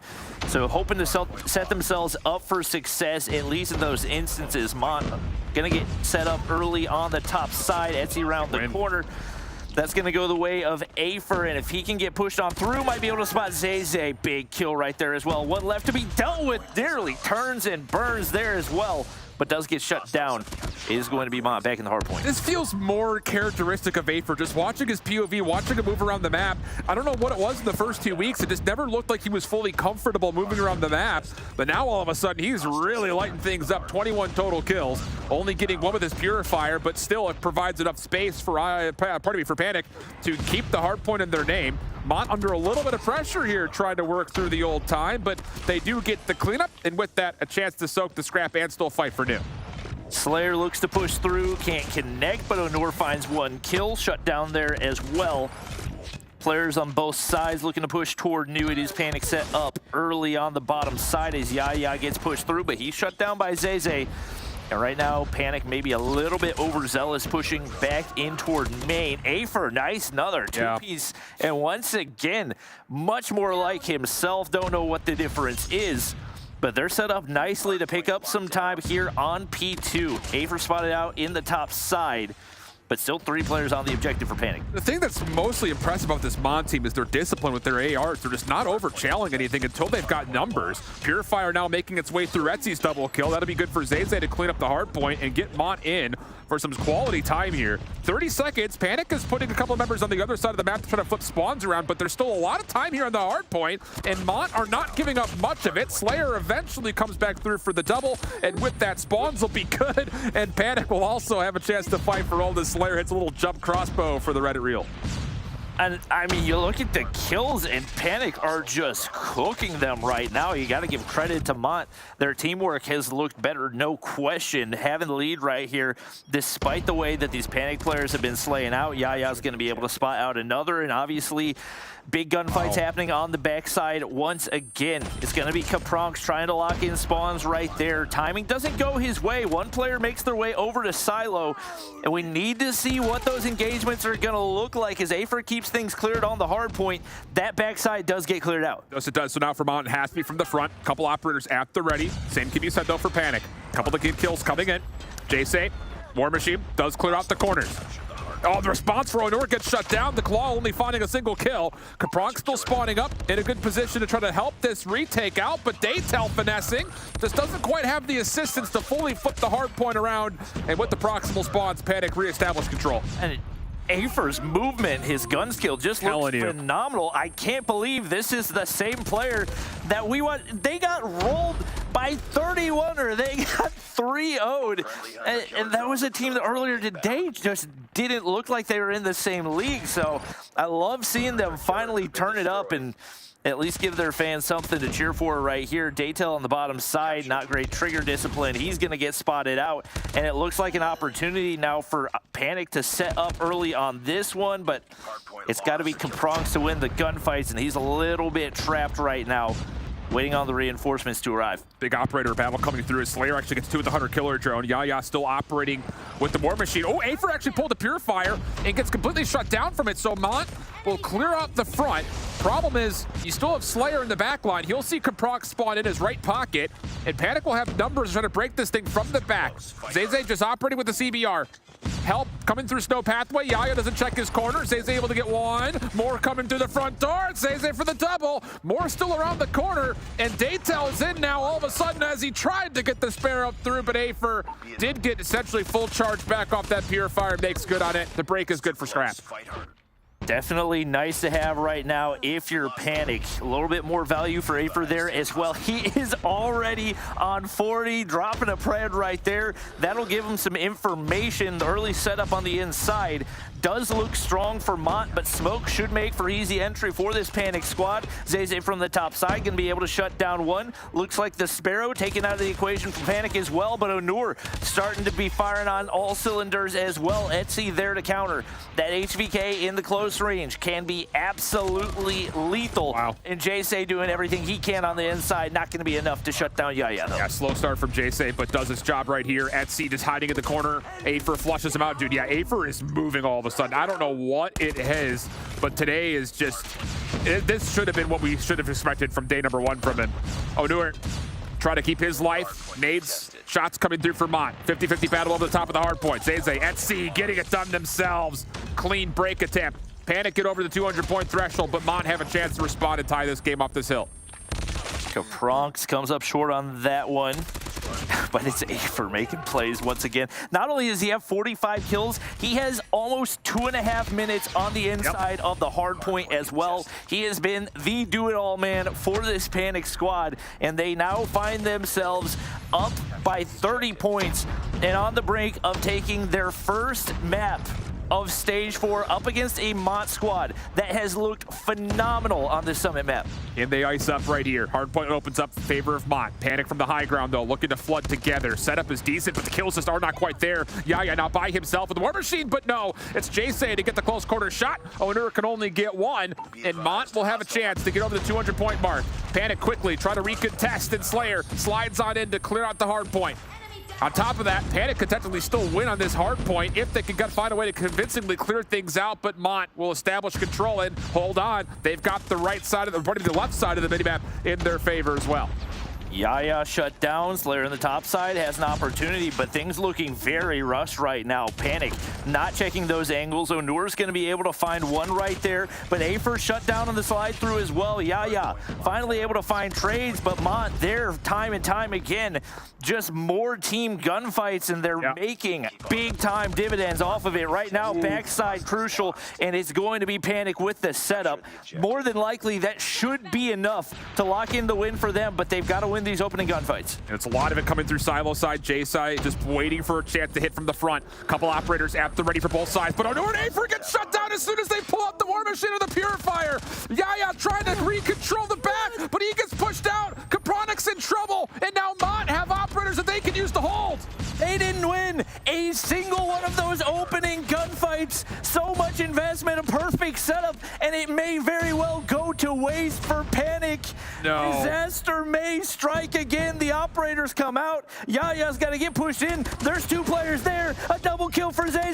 One more to push through. It's not enough for Onur, and Panic fall apart once again. Oh my goodness, it's 50 plus for the L. Looks of disappointment from Senior Plays over here. I mean, everything went the correct way for Panic on rotation. Everything's set up. You've got a good hold around the back. You had a player sitting in gondola. You had operators to use, but they get caught pulling them out. And then all of a sudden, Mont says, all right, time to call a game. They pull out ops of their own, and they do not make the same mistakes that Panic do. Oh, no. That's heartbreak. I watched Yaya watch the one player rotating for a backside gunfight to flip spawns. He unloaded his entire magazine and missed every single bullet on it. And that was the epitome of that last attempt of a hold out of that Panic squad. No way. They needed to hold off one push to find the win, and they couldn't make it happen. And I mean, that's been Stage 4 in a nutshell for them. I was just about to say the exact same thing. It's like, if you need to know how this stage is going for Panic, just watch that last 15 seconds again. Oh, man. And in the face of Afer finally being the Afer we knew him to be, he gets 50 for the L, brother. And a ton of hardpoint time, like you mentioned, 2 minutes plus. I mean, flat out Panic dominated the kill feed against Mont. They cooked him. Yeah, let's see. He was time. plus 21, plus another 2, that's 23, plus another one, 24, and then minus 2 more. So they were plus 22 and still find a way to lose. I feel like there's only so much credit that you can even give Mont on that one, because that was just a straight up disaster class. Man. Wow. Okay. Standoff. Coming up next, we got back-to-back for Search and the Control. That's tough to get over, though. I'm going to tell you flat out, my friends. You just don't see that all that often. I just wanted to see him win a map, you know? I know. I feel like it's not that much to ask. Not for this roster, dude. Flat out. Come on. I mean, yeah, not for this roster. It should not be a lot to ask. But the Search and Destroy, the news doesn't get much better here for the side of Panic, because it just has not been, I mean, there's been nothing going their way anywhere, but in particular, the Search and Destroy has been particularly miserable. On average, they're losing by about 4 rounds. It's not good. Well, EUR gonna get pushed up through courtyard early right here. Nobody to watch that exit. Smokes across so he can make the entry if he wants to, but he's gonna go ahead and just opt to sit on the back side of the bomb for the time being. Now getting pushed way up, and he's gonna get spotted out, but it doesn't matter. He gets the better of the gunfight. Another one going the way of Yaya, and just like that, strong start for Panic again. Yep, looks that way. Etsy gets taken down through Cubby. So last one left will be Fahim for the 1v4. Kilo in hand. He will get a chance here onto EUR, who actually deals a lot of damage in return. Bomb can be planted over at A as well, making life extra difficult for him, who have to rotate through mid-map. And, well, he's got 2 snipers possessed in the middle of the map at the moment, so that will not be a fun route to go through. 35 seconds.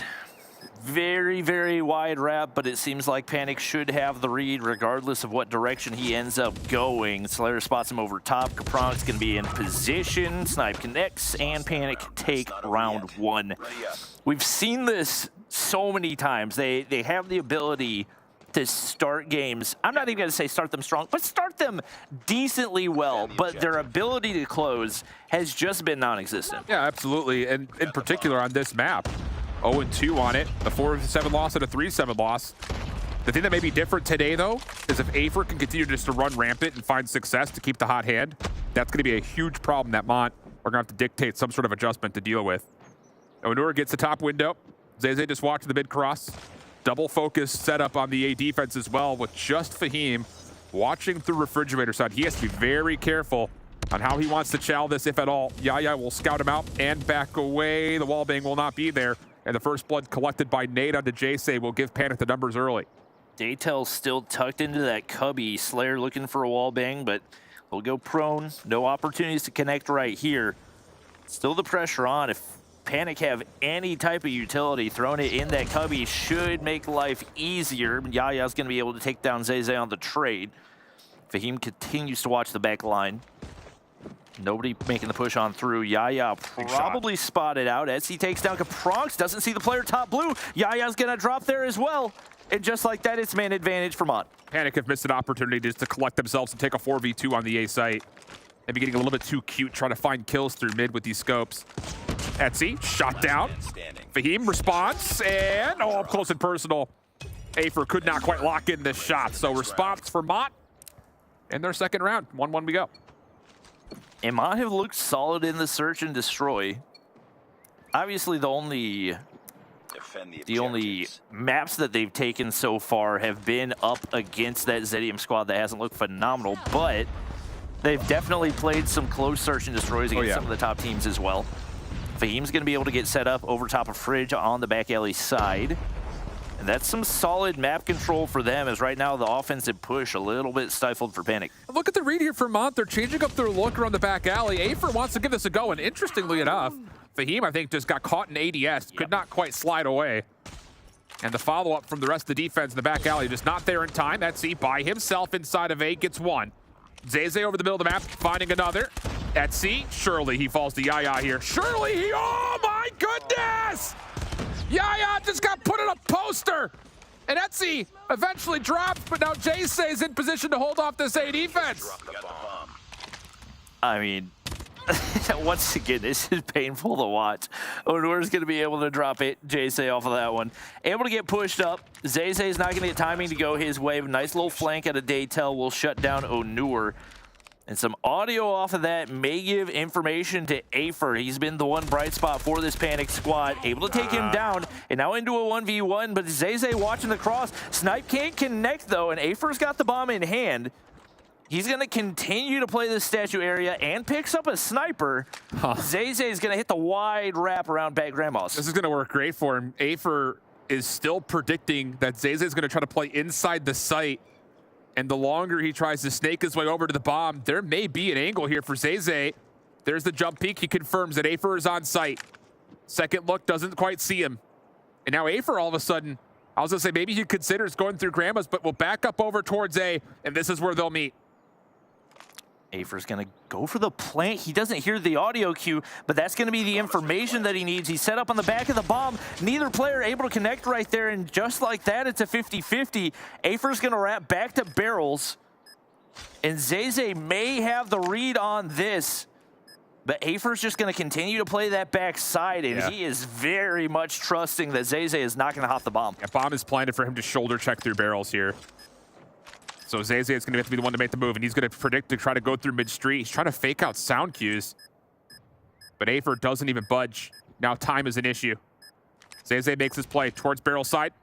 Hops. Afer right there waiting for him. No worries. Well played by Afer. Panic get to 2. But it's not over yet. It just feels like it's Afer versus Mont right now. Agreed. It was Very much so. It was Afer versus Mont map 1, and now it's Afer versus Mont all over again, showing that individually he is capable of going against the best of the best.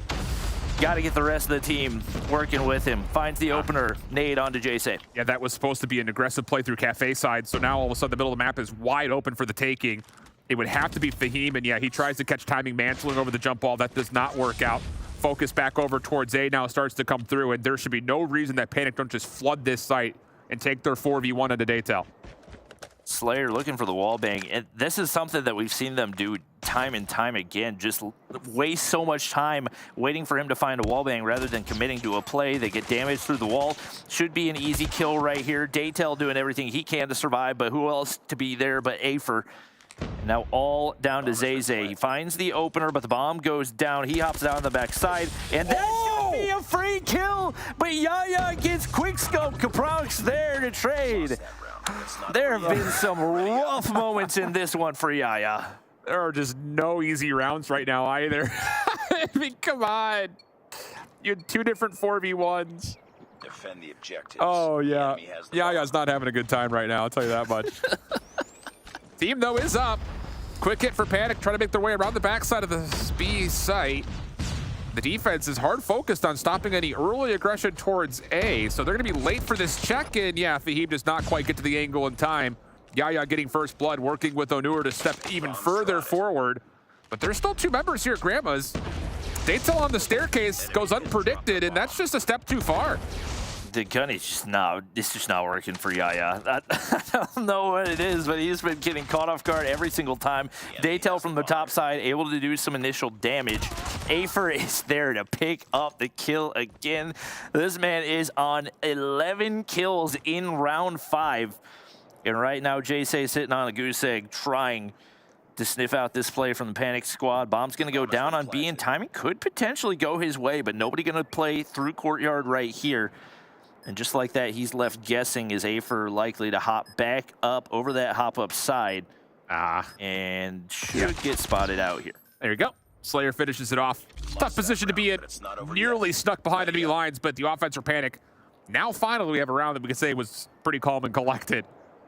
But Afer is just, doing Afer things right now.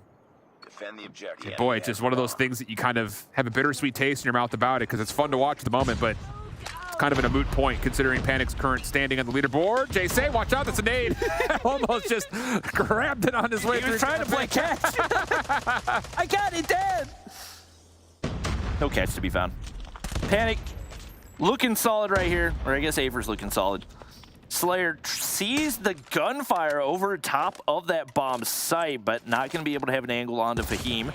Zay on the backside, finally able to shut down Afer. I think that's one of his first deaths all game.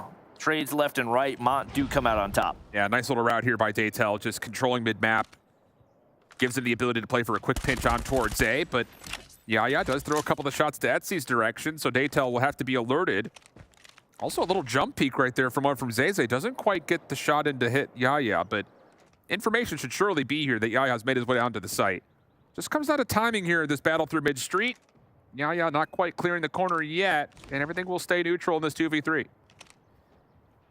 Well, Capronx going to continue to hold the back alley side. Nice shot by Etsy. Now all down to Capronx 1v3. Bomb has been dropped and only 42 seconds left. On the bright side, I don't think he's been spotted all round long, so should have the freedom to be able to catch at least one player off guard, but making a lot of noise right now, and that should be a free kill for Daytel. And so it will. All right. Afer pretty much single-handedly won a handful of rounds right there for Panic, so it's a 4-2 half. Swap the sides around.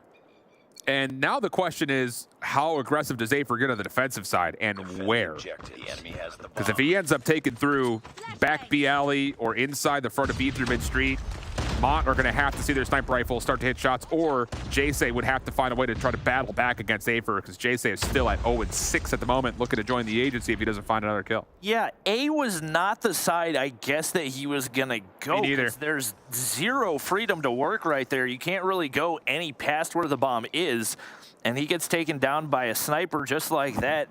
Panic have lost their best player, and right now, pressure onto Yaya to find a kill on the bottom side of Grandma right here. It seems like Mont have some type of an idea of where he is, but not going to push up to an angle where he can see the doorway, and they're just going to be forced to constantly go up and down the stairs until somebody wants to commit to a gunfight, but he just can't win gunfights today. Yeah, like, Yaya's straight up. Straight up chewed up. Same can be said, though. JSay does not having a good one, at least up to this point. He'll be the first one on towards A. Slayer not in a spot to contest from barrel side, and as he rotates to mid, Zayzay is there to meet him. So Onur, Caprox, last two left. Bomb planted here at A. And how do you try to set up this retake in a 2v5? That's the ultimate question. If you don't take it by my candor, you don't feel very hopeful about the chances of it happening. Onur going up top, trying to spot out somebody across mid. Capronx hoping for an angle. Guys, why are we checking back alley? You got an entire bomb site to clear out, and you got Onur getting taken down anyway. Once again, looking like a hopeless round, and that's why, I mean, ultimately, it's all down to AFER to make the plays. He can't make that A push because that just leaves you stuck in the mud. He's got, whether it's mid-street, whether it's back alley, he's got to make a play a different direction. Yeah, I agree. I think it's one of those situations where the play has to be centrally focused on what AFER can create without question. And then the rest of the team can just kind of follow up on wherever they need to. Lots of opening utility right through mid, and look at this hit from Panic. It is all 5 members running through. Etsy finds the first. JSay right there waiting with, is that a KRM in his hand? He's able to use it nicely. How about that? 3 kills in the round for JSay. I don't think that's how he intended to use it, but he says, thank you very much for running right through tank side into me. I don't think you could have drawn up a worse play if you're Panic. Like, that went exactly into what Mont wanted, and that's a 5-0 round. AFER dies off the bat once again. Are they allergic to back alley? I don't know. I'm genuinely confused why we have not seen a single player sent back alley the entire time for this Panic squad. And now you're stuck with your best SMG Slayer sitting unreal, still, pushed up to tank, once again, giving away lives. You find one off the start, but Panic just looks so lost on the defensive side. Oh, it's a big shot threat from AFER. Onur is in trouble, but threat gets eliminated. Capronex also hits over the middle of the map, so numbers now all of a sudden rest with Panic, and AFER's counting toes. Sees Zayzay underneath the tank tracks. Fahim trying to cross over. What a shot from Zayzay again. It's Yaya on the receiving side. But AFER does eliminate the threat of Fahim, trying to clear out Cubby. And now it all rests with Zayzay for the 1v3. AFER's still alive, so if you're Panic, your hopes are alive. Onur on the backside, there to get information. AFER's tucked back toward the barrel side of the Cubby. And Zayzay should give away some information right there. Actually, it may have been a silent slide. Now they know. Yeah, it should be easy to clean up. Onur, kill right there. And once again, the key to success for Panic has been don't let AFER die. Yep. If he's 13-4, that would exactly give you the credit towards that statement. The objective. The enemy has the bomb. Well, a lot of interesting looks for Panic so far defensively, to say the least. As this time it'll be a little bit more reserved, a little bit more patience. Defensive nades do land early. Trophy system does get involved, though, for the follow-ups, but there's not a chance here for Mont to take any early aggression towards A. They will get JSay up close towards Cubby wall, but actually he'll step very aggressively by himself into Cubby, so he's cleared off a ton of space, and the only one in his way would be AFER on barrels. Panic finally sends somebody back alley, but it's Yaya, and I don't terribly trust his ability to win a gunfight right here. AFER's getting pushed up, he's shut down. Shotgun in the hands of JSay, and it seems like that was a worthwhile change for him. Nobody making their way past Tractor anytime soon. Yaya's finally going to be able to find one onto Daytel, so into a 4v4. If you look at the Mont squad, they're content to sit and wait. Yaya's going to force his way up. Clears out Cubby right here and should be able to find an angle onto Jayce, but he still can't win the gunfight. Fahim eyes onto Onur. He and Kapronx trying to make something out of nothing, but Kapronx can't connect. Now all onto Onur right here. He's spotted out, and once again, Mont tie it up. Yeah, it's just a lot of space for free right there that Mont just kind of worked their way over, and a lot of credit to Jayce. An 0-6 start. But like you mentioned, swapping over the KRM, it's definitely worked out for him. And he's the real catalyst towards that round, just kind of walking forward and just clearing out Cubby by himself. And now a different look for Mont all of a sudden as we've got aggression towards the front of B. Jayce bringing the shotgun into battle, but no one's here to meet him. They were looking for an early first blood on anyone aggressively playing defensively, but not to be. And it's actually Slayer who takes down the critical scope of Zayze to give Panic the numbers early. Just so intriguing to me that EUR has not pushed anywhere beyond the A side or the spawn tank side the entire time they've been on defense, especially with how much success he found as that roaming Slayer here in Search and Destroy. Yaya finally starting to heat up right here. He's going to find a couple to open things up. And now all down to Jayce. Should be a freebie here for Panic, as Jayce makes his way back alley looking for a 1v5. I like the idea of that setup for Mont right off the rip. It's thinking that maybe we'll catch someone getting aggressive through mid. So let's bring the shotgun over there to try to get the job done and get an early first blood. But the problem was nobody for Panic pushed up, and Mont just kind of got caught. I think most importantly, losing Zayze, he was the one that was supposed to be the pivot point to wrap back underneath the eyes of the scope. So map point here for Panic. It could be their first map win in the group stage. Will it happen? Find out right here, right now.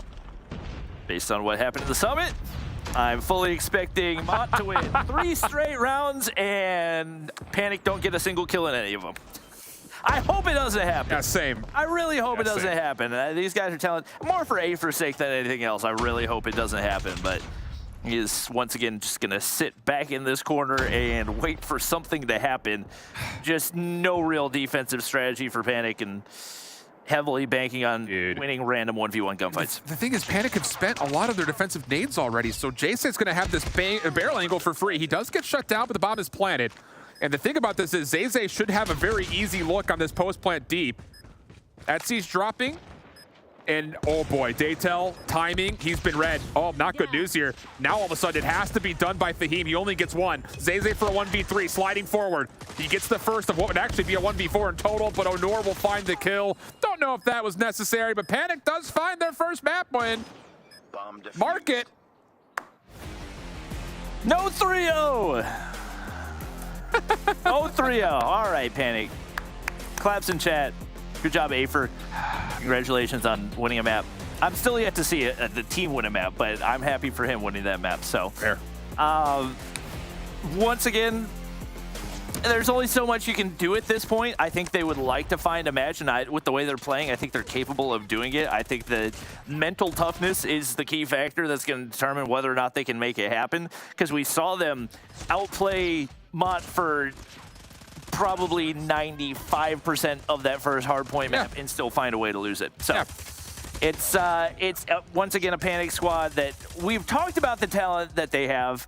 I don't know how many of you have believed that because they haven't really displayed it at all, but showing here that they're capable of competing against teams like Mont. And the thing is, there's still, I think, a lot of reputability towards the history of their careers in terms of what they've been able to accomplish, especially across the European region in the past. So it is just, it's a big knee-jerk, I think, response to sit there and be like, what is happening? How is this team of all teams map winless? Till that point. So standoff now, control coming up. We expect this to be pretty much defensively sided. We have seen this be played by Mont, where they won it in all defenses, if I remember back correctly. So there's at least some sort of a sample size there, but it just feels like EUR is a difference maker right now. That's going to have to continue to be the thread that stitches together a possible Panic series win if they're going to have one.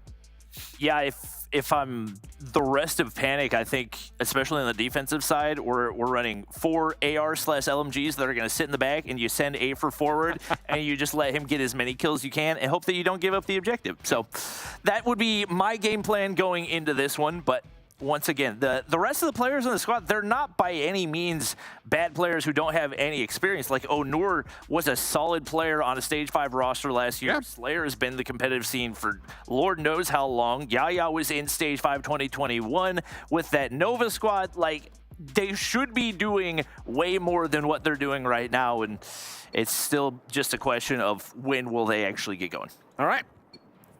Maybe right there on that standoff surge. We'll find out. There will be Panic on the defense to kick things off here for this standoff control.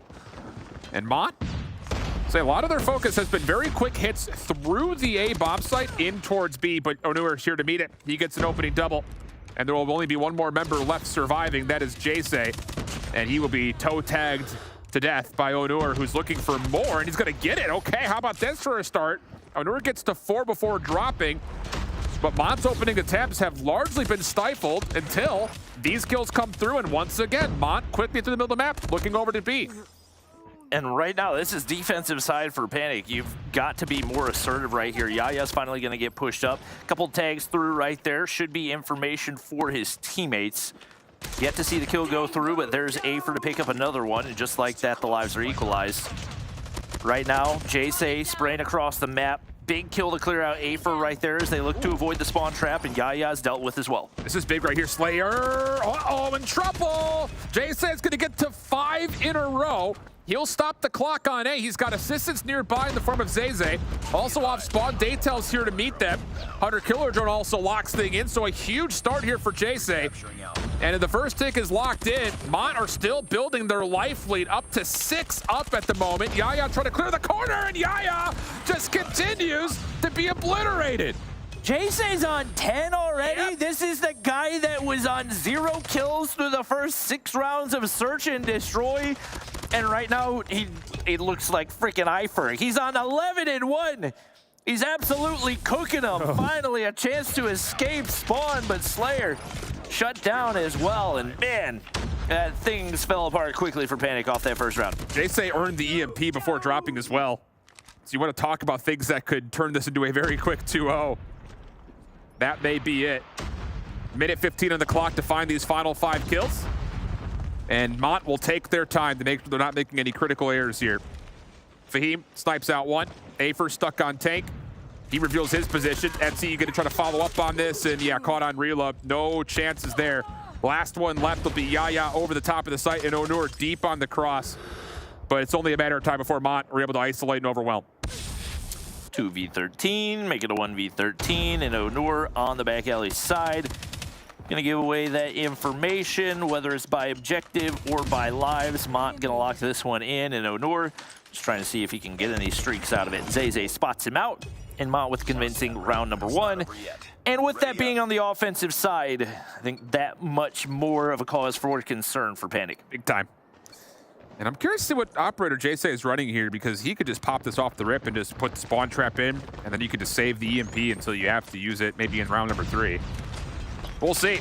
Panic gonna get a lot of space to work with here through mid-maps behind the cover of smoke.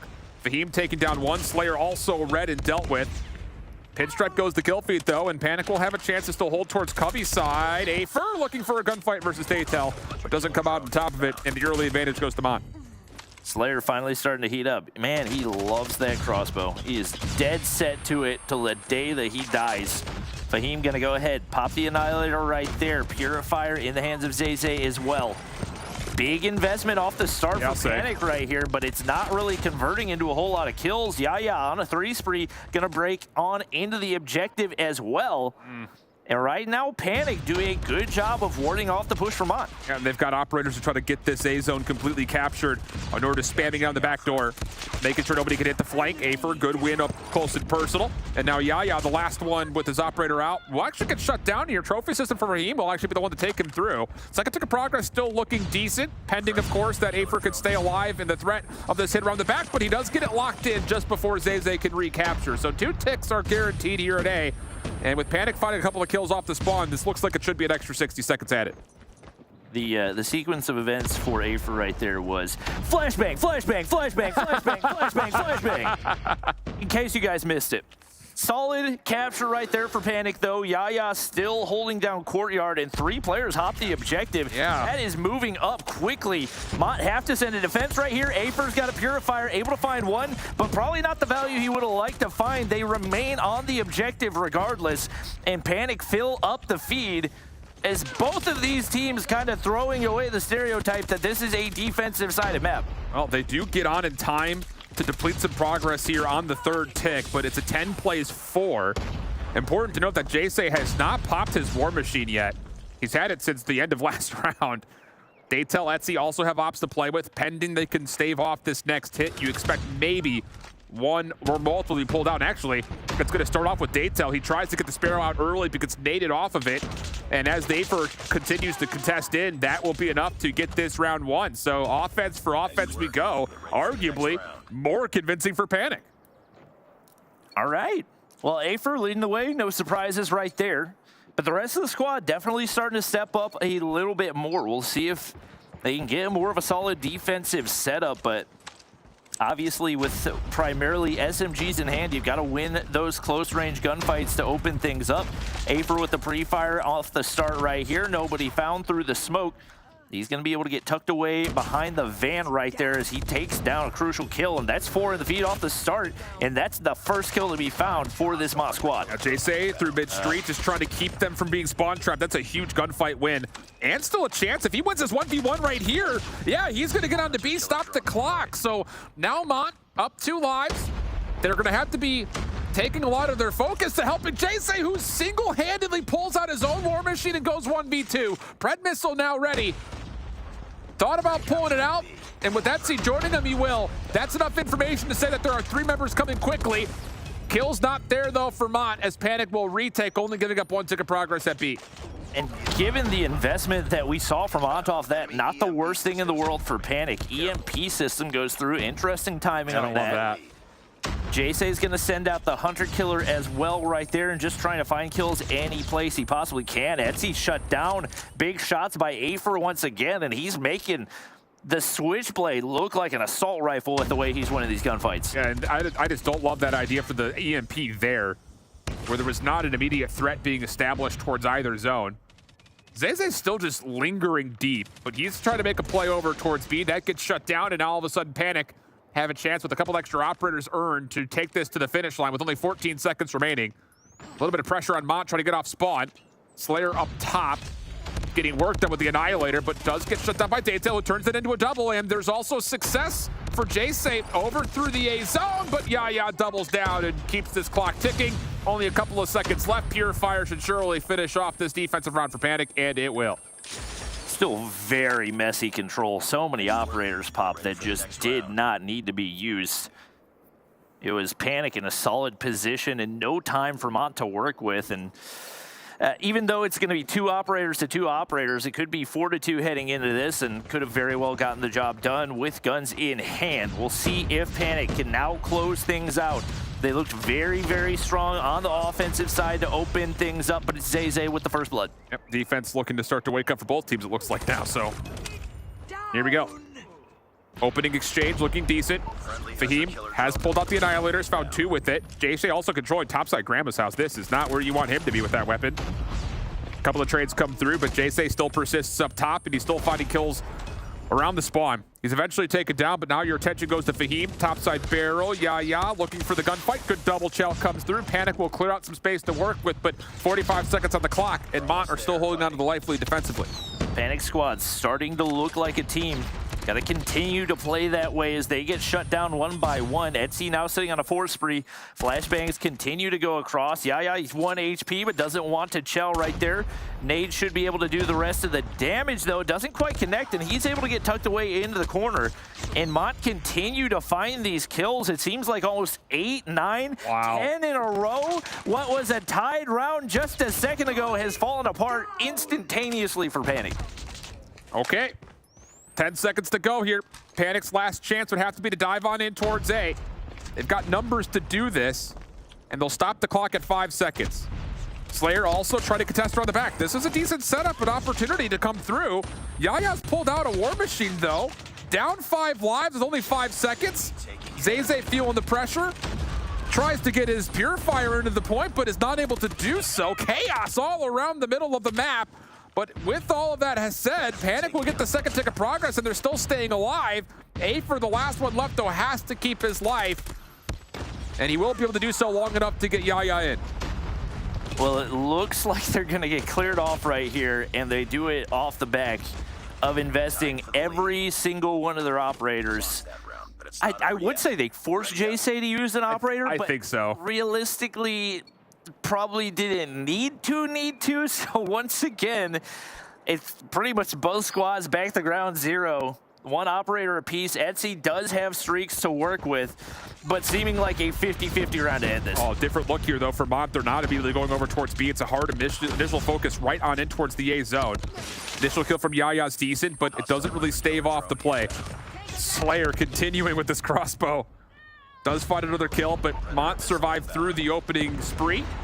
Etsy will call in the Pred missile to take another one down, and the clock stops at a minute 4 while Mont step onto the A zone with numbers. Afer nearly escapes the nade right there. Not meant to be. Caprox has not had a good game. Yaya shut down there too. And once again, the life lead starting to build for Mont. JSay trying to spot out Onur across mid. Shots just don't want to connect. He's able to get the assist right there. Still got to clear out Zay on the objective. And got to be aware of these lives as well. Yeah. One operator ready to go for Caprox. Afer going to pop the Purifier, but instantly obliterated. And once again, opportunities thrown away for Panic. I just don't know. Afer did not even have any help nearby, and he tries to make a solo play with the Purifier from the top window. Does not work out, obviously. And now with a minute 50 on the clock, Etsy has not popped his operator yet. There is a chance to where Mont could just do this by way of kills. 100 killer drones are also, by the way, flying all over the map, and they're finding some value. JSay is having a great map number 3, but is put down by Afer, who holds this defense up a little bit as they find a couple of trade back kills. Beautiful shots by Fahim from Tractor, and now 7 life lead and a minute and a half to work with. This is Mont's game to lose.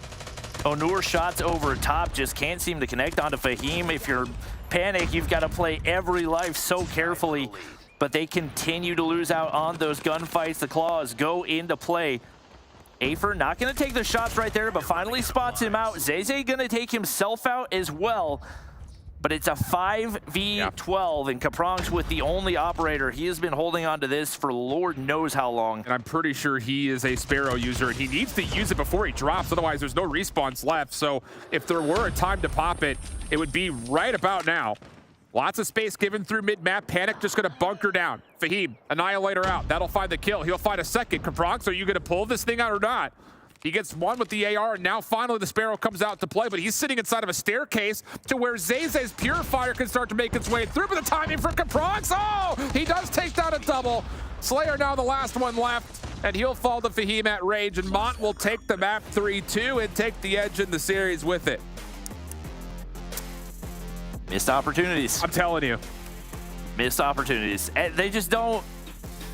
They don't look like a team. They just look like 5 individuals. Ranked. It looks like a ranked game where you don't have comms with any of your teammates. That's very much the vibe that this Panic squad is giving, and just so many plays, so many opportunities. That not even like high-level play opportunities. Just don't waste your operators when you don't need to, and that becomes a very winnable game. And I think the thing on top of that for Caprox in that last moment, just to put a little bit of a finger on it, it's not the only moment, but you've no respawns left. You're down 5v10, essentially. If you lose any of your teammates, the round's over. So you can't wait to pop it as a reactionary operator. You have to be the one seeking out eliminations as soon as the hit's about to come through to save your teammates' lives, and that just never happened to be the case. And man, I'll tell you, it's just, again, it's just not what you'd expect from a Panic team on roster, on paper that should be playing very much so in a more veteran way than what we've seen. But JSay, big map for him, 31-16. First one that he's really had outside of the shotgun late in the standoff search that he's really kind of taken over. That's good news, I think, for Mont heading into an Arsenal hardpoint for map number 4. All right. Come to Arsenal, once again, not really entirely sure what to expect. We know that Panic are able to keep up It's just always been a question of can any of those other 4 of the remaining players get going. And the thing about it is EUR, I don't think is going to have as much of a good time running an SMG on Arsenal to take over the map. Also thinking back to it, this is a map that Mont had played in their second week against, or second game rather, versus 117, and they actually did play the map really, really nicely. They were just got a little bit outslayed. So I would assume that this should be a map that should be favorable towards Mont. And I'm just curious to see who from Panic is going to step up. I think in my mind, I'm immediately thinking EUR needs to be the guy. So that's kind of where maybe our spotlight needs to be focused on if Panic want to send this to a 5th map. Yeah, and once again, EUR is one of those players that not only played Stage 5, he was one of the best players on that, what was the name of the roster? Strut roster. Phenomenal player, had a solid Stage 3 as well, and just has not seemed to have the chemistry with this squad. But I think definitely with that LK in hand, he has potential to pop off and give his team a chance. Definitely have to be assertive, though. There's strong ARs on the flip side, and Etsy and Fahim that have to be dealt with, and he has definitely got to be up to the task. All right, we'll see how it all goes. Panic Hardpoint identified. back up against the wall here as Mont will be coming from Cafe side. Expect to see a lot of battles over the top of these headies. Trophy systems immediately down. Nades will mostly come towards the open side here for Mont, and that's where a lot of the team shots are also going. Love the opening break off here for Mont. They get in, find the first couple of kills, and that will be an opportunity for them to hold numbers. A little bit of trouble, though, finding the SMGs through this smoke, and Panic are hanging on, and off respawn, they're back and reinforced. Not really. Oh! Ooh, they get torched by Fahim right there. I was going to say, I like the little play right there, but you let the LMG get up into the close range and still pick you apart.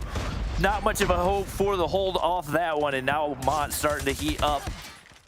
Once again, SMG shells through that window, heady onto an LMG, and that's just never going to end up going your way. They are on a strong start. Nice rotation out, early setup. It's a lot of time forfeited for Panic to try to set themselves up towards the P2 spawns. They do deal with the early rotators for Mont, but again, this comes at a very significant cost. You have to lock in this first 40. You've got full backside robot control. You're in a position to try to test out towards guns. This has to be a Panic hold. And Daytail, look at him. You can kind of see him on the X-ray. He's already behind the setup. He does get read by Capronx. So there is an opportunity here for this Panic defense to hold on, but from the front, Mont find 3 kills. Now they can contest. And Panic find 2 seconds. Make it 3 seconds off the early rotation right there. EUR there clearing things off, but Fahim has the read on it, and just like that, Mont have broken back in. Score streak's already in play for Etsy. EUR trying to spot one out, but he gets shut down, and once again, the level of teamwork is just not in remotely the same league for this Panic squad. Capronx finally stepping up with the LMG in hand. He's got 8 kills early, but has not been anything that has amounted to hardpoint time. Yeah, I was going to say a lot of his kills have been keeping the backside of the spawn safe, which is important to say the least, but he can't do it all. And Mont are playing this map really, really well. A couple of players just trying to sneak in routes, put pressure on the back as well as the team from the front hitting at the same time. It's worked out nicely. So we said Panic needed to get the first 40 seconds on P2, sending that much resource on the rotation. They only get 20 points. And Mont are already with numbers set up over towards Statue side. Panic are trying to get around the back while simultaneously seeing Capronx win mid-doors. The problem is there's no one to threaten this back staircase side, and now you've got operators out for Mont to set up their hold. EUR looking to make the long entry. EUR's lurk through the vents, but he gets shut down. Another kill goes the way of Mont, and EUR, the last hope for the initial entry, gets shut down again. Slayer's been red. Hoping that a flashbang can save him, but that's going to be a freebie for Mont as well. And once again, just farming kills at this point as Daytel's going to pick up another one. Jay pops the war machine, and he's going to continue to farm his Panic, just scrambling for some point of entry, but way too disjointed to have any hope of making a way in. Yeah, I think the thing for Panic right now is that their understanding of how to finesse the map off of positions is just not all that high. I mean, you've got Yaya trying to get in with a war machine in the last 10 seconds of the old time at P3. Not advised, to say the least, as this time we'll head on over towards guns.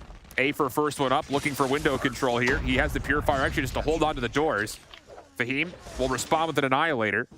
Should keep EUR pinned. The play comes through, and they will trade each other out. Zeze around the back does create space for Mont to still get on initially for contestant. No one has any idea where Zeze is. Yaya through mid doors, also there, but he will eventually be flushed out as Jay steps into the equation. players able to make their way through the window for Panic and able to shut down Fahim. It's been tough to deal with so far, but Mont's still there with reinforcements. Yaya contesting for the time being. And with all the chaos amid the smoke, just trying to stay alive and keep things contested for as long as possible. Daytel gonna pop the Sparrow right here. Gets things cleared off. Yaya doesn't want any of the smoke, so he backs up. 1 HP, can't really chow. And once again, Mont in position, but a nice nade for Afer will get things cleared and open up an opportunity. Daytel is beaming. Just finesse from mid-window. Yaya there to make sure he doesn't exit into the hard point, but Bronx on the other side does get bested. A little bit of scrap time battles happening, and Panic will come away with the majority of the back 30 seconds or so. Etsy gonna get the top trophy.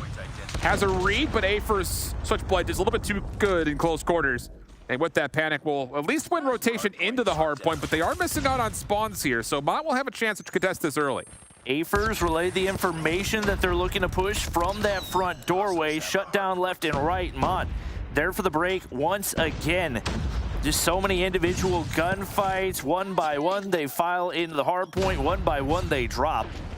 And Caprox makes the read on the one remaining OBJ player right here, but Zay is there for the trades once again. And every time one of these individual plays starts to look good, the teamwork of Mont just shines brighter. And I love that, just to highlight Zay in that particular moment. He knows his teammates are still spawning backside of this hill. So if you have the ability to continue to just run rampant through mid planners, why not? Just sit that back door, wait till the hit to trophy comes through, and just cause a mess around the back line. Again, though, Panic are doing a nice job in these last two hills in the back 30 seconds or so. So they've chipped this down to right around a 50-point game. As we rotate back over to P1, and Afer, big wins through Cafe. Now leads to a chance for Panic to get some significant time here on the first hill. He is so slippery, so difficult to deal with. And once again, single-handedly keeping his team in this game. Slayer shut down. Mont find the kills one by one. Onur going to be able to find a double right there, but still nobody in position. Why? This is the hard point where we're using a Pred missile? Did they not know? Have they not heard? Trophy systems eat Pred missiles alive, trying to finesse through those top windows. And now Mont all of a sudden will pop out the War Machine from JSA. That will be good to block this front door. Etsy also spamming it down with an AR, and there's just no entry. Mont get the free break and turn it into a lot of time, back up to about 100 points.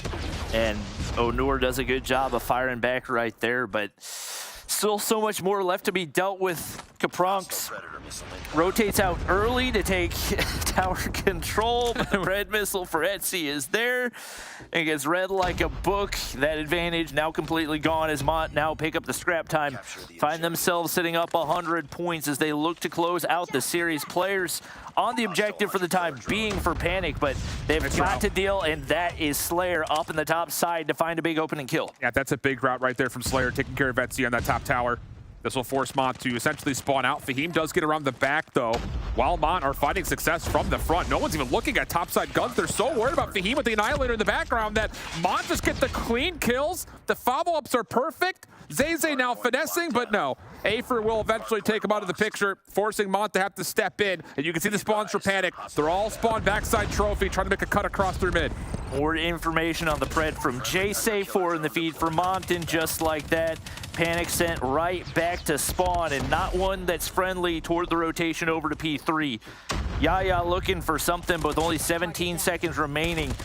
Maybe some scrap time to be found. It looks like the rest of the players are going to go ahead and hit rotation right here, but once again, Mont set up, ready to go. They get the bulk of P2, and now setting up to go ahead and win here on P3. And they have so many tools available. Zay gonna pop out the Purifier. I imagine he's somewhere at mid doors. He sure is. Later, thanks for trying. Slayer does get a pretty big trade, though, and he has an opportunity to play around backside stairs. Staying alive for it. Afer trying quickly to make his way forward. He's going to clear out Statue with this Purifier, so not terrible news here for Panic, all things told. They will get their break, stay alive, but man, they've got a long way to go if they're going to make this into a full comeback. This guy is just so good at making something out of nothing, even on a map where your SMGs are not typically going to dominate. Has made his way into the top frag position, takes down Fahim at range, back onto the objective, trying to do it all for his squad. And finally, some players in position to help him get some objective time. Slayer's going to get things pushed out on the back side.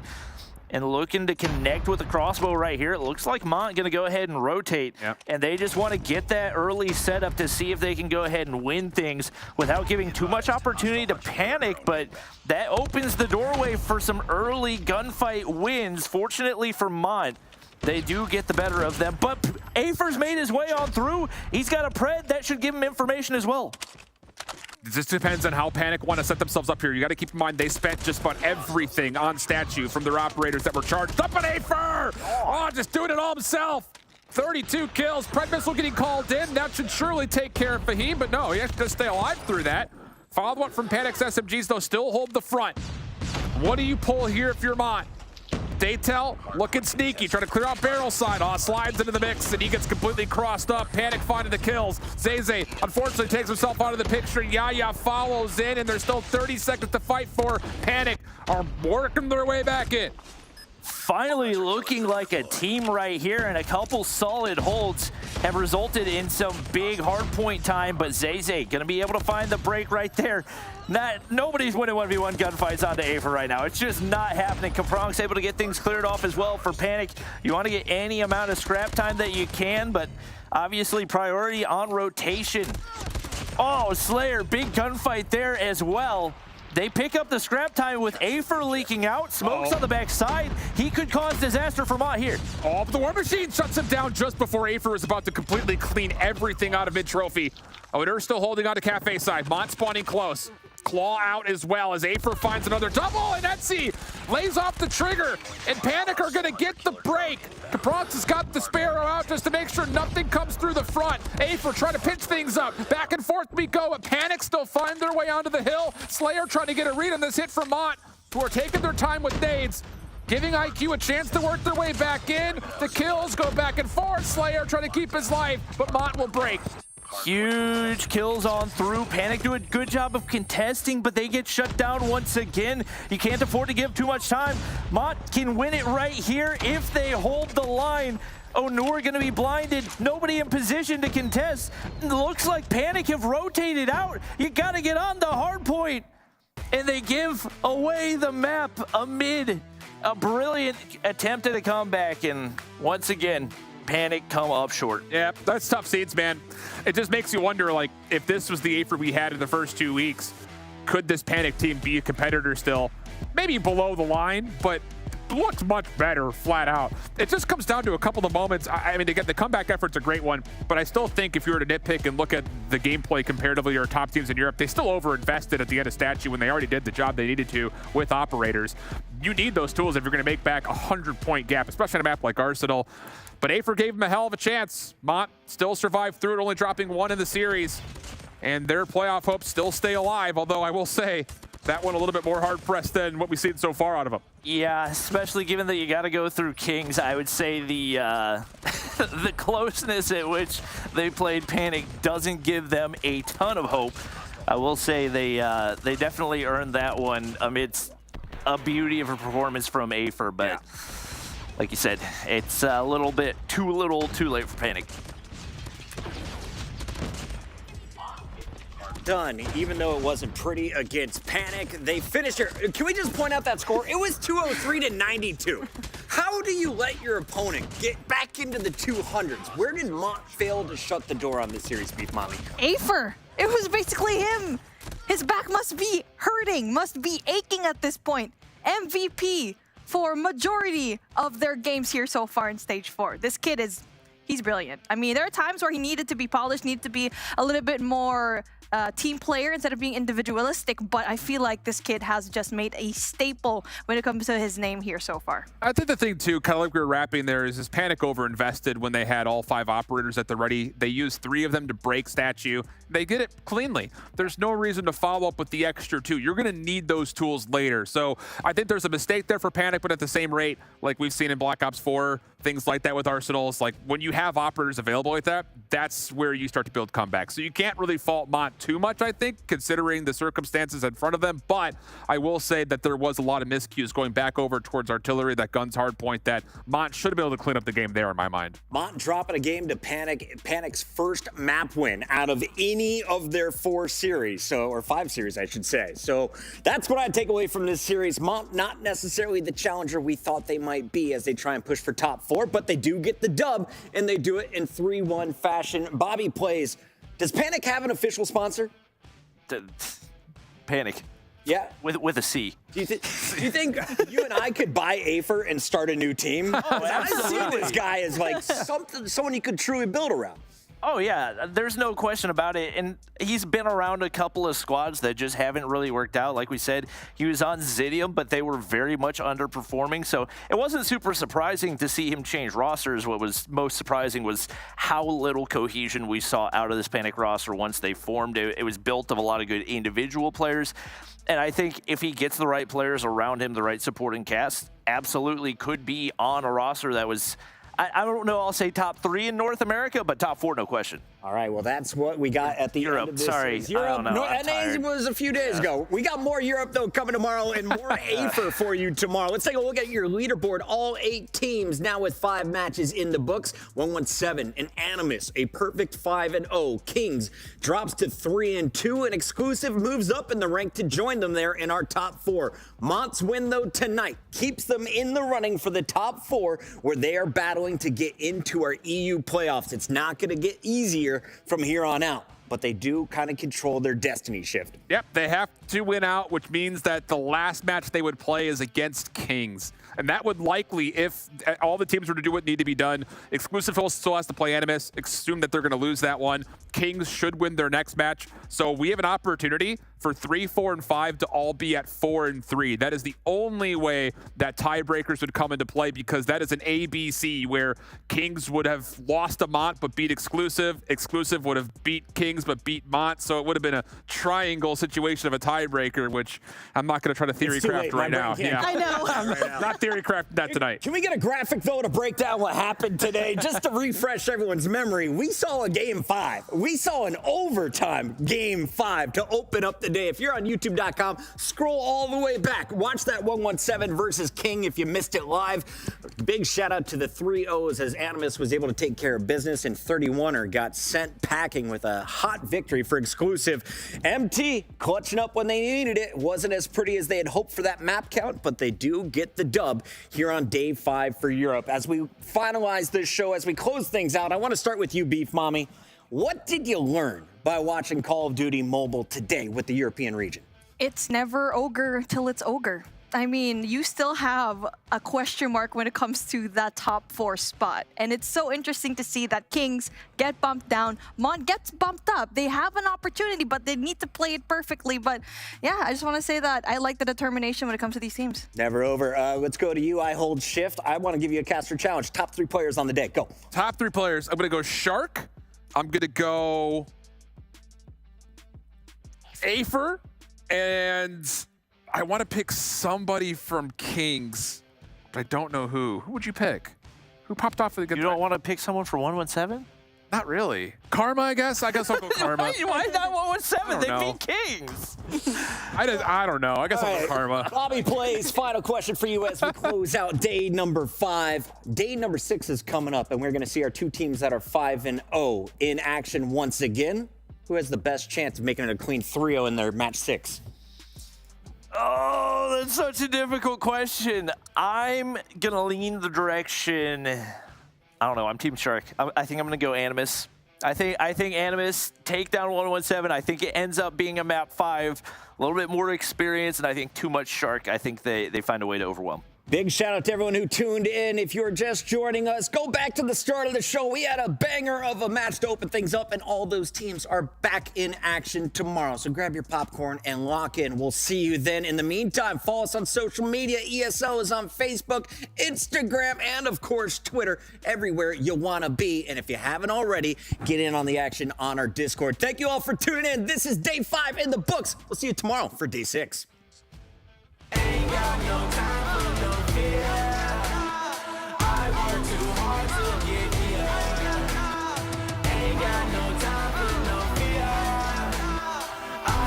too hard to get here.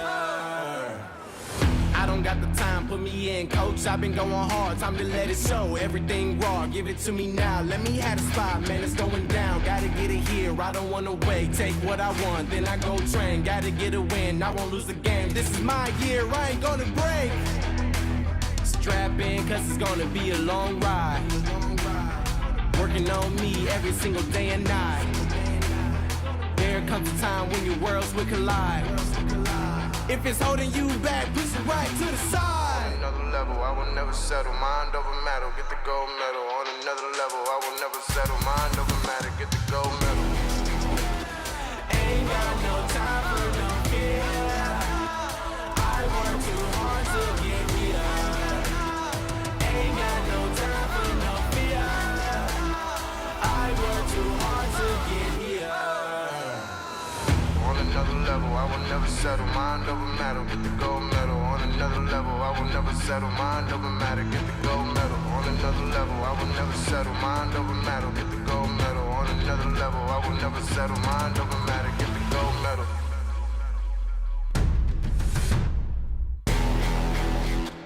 Ain't got no time for no fear. I work too hard to get here. Ain't got no time for no fear. I work too hard to get here.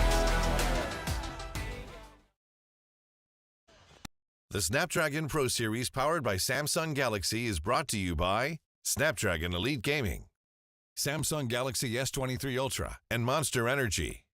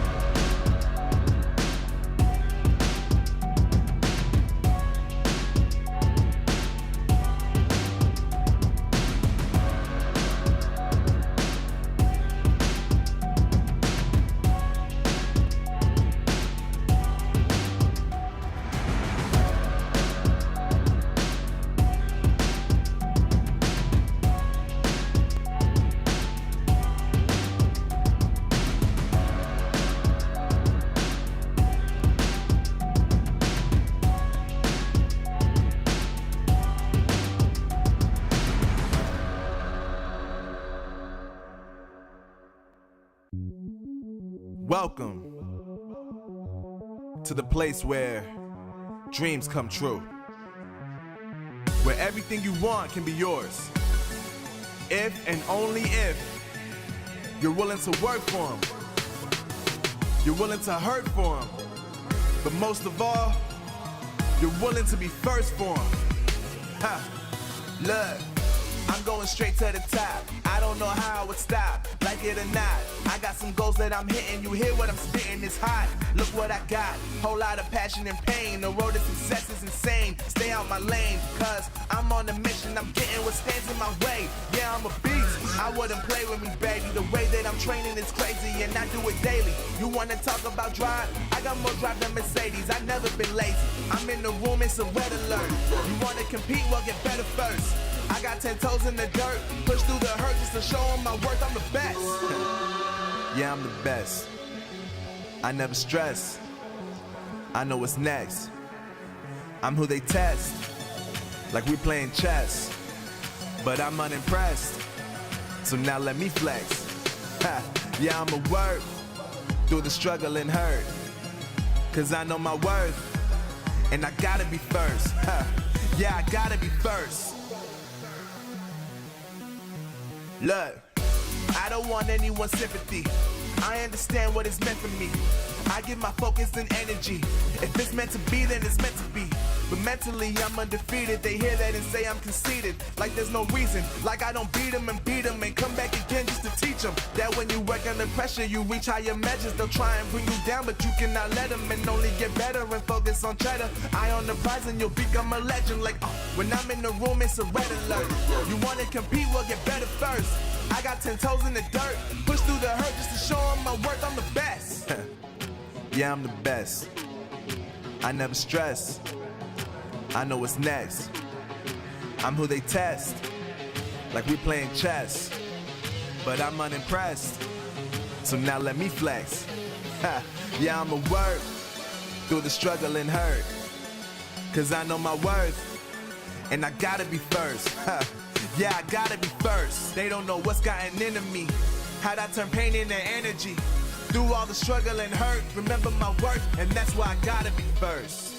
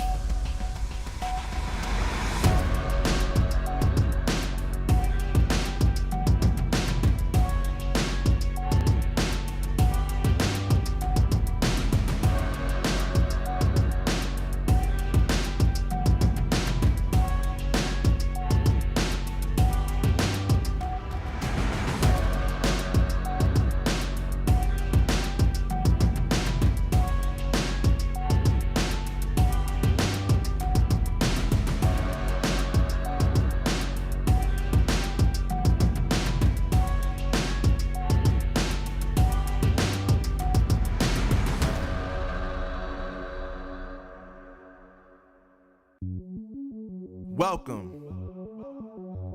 to the place where dreams come true. Where everything you want can be yours. If and only if you're willing to work for them. You're willing to hurt for them. But most of all, you're willing to be first for them. Ha! Look, I'm going straight to the top. I don't know how I would stop, like it or not. I got some goals that I'm hitting. You hear what I'm spitting, it's hot. Look what I got, whole lot of passion and pain. The road to success is insane. Stay out my lane, cause I'm on a mission. I'm getting what stands in my way. Yeah, I'm a beast. I wouldn't play with me, baby. The way that I'm training is crazy, and I do it daily. You wanna talk about drive? I got more drive than Mercedes. I've never been lazy. I'm in the room, it's a red alert. You wanna compete? Well, get better first. I got 10 toes in the dirt, push through the hurt just to show them my worth. I'm the best. Yeah, I'm the best. I never stress. I know what's next. I'm who they test, like we playing chess. But I'm unimpressed, so now let me flex. Ha. Yeah, I'ma work through the struggle and hurt, cause I know my worth, and I gotta be first. Ha. Yeah, I gotta be first. Look, I don't want anyone's sympathy. I understand what it's meant for me. I give my focus and energy. If it's meant to be, then it's meant to be. But mentally, I'm undefeated. They hear that and say I'm conceited. Like there's no reason. Like I don't beat them and come back again just to teach them that when you work under pressure, you reach higher measures. They'll try and bring you down, but you cannot let them, and only get better and focus on cheddar. Eye on the prize and you'll become a legend. Like, when I'm in the room, it's a red alert. You wanna compete? Well, get better first. I got 10 toes in the dirt, push through the hurt just to show them my worth. I'm the best. Yeah, I'm the best. I never stress. I know what's next. I'm who they test, like we playing chess. But I'm unimpressed, so now let me flex. Ha. Yeah, I'ma work through the struggle and hurt, cause I know my worth, and I gotta be first. Ha. Yeah, I gotta be first. They don't know what's gotten into me, how'd I turn pain into energy. Through all the struggle and hurt, remember my worth, and that's why I gotta be first.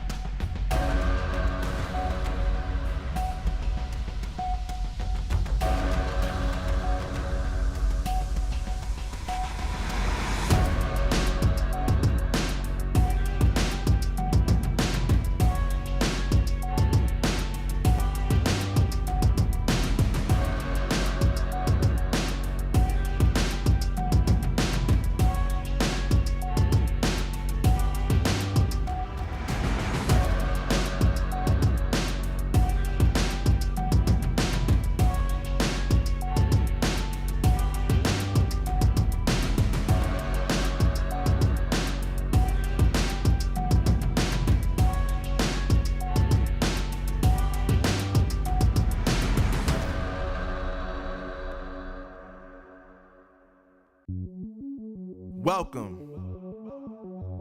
to the place where dreams come true. Where everything you want can be yours. If and only if you're willing to work for them. You're willing to hurt for them. But most of all, you're willing to be first for them. Ha! Look, I'm going straight to the top. I don't know how I would stop, like it or not. I got some goals that I'm hitting. You hear what I'm spitting, it's hot. Look what I got, whole lot of passion and pain. The road to success is insane. Stay out my lane, cause I'm on a mission. I'm getting what stands in my way. Yeah, I'm a beast. I wouldn't play with me, baby. The way that I'm training is crazy, and I do it daily. You wanna talk about drive? I got more drive than Mercedes. I've never been lazy. I'm in the room, it's a red alert. You wanna compete? Well, get better first. I got 10 toes in the dirt, push through the hurt just to show them my worth. I'm the best. Yeah, I'm the best. I never stress. I know what's next. I'm who they test, like we playing chess. But I'm unimpressed, so now let me flex. Ha. Yeah, I'ma work through the struggle and hurt, cause I know my worth, and I gotta be first. Ha. Yeah, I gotta be first. Look, I don't want anyone's sympathy. I understand what is meant for me. I give my focus and energy. If it's meant to be, then it's meant to be. But mentally, I'm undefeated. They hear that and say I'm conceited. Like there's no reason. Like I don't beat them and come back again just to teach them that when you work under pressure, you reach higher measures. They'll try and bring you down, but you cannot let them, and only get better and focus on cheddar. Eye on the prize and you'll become a legend. Like, when I'm in the room, it's a red alert. You want to compete? Well, get better first. I got 10 toes in the dirt, push through the hurt just to show them my worth. I'm the best.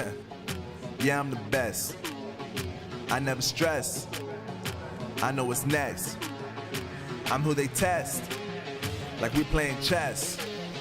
But I'm unimpressed, so now let me flex. Ha.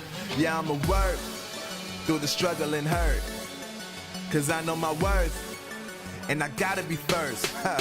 Yeah, I gotta be first. They don't know what's gotten into me, how'd I turn pain into energy. Through all the struggle and hurt, remember my worth, and that's why I gotta be first.